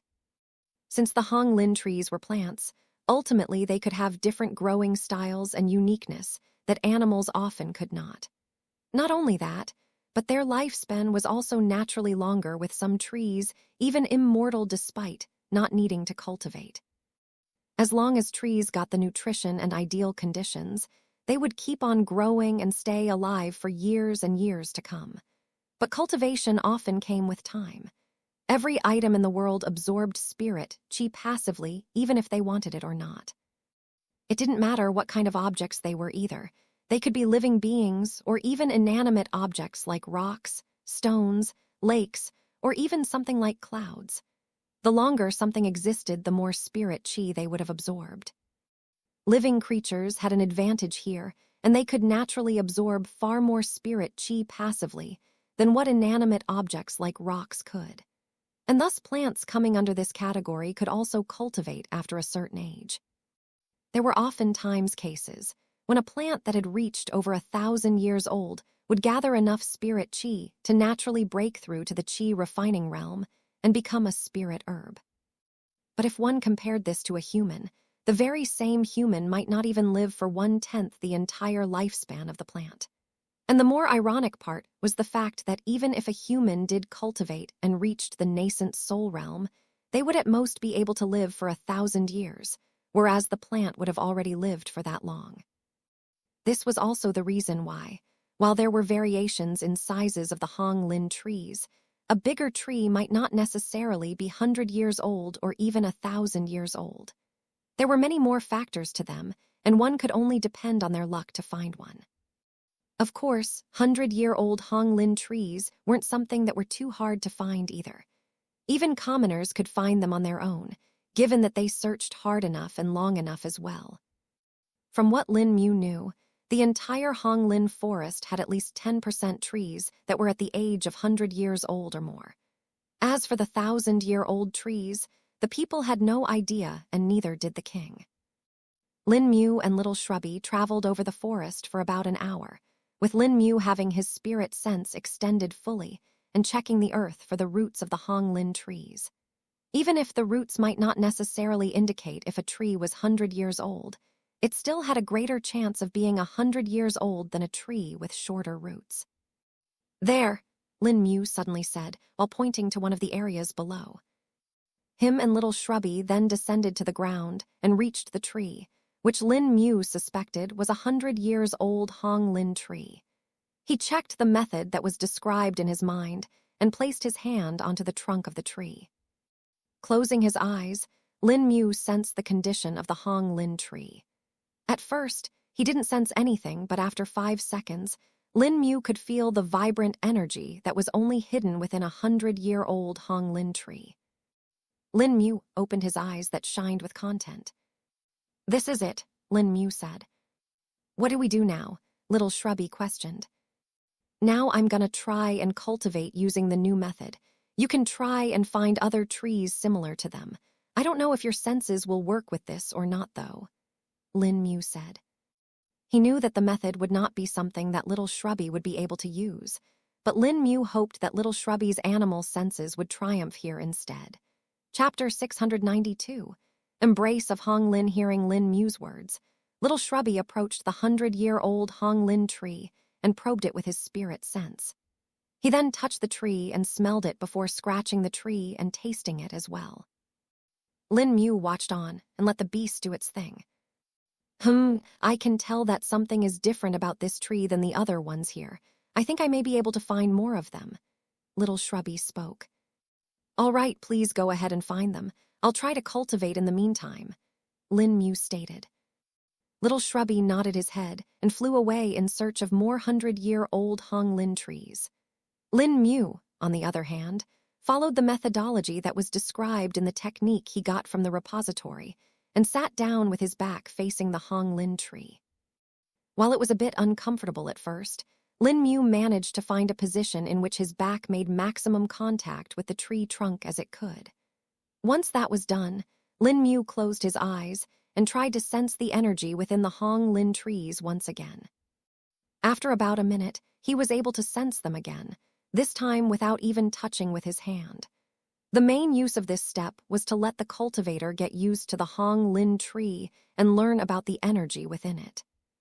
Even if Lin Mu had his back to the tree, he wasn't actually using his back to sense the energy within the Hong Lin tree, as that was not how the technique worked. He could only sense it directly with his hands as they worked through his hands, meridians, and not his back. This step was to see if the cultivator could still sense the energy within the Hong Lin trees without a direct link. Now that Lin Mu had sensed the energy hidden within the tree, the next step was to pull the energy towards him. This was the embracing the heart of Hong Lin, part of the mnemonic. This was also a far harder step than before, and it took Lin Mu over an hour before he was able to even make the energy move a millimeter. But once that happened, he found the next parts easier. As minutes passed by, Lin Mu was able to pull the energy within the Hong Lin trees closer and closer. And when the energy finally reached close to his body, Lin Mu realized something. This is vital essence, Lin Mu muttered. No, wait. There's some difference between this vital essence and my own. I guess this is what makes it possible to cultivate. Lin Mu thought to himself that this technique really did work as was said, and continued the process. With this step completed, it became far easier for him to do the next step. The vital essence from within the Hong Lin tree entered his back and then spread over the skin. Little by little, it trickled into his body before passing through the muscles, bones, and sinews. The strange thing was this vital essence didn't merge into his cells directly like his own vital essence did. This separation might be one of the factors that make this technique possible, Lin Mu thought to himself. The transmission of vital essence was rather slow within his body, and it took over an hour before it reached his internal organs. Once it was there, it didn't go to any other organ and started moving towards the heart. It was as if the other organs were repulsive to it, and only when it reached his heart did the vital essence start getting absorbed into it. The moment it did, Lin Mu could feel the cells of his heart starting to strengthen. Normally, since a heart was involved in the pumping of blood, it came in contact with a lot of vital essences that Lin Mu's body normally produced. But even then, it only stored a certain amount of vital essence in its cells. It did not actually absorb the vital essence directly to refine itself. The process was a bit strange and hard to understand. If one were to compare it to something, they could think of it as using a jug of water to pour a glass, and then using that very water to fill the jug back up. Overall, there was no net change of energy, and thus it would stay the same. This was where the cultivation techniques came, and the need for external resources and requirements. One needed something of high potential to increase their own low potential. Lin Mu calmly continued to cultivate using the method and kept on absorbing the vital essence of the Hong Lin tree. Eventually, the cells stopped absorbing the vital essence and started to divide. My 5 treasures realm cultivation, it's increasing, Lin Mu detected. Seeing this, hope lit up in Lin Mu's eyes, and he focused even more in the absorption. Once the replication of cells stopped, his heart could absorb more vital essence from the Hong Lin tree. Just like this, another 3 hours passed before the Hong Lin tree had run out of all vital essence. Lin Mu opened his eyes and checked his condition. This is at least 2% increase, Lin Mu exclaimed. While this increase seemed minuscule, one must remember that even this was a great progress compared to before. His heart was now 32% refined, and Lin Mu was assured that as long as he kept this up, he will surely reach 100% completion and also break through to the 3rd stage of the 5 treasures realm. Lin Mu stood up and took a look at the Hong Lin tree, finding it to be the same as before. But when he placed his hand on it, he could see that it was now fully drained of the energy that was present in it. No wonder the first king liked the Hong Lin trees so much. They were the ones that helped him cultivate, and he wanted to increase their numbers while protecting them. Lin Mu said, Chapter 693, an intelligent herb with the increase in his 5 treasures realm cultivation. Lin Mu felt incredibly pleased. This will work.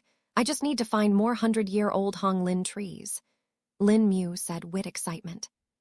He looked around to see if little Shrubby had returned yet or not, but did not see him there. He closed his eyes and sensed his connection, only to find that little Shrubby was 50 kilometers away from him in the southern direction. Did he find something there? Lin Mu wondered. He then flew towards little Shrubby's direction and reached it after a few minutes. There Lin Mu saw little Shrubby fighting another creature. What is that? Lin Mu wondered. The creature Little Shrubby was fighting was not a beast, but rather a plant. The plant was moving around underground and popping up to attack Little Shrubby. Little Shrubby was chasing the plant around trying to catch him. Lin Mu could tell that Little Shrubby didn't intend to kill the plant otherwise with his speed.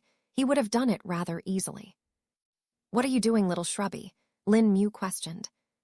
Little Shrubby, who was in the middle of a jump, missed his target, and the plant moved away quickly. Lin Mu didn't really get to take a good look at the plant, and from what he could see, it was just a brown root. Little Shrubby looked up at Lin Mu, who had just appeared, and spoke. "Catch it, it's good ingredient." Hearing this, Lin Mu didn't know if he should laugh or not.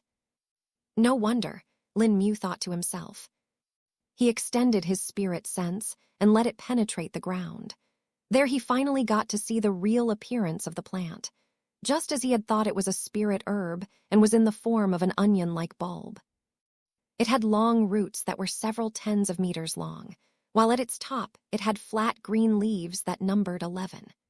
Lin Mu did not immediately realize what spirit herb this was, but since it was able to move around like this, Lin Mu knew it was no common spirit herb. "Oh," Zhukang's surprised voice was heard in Lin Mu's mind. "What happened, Senior?" Lin Mu questioned. "It's a peak-grade herb that has managed to gain intelligence," Zhukang spoke. "Peak-grade herb," Lin Mu repeated as a smile appeared in his mind. He quickly extended his hand in the direction of the spirit herb, which was now trying to run away. Since Lin Mu had also appeared, and he was quite strong, which the spirit herb could perceive, it decided it was no longer worth it to fight and started to run away. Alas, it was Lin Mu he was trying to escape from, which was very difficult now. "Meld," Lin Mu said as the entire area around the spirit herb was frozen. The spirit herb also stopped moving, and it looked it had turned into a normal spirit herb that was inanimate. Lin Mu raised his hand, along with which the entire chunk of soil was lifted up as well. He then waved his fingers, making the soil split apart till the spirit herb's side was revealed.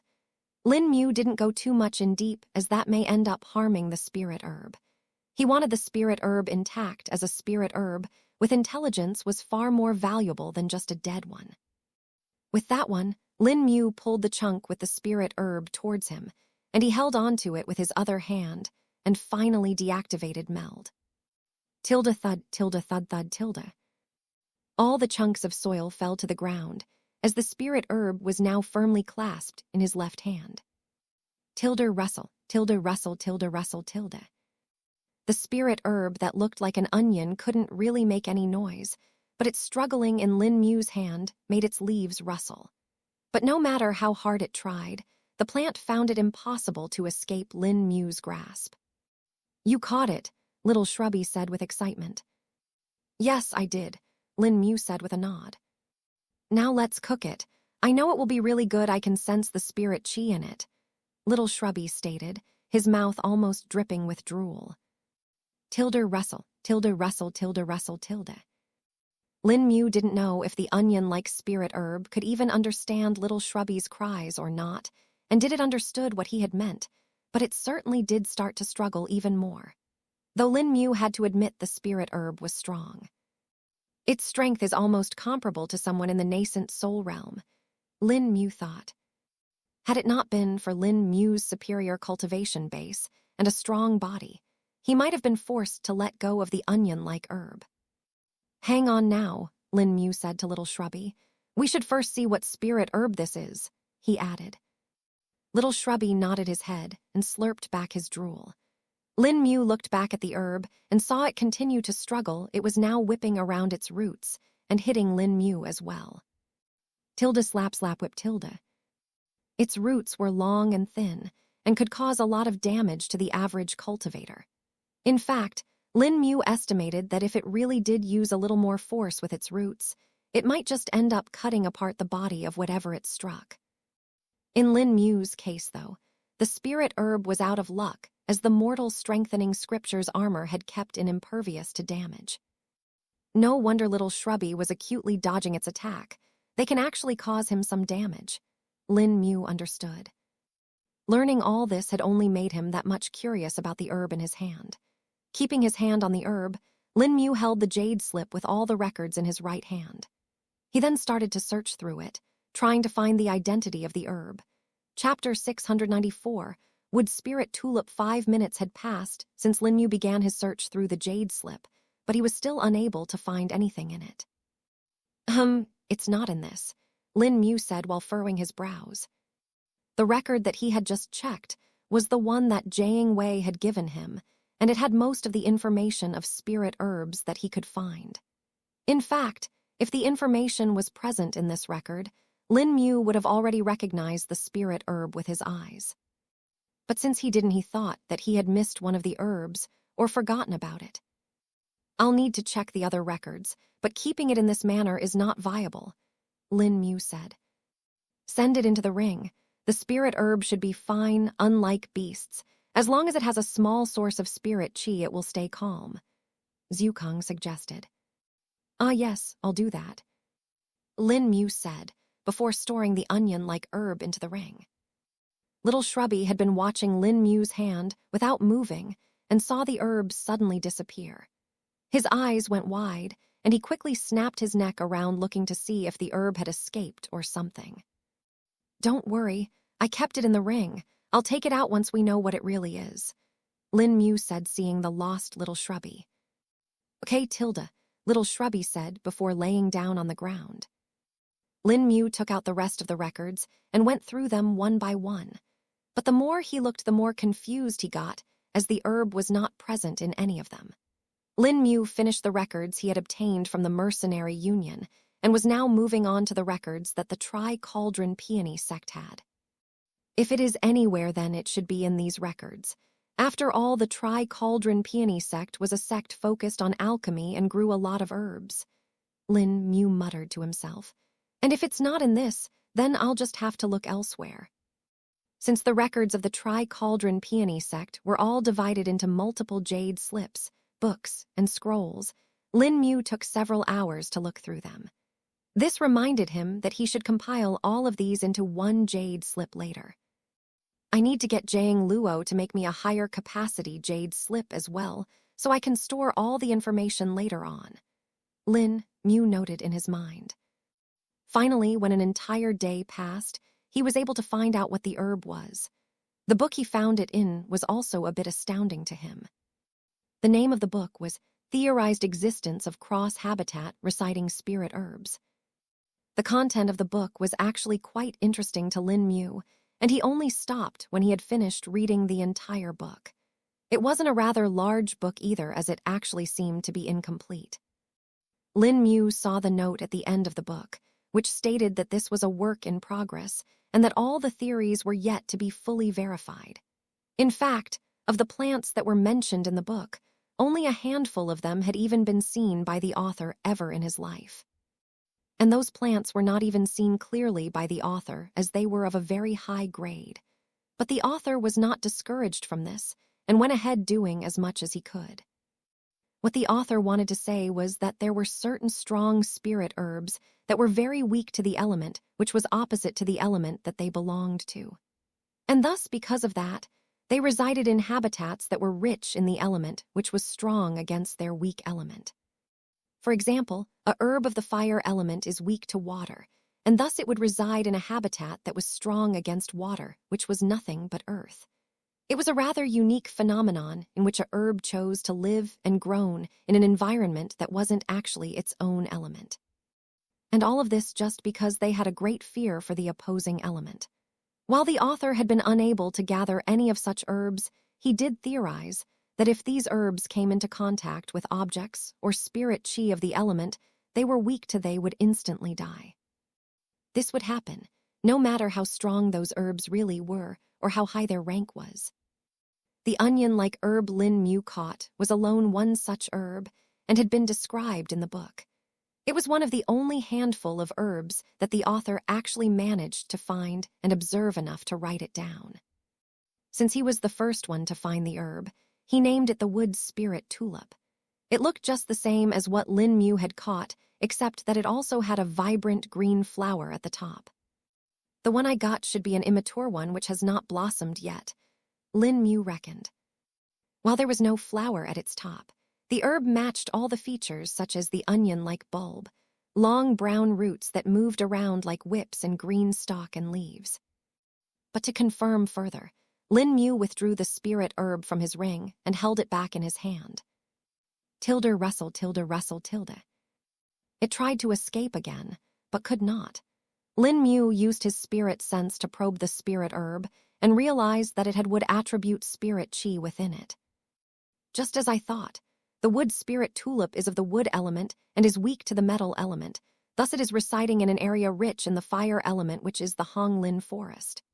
Lin Mu analyzed. Chapter 695. Peculiarities of the Honglin trees. Having learned of the identity of the spirit herb, Lin Mu felt a bit satisfied. It was as if an itch he was unable to scratch for a long time was finally relieved. And it was not any normal itch. It was the itch of curiosity, which could only be satisfied by knowledge. What do we do it now? Are we not going to eat it? Little Shrubby questioned. Oh, we will, but not so fast. It is still not fully grown. When it does, it will have a flower on top of it. Lin Mu spoke. A flower? Then will it get a fruit too? Little Shrubby questioned as drool started to drip from its mouth. I don't know. The book doesn't mention it since the author never got to see a wood spirit tulip that was beyond that stage. But perhaps it can grow beyond that and grow a fruit. Lin Mu spoke. Okay, Little Shrubby replied. We'll just have to wait and see. Lin Mu said before storing the wood spirit tulip that was whipping around back into the ring. That was getting annoying, Lin Mu muttered to himself.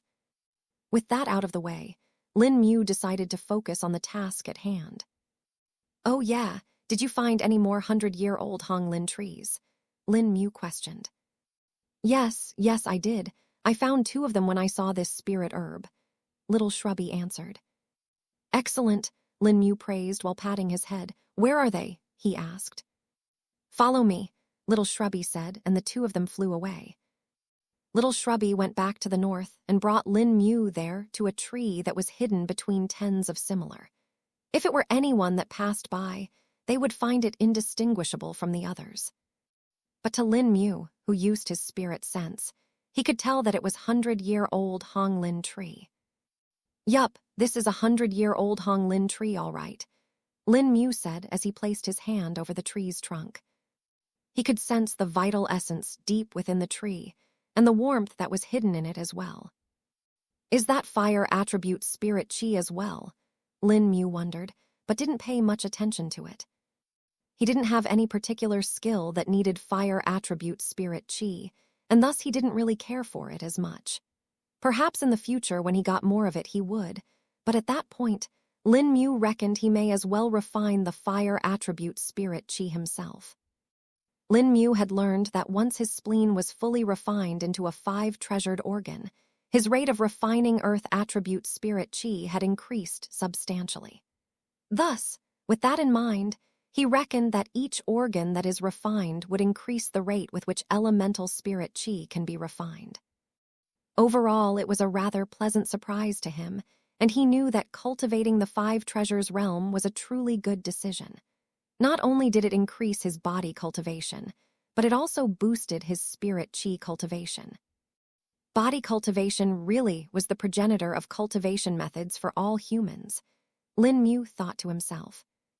With that done, he sat down with his back against the Honglin tree and used the cultivation technique to absorb the vital essence.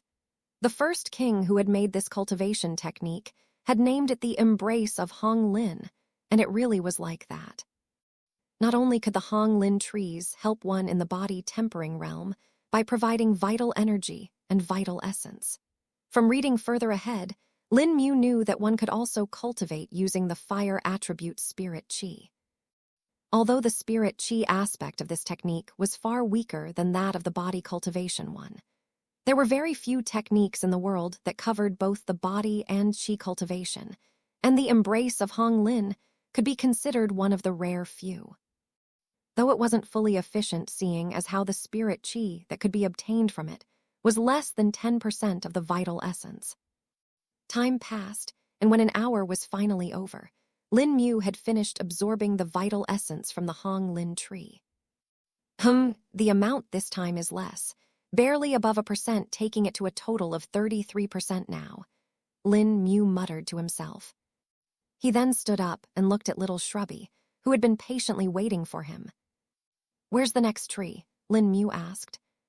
Follow me, little Shrubby replied, and took him to the next location. This one wasn't that far from the previous tree and was at mere minutes' distance. This tree, though, was different from before.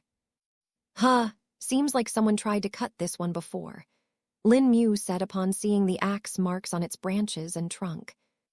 Although whoever tried to cut, it was not strong enough to do it, since the tree was still here. Perhaps they gave up after being unable to cut it, Lin Mu muttered to himself.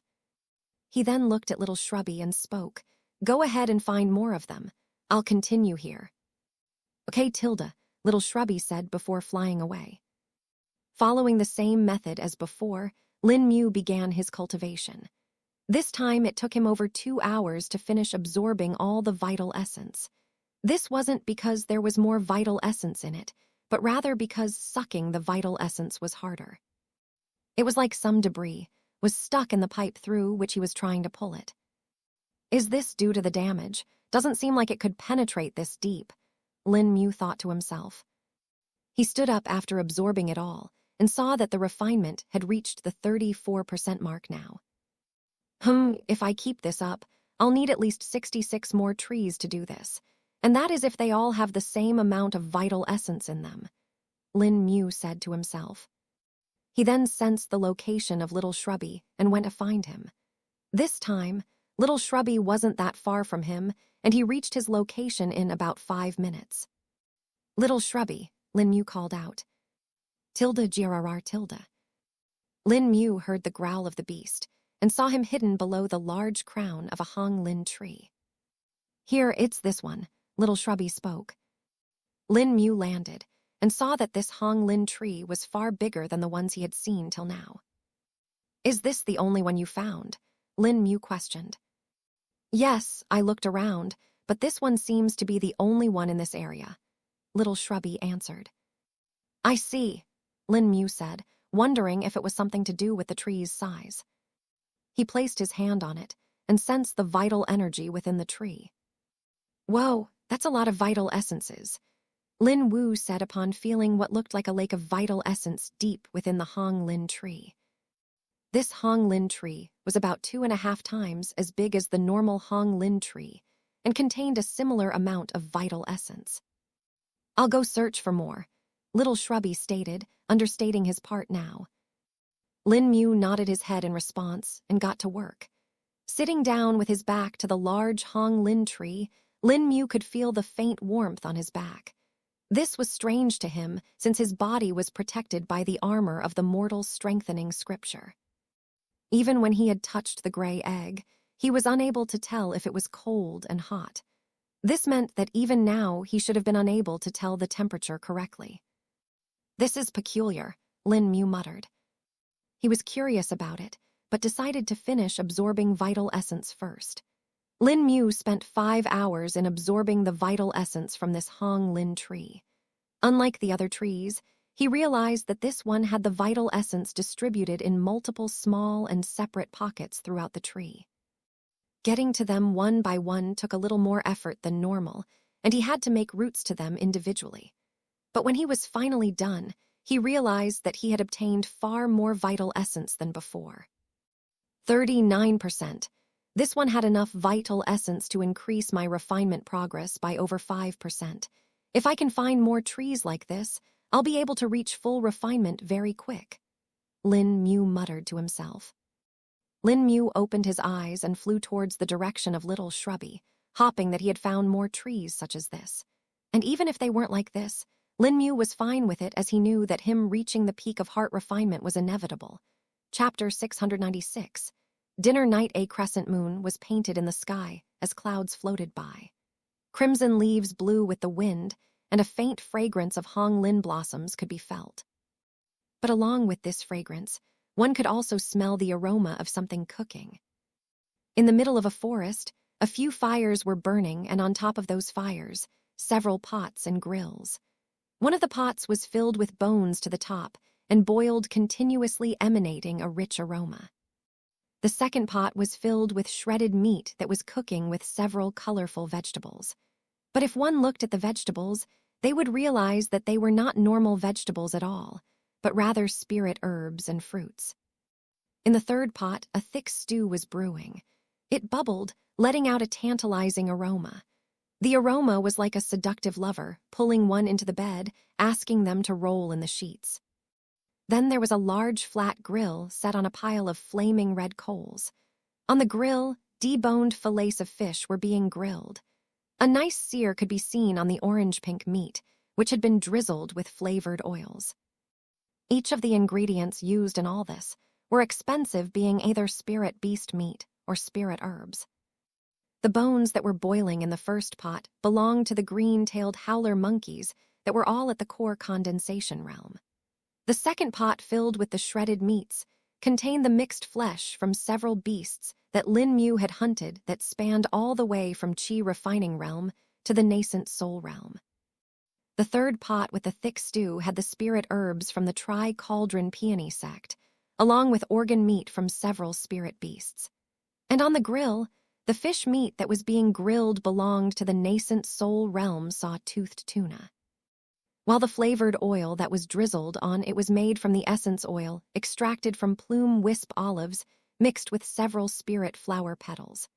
Then there was the dipping sauce kept at the side, which was made with the honey of iron sting bees and pollen from spirit flowers. The entire spread of dishes was something that even an emperor would rarely eat, not to mention an average cultivator. One would think that a spread like this would be found in an exquisite restaurant with gilded tables and golden utensils, or perhaps in the royal palace of an empire. But it was not so. Rather than all that luxury, this was all being made in the middle of a forest, on fires that were being fueled by Hong Lin wood, and that too on top of soil.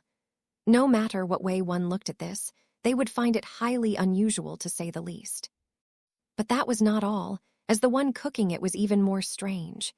There were several metal hands floating around that were doing the cooking. Some stirred the pots, some drizzled and sprinkled the condiments, and some flipped the fillets on the grill. And controlling all these metal hands was a large feline beast that observed each change with a close eye, adjusting the temperature of the flames with a few puffs of breath. Each breath would be like a stream of fire, thin and straight, allowing very precise control of temperature. The one cooking was none other little Shrubby, of course, and he was doing his best. "This will be the best meal I've cooked till now. I've got all the ingredients and condiments, and Master finally got free time. I have to make the best meal he has eaten till now," little Shrubby thought to himself with determination. And while he was doing this, Lin Mu laid on top of a Hong Lin tree while watching the sky. A myriad of thoughts floated through his mind as if they were clouds in the sky mirroring his mind. An hour passed like this in silence, with only the sound of wind, the fire crackling and the oil sizzling being heard. "Master, the food is ready," little Shrubby called out. Lin Mu, whose eyes were a bit lost, finally gained back their focus, and he floated down from the tree. Being able to fly is really convenient, Lin Mu thought to himself. Upon getting down, he saw all of the dishes ready and an amazing aroma that accompanied them. Lin Mu couldn't help but gulp his saliva upon seeing all the food.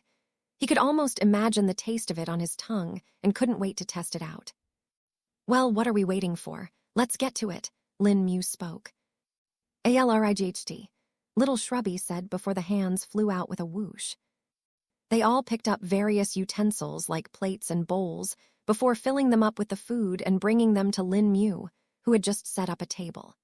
At this point, Lin Mu had several sets of furniture in the ring, and if he wanted to, he could probably make an entire house out of them. Tilde thud, tilde thud thud tilde. The plates and bowls landed on the table, and out came the chopsticks as well. "Let's begin," Lin Mu said before starting to eat. Each and every sip and bite filled his mouth with flavor and a warmth that filled his body. The dense spirit chi and vital energy from the food improved the experience by multiple folds as a wave of pleasure filled him. The pair of master and beast didn't even realize when all of the good was emptied out, and they were left wanting for more. Lin Mu looked at little Shrubby with an awkward smile. "Do we have more?" Lin Mu questioned. "More, we have tons," little Shrubby answered. With a smile on his face, Lin Mu said, "Cook more then. We're gonna eat all the food we've missed all this time." And just like that, Lin Mu and little Shrubby spent the entire night eating food. Chapter 697, Talking with Jiang Luo. It's already morning. Lin Mu spoke as he saw the sky starting to redden. "It is morning," little Shrubby replied. All around them, one could see bones and utensils lying around. It was evident that they had eaten a lot and had spent a lot of time in that as well. But despite the large amount of food the two of them had eaten, neither of them looked to be stuffed. Rather, they looked normal and could even eat more. But Lin Mu knew it was enough for today and that he should get back to work. "Well, that was a great night. We'll do it again sometime later. But now we need to find more Hong Lin trees." But just as Lin Mu said this, he felt the jade slip hum in the ring. Or not. Lin Mu took out the jade slip and saw that it was Jiang Luo who had messaged him. "Where are you?" Jiang Luo questioned. "I'm in the forest," Lin Mu answered. "Why are you in the forest? Weren't you looking for the clues to the high core?" Jiang Luo asked, feeling a bit confused. "It's a long story," Lin Mu said. "It'll be better if I explain to you in person," he added. "All right, I'll wait for you," Jiang Luo replied.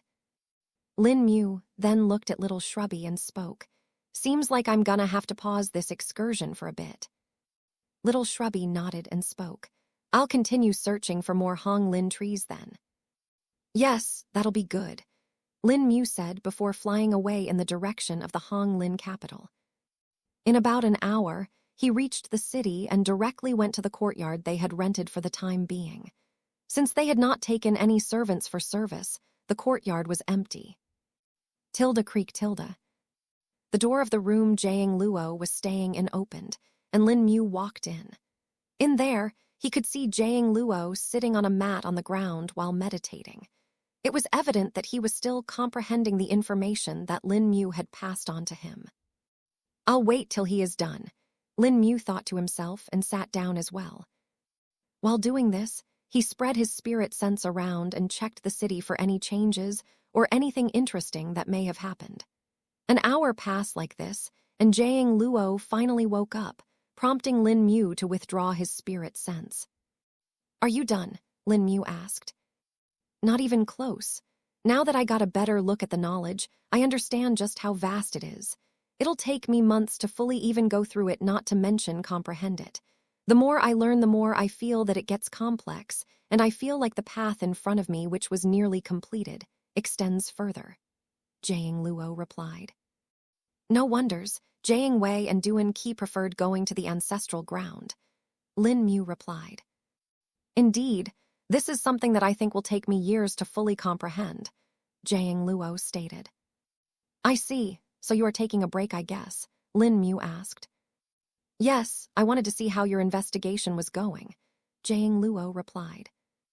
Lin Mu sighed to himself before he began his explanation about all that had happened till now. He spoke about the missing high core, the situation with the king of the Hong Lin kingdom, his uncle, and the two nascent soul disciples that had come in the search for the 1,000-year-old Hong Lin wood.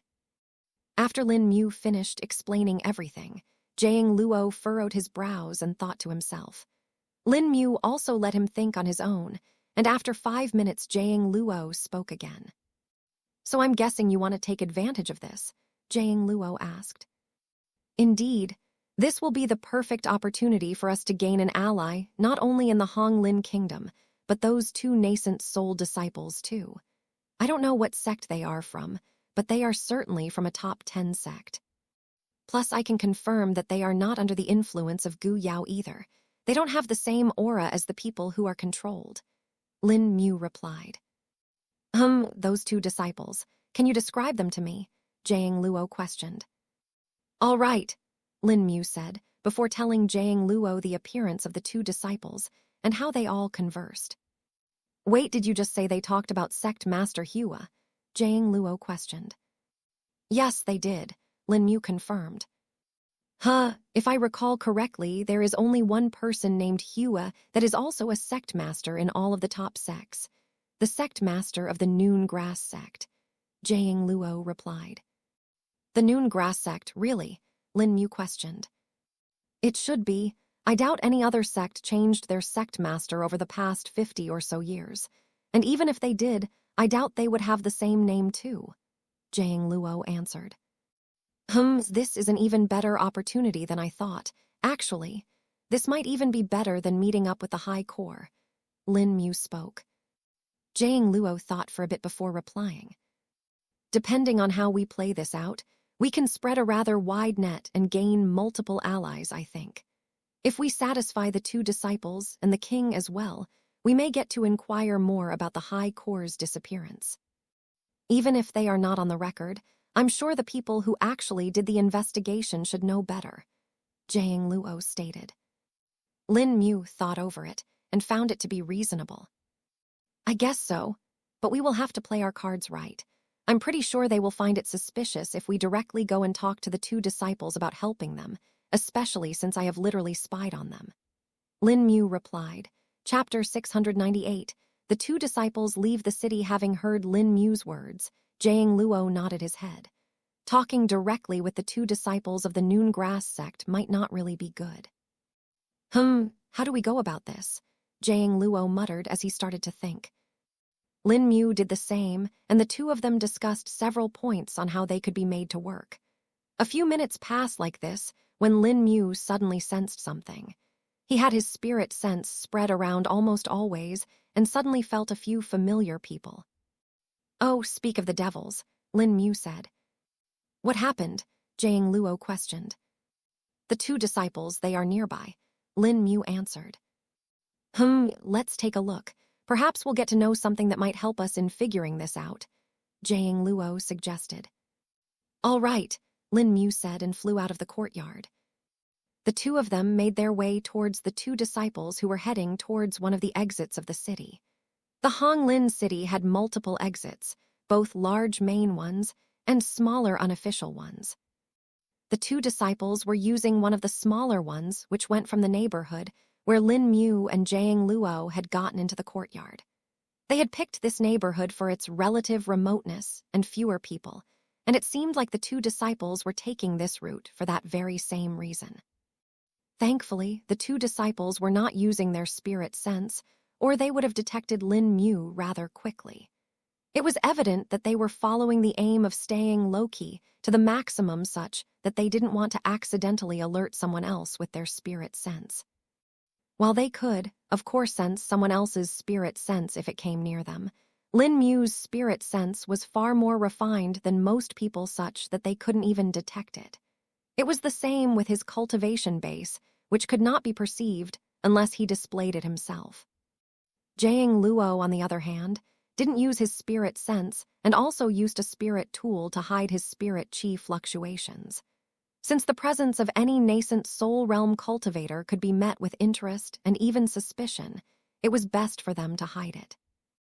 Lin Mu and Jiang Luo watched as the two disciples left the city and went in the northern direction after changing their path. Oh, Lin Mu recognized where they were going. They're going to the place where we rested at first, Jiang Luo also identified. Perhaps they are investigating us as well, Lin Mu spoke while furrowing his brows. After a few minutes, the two disciples came to a stop at the hill where Lin Mu and Jiang Luo had paused. Just as we thought. You wait here, I'll see what they are talking about from underground, Lin Mu said before he sank into the ground using phase. Jiang Luo looked at the disappearing Lin Mu and muttered to himself, I can never get used to seeing that. Lin Mu quickly approached the two disciples and hid within one of the trees behind them. This distance was enough for Lin Mu to hear what they were talking about clearly. Are you sure this is the place where the spirit chi fluctuations came from senior brother? The junior brother questioned. The senior brother kneeled on the ground and touched the grass that had some imprints on it. He closed his eyes and spread his spirit sense around, which Lin Mu felt, and quickly blinked away to place deeper underground.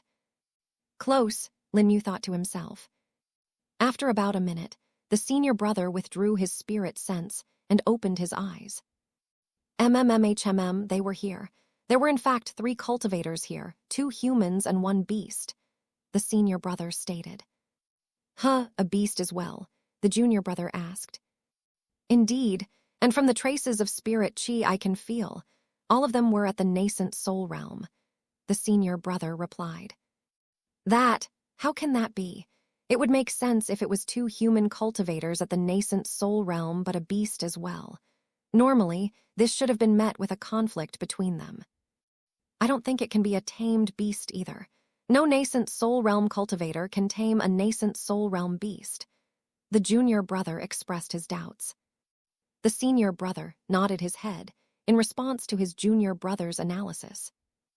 You're right, junior brother. I don't think the beast was free. Perhaps it was restrained and the 2 nascent soul realm cultivators were transporting it somewhere. The spirit chi fluctuation we felt might not even be a breakthrough, but rather the signs of a struggle. The senior brother spoke. A struggle, but there are no signs of a battle or fight here, the junior brother stated. Don't forget, a struggle need not be a direct fight.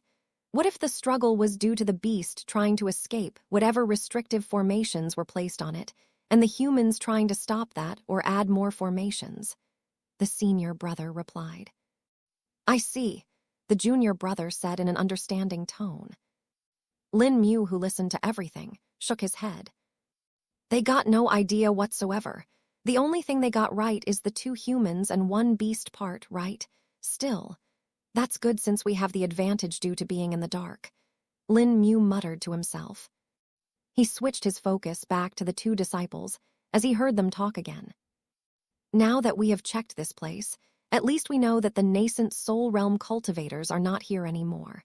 We can talk further about the situation with the king, senior brother. How are we going to get a tribulation platform made? Neither of us is proficient in formations enough to be able to make one, the junior brother stated. I fear we may have to look for external help for that, the senior brother replied. Chapter 699, Dilemma of the 2 disciples. Hearing what the 2 disciples said, Lin Mu perked his ears. Who can we look for that, senior brother? I don't think we know any formation master of that level, the junior brother asked. Our options are indeed limited. Plus, with the time limit we have, I don't know if we will be able to find one in time either, the senior brother said. But I don't want to fail the very first task master gave me. If I fail this, who knows how many decades will pass before he will allow me to leave the sect, the junior brother said, feeling a bit unwilling. Master will understand. This was supposed to be a relatively easy task, but the current situation has made it complex. The 1,000-year-old Honglin wood has suddenly become high in demand in the past year or so. Even the Empire and several sects asked for it, if I remember correctly, the senior brother replied. No, senior, I at least want to try till we can't.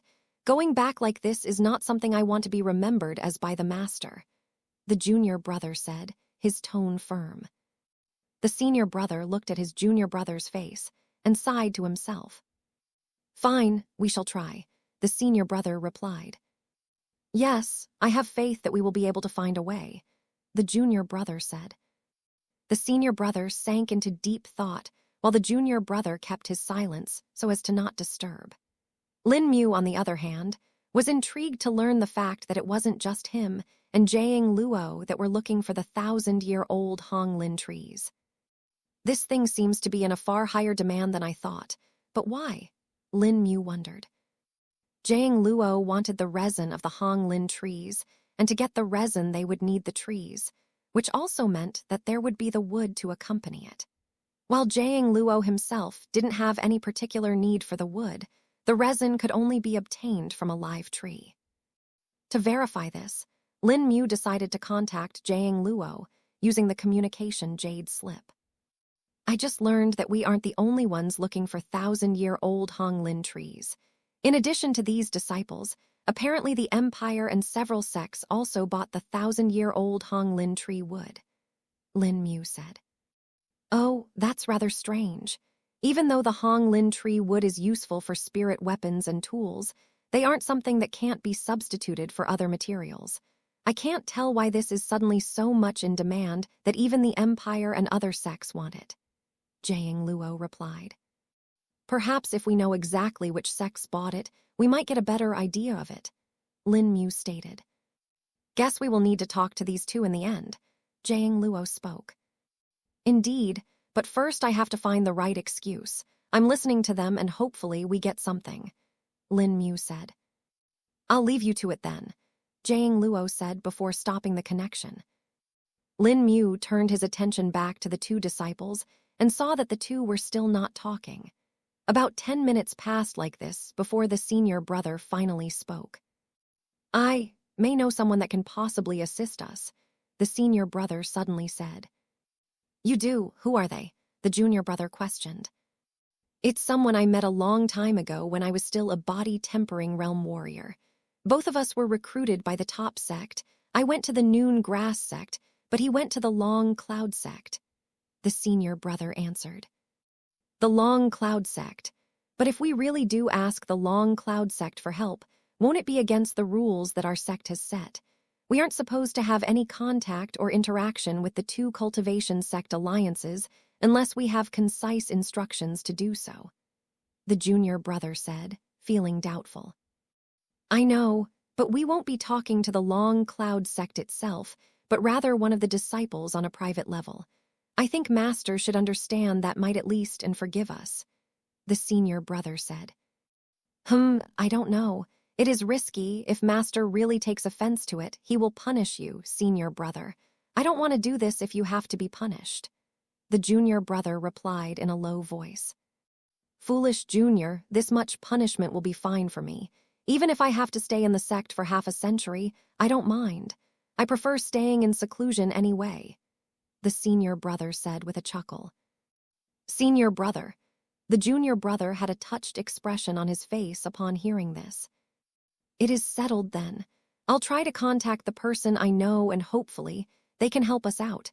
While I haven't had much contact with them over the years, I do know that they became a core disciple a few years ago due to their talent in formations, the senior brother said. Hearing all this, Lin Mu had an idea that he thought might just work. Let's see if showing a thirsty traveler in the desert an oasis would work or not. We don't have any better idea anyway, Lin Mu muttered to himself and took out the communication jade slip. I have a plan, Lin Mu said before explaining what they could do to pull the attention of the two disciples. Jiang Luo, who listened to the entire thing some distance away, furrowed his brows but found the plan to be relatively fine. I guess this could work, though it will depend on how much they really want this. If they are desperate enough, we can probably get through it, Jiang Luo stated. It's worth a try. Let's get to it, Lin Mu said before he blinked away. Chapter 700. A display of formation skills about an hour had passed, and the two disciples of the Noon Grass sect were still discussing their situation and how to solve it when they suddenly felt a wave of spirit chi coming from a certain location. Senior brother, that seems familiar, the junior brother said after sensing the spirit chi wave. The senior brother furrowed his brows and extended his spirit sense in the direction from where the spirit chi fluctuation had come, but he realized that it was beyond the rage till which he could reach. It's much farther than I thought. If it can still have this strength at this distance, then it must be quite strong, the senior brother said. What should we do now? Do we check it out? The junior brother questioned. The senior brother didn't answer right away and waited to see if there would be any more changes. After about 5 minutes, he nodded his head and spoke again. We may as well check it out, but keep calm and stay alert. Better to be cautious than not, the senior brother stated. I understand, the junior brother said with a nod. The two of them then flew in the direction of the spirit chi wave and reached it after about 10 minutes of travel. While they could have reached this much faster, they wanted to be careful to ensure that they wouldn't come across any trouble. This way, they would have enough distance to retreat if need be. But when they actually reached the location, they were still shocked. What is that man doing? The junior brother questioned in shock. An entire formation array? Is he making an abode here? The senior brother couldn't help but mutter. The two of them were standing on the top of a hill that was located at the side of a mountain. The mountain in front of them was densely covered in Hong Lin trees, and the surface of it could barely be seen. Though what they could perceive, there was a small cave at the entrance of which a beefy man was sitting. He had long hair that was tied into multiple strands that hung at his back. He was wearing robes that were of a high quality and was decked in spirit tools and weapons from the top to bottom. No matter which way they looked at, he looked to be filthy rich in spirit tools. While they couldn't perceive the fainter spirit chi fluctuations that came off the spirit tools due to the formations that the man was making right now, just from the appearance of it, they could tell that they must not be lower than mid-grade spirit tools. But the most shocking part was the man's cultivation base. Tilda gulped Tilda. Senior brother is he, the junior brother muttered, a little afraid to speak further. Indeed, he's at the adolescent soul stage of the nascent soul realm, the senior brother replied. Tilda shua tilda shua shua tilda.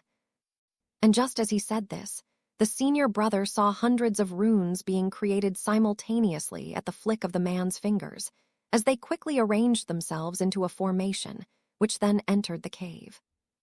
The beefy man then took out several formation components such as flags, nodes, and talismans, before sending them flying. The components flew around the mountain and settled into the appropriate palaces that were needed for them. The formation flags planted themselves at the 4 points of the mountain, erecting a layer that made the spirit chi fluctuation get fainter. The physical nodes that were made of several stones directly buried themselves into the ground and disappeared. Finally, the talismans attached to the trees in a random pattern before fading away. The beefy man then brought his hands together in a madrah and flipped them, merging the 10 layers of formations that he had made in front of him. Tilda hung tilde. An audible hum could be heard as the formations completely merged into a formation array. Once that was done, the man and the cave disappeared as if there was nothing there from the start. Instead of that, a plain ground surface could be seen where the cave was. In addition to that, if one looked at the Hong Lin trees for a while, they would find it as if they were moving, which would make them dazed. The two disciples who had seen everything were now more than shocked. Did that man just set up an entire formation array in a span of 10 minutes? The junior brother asked, finding all of it to be unbelievable.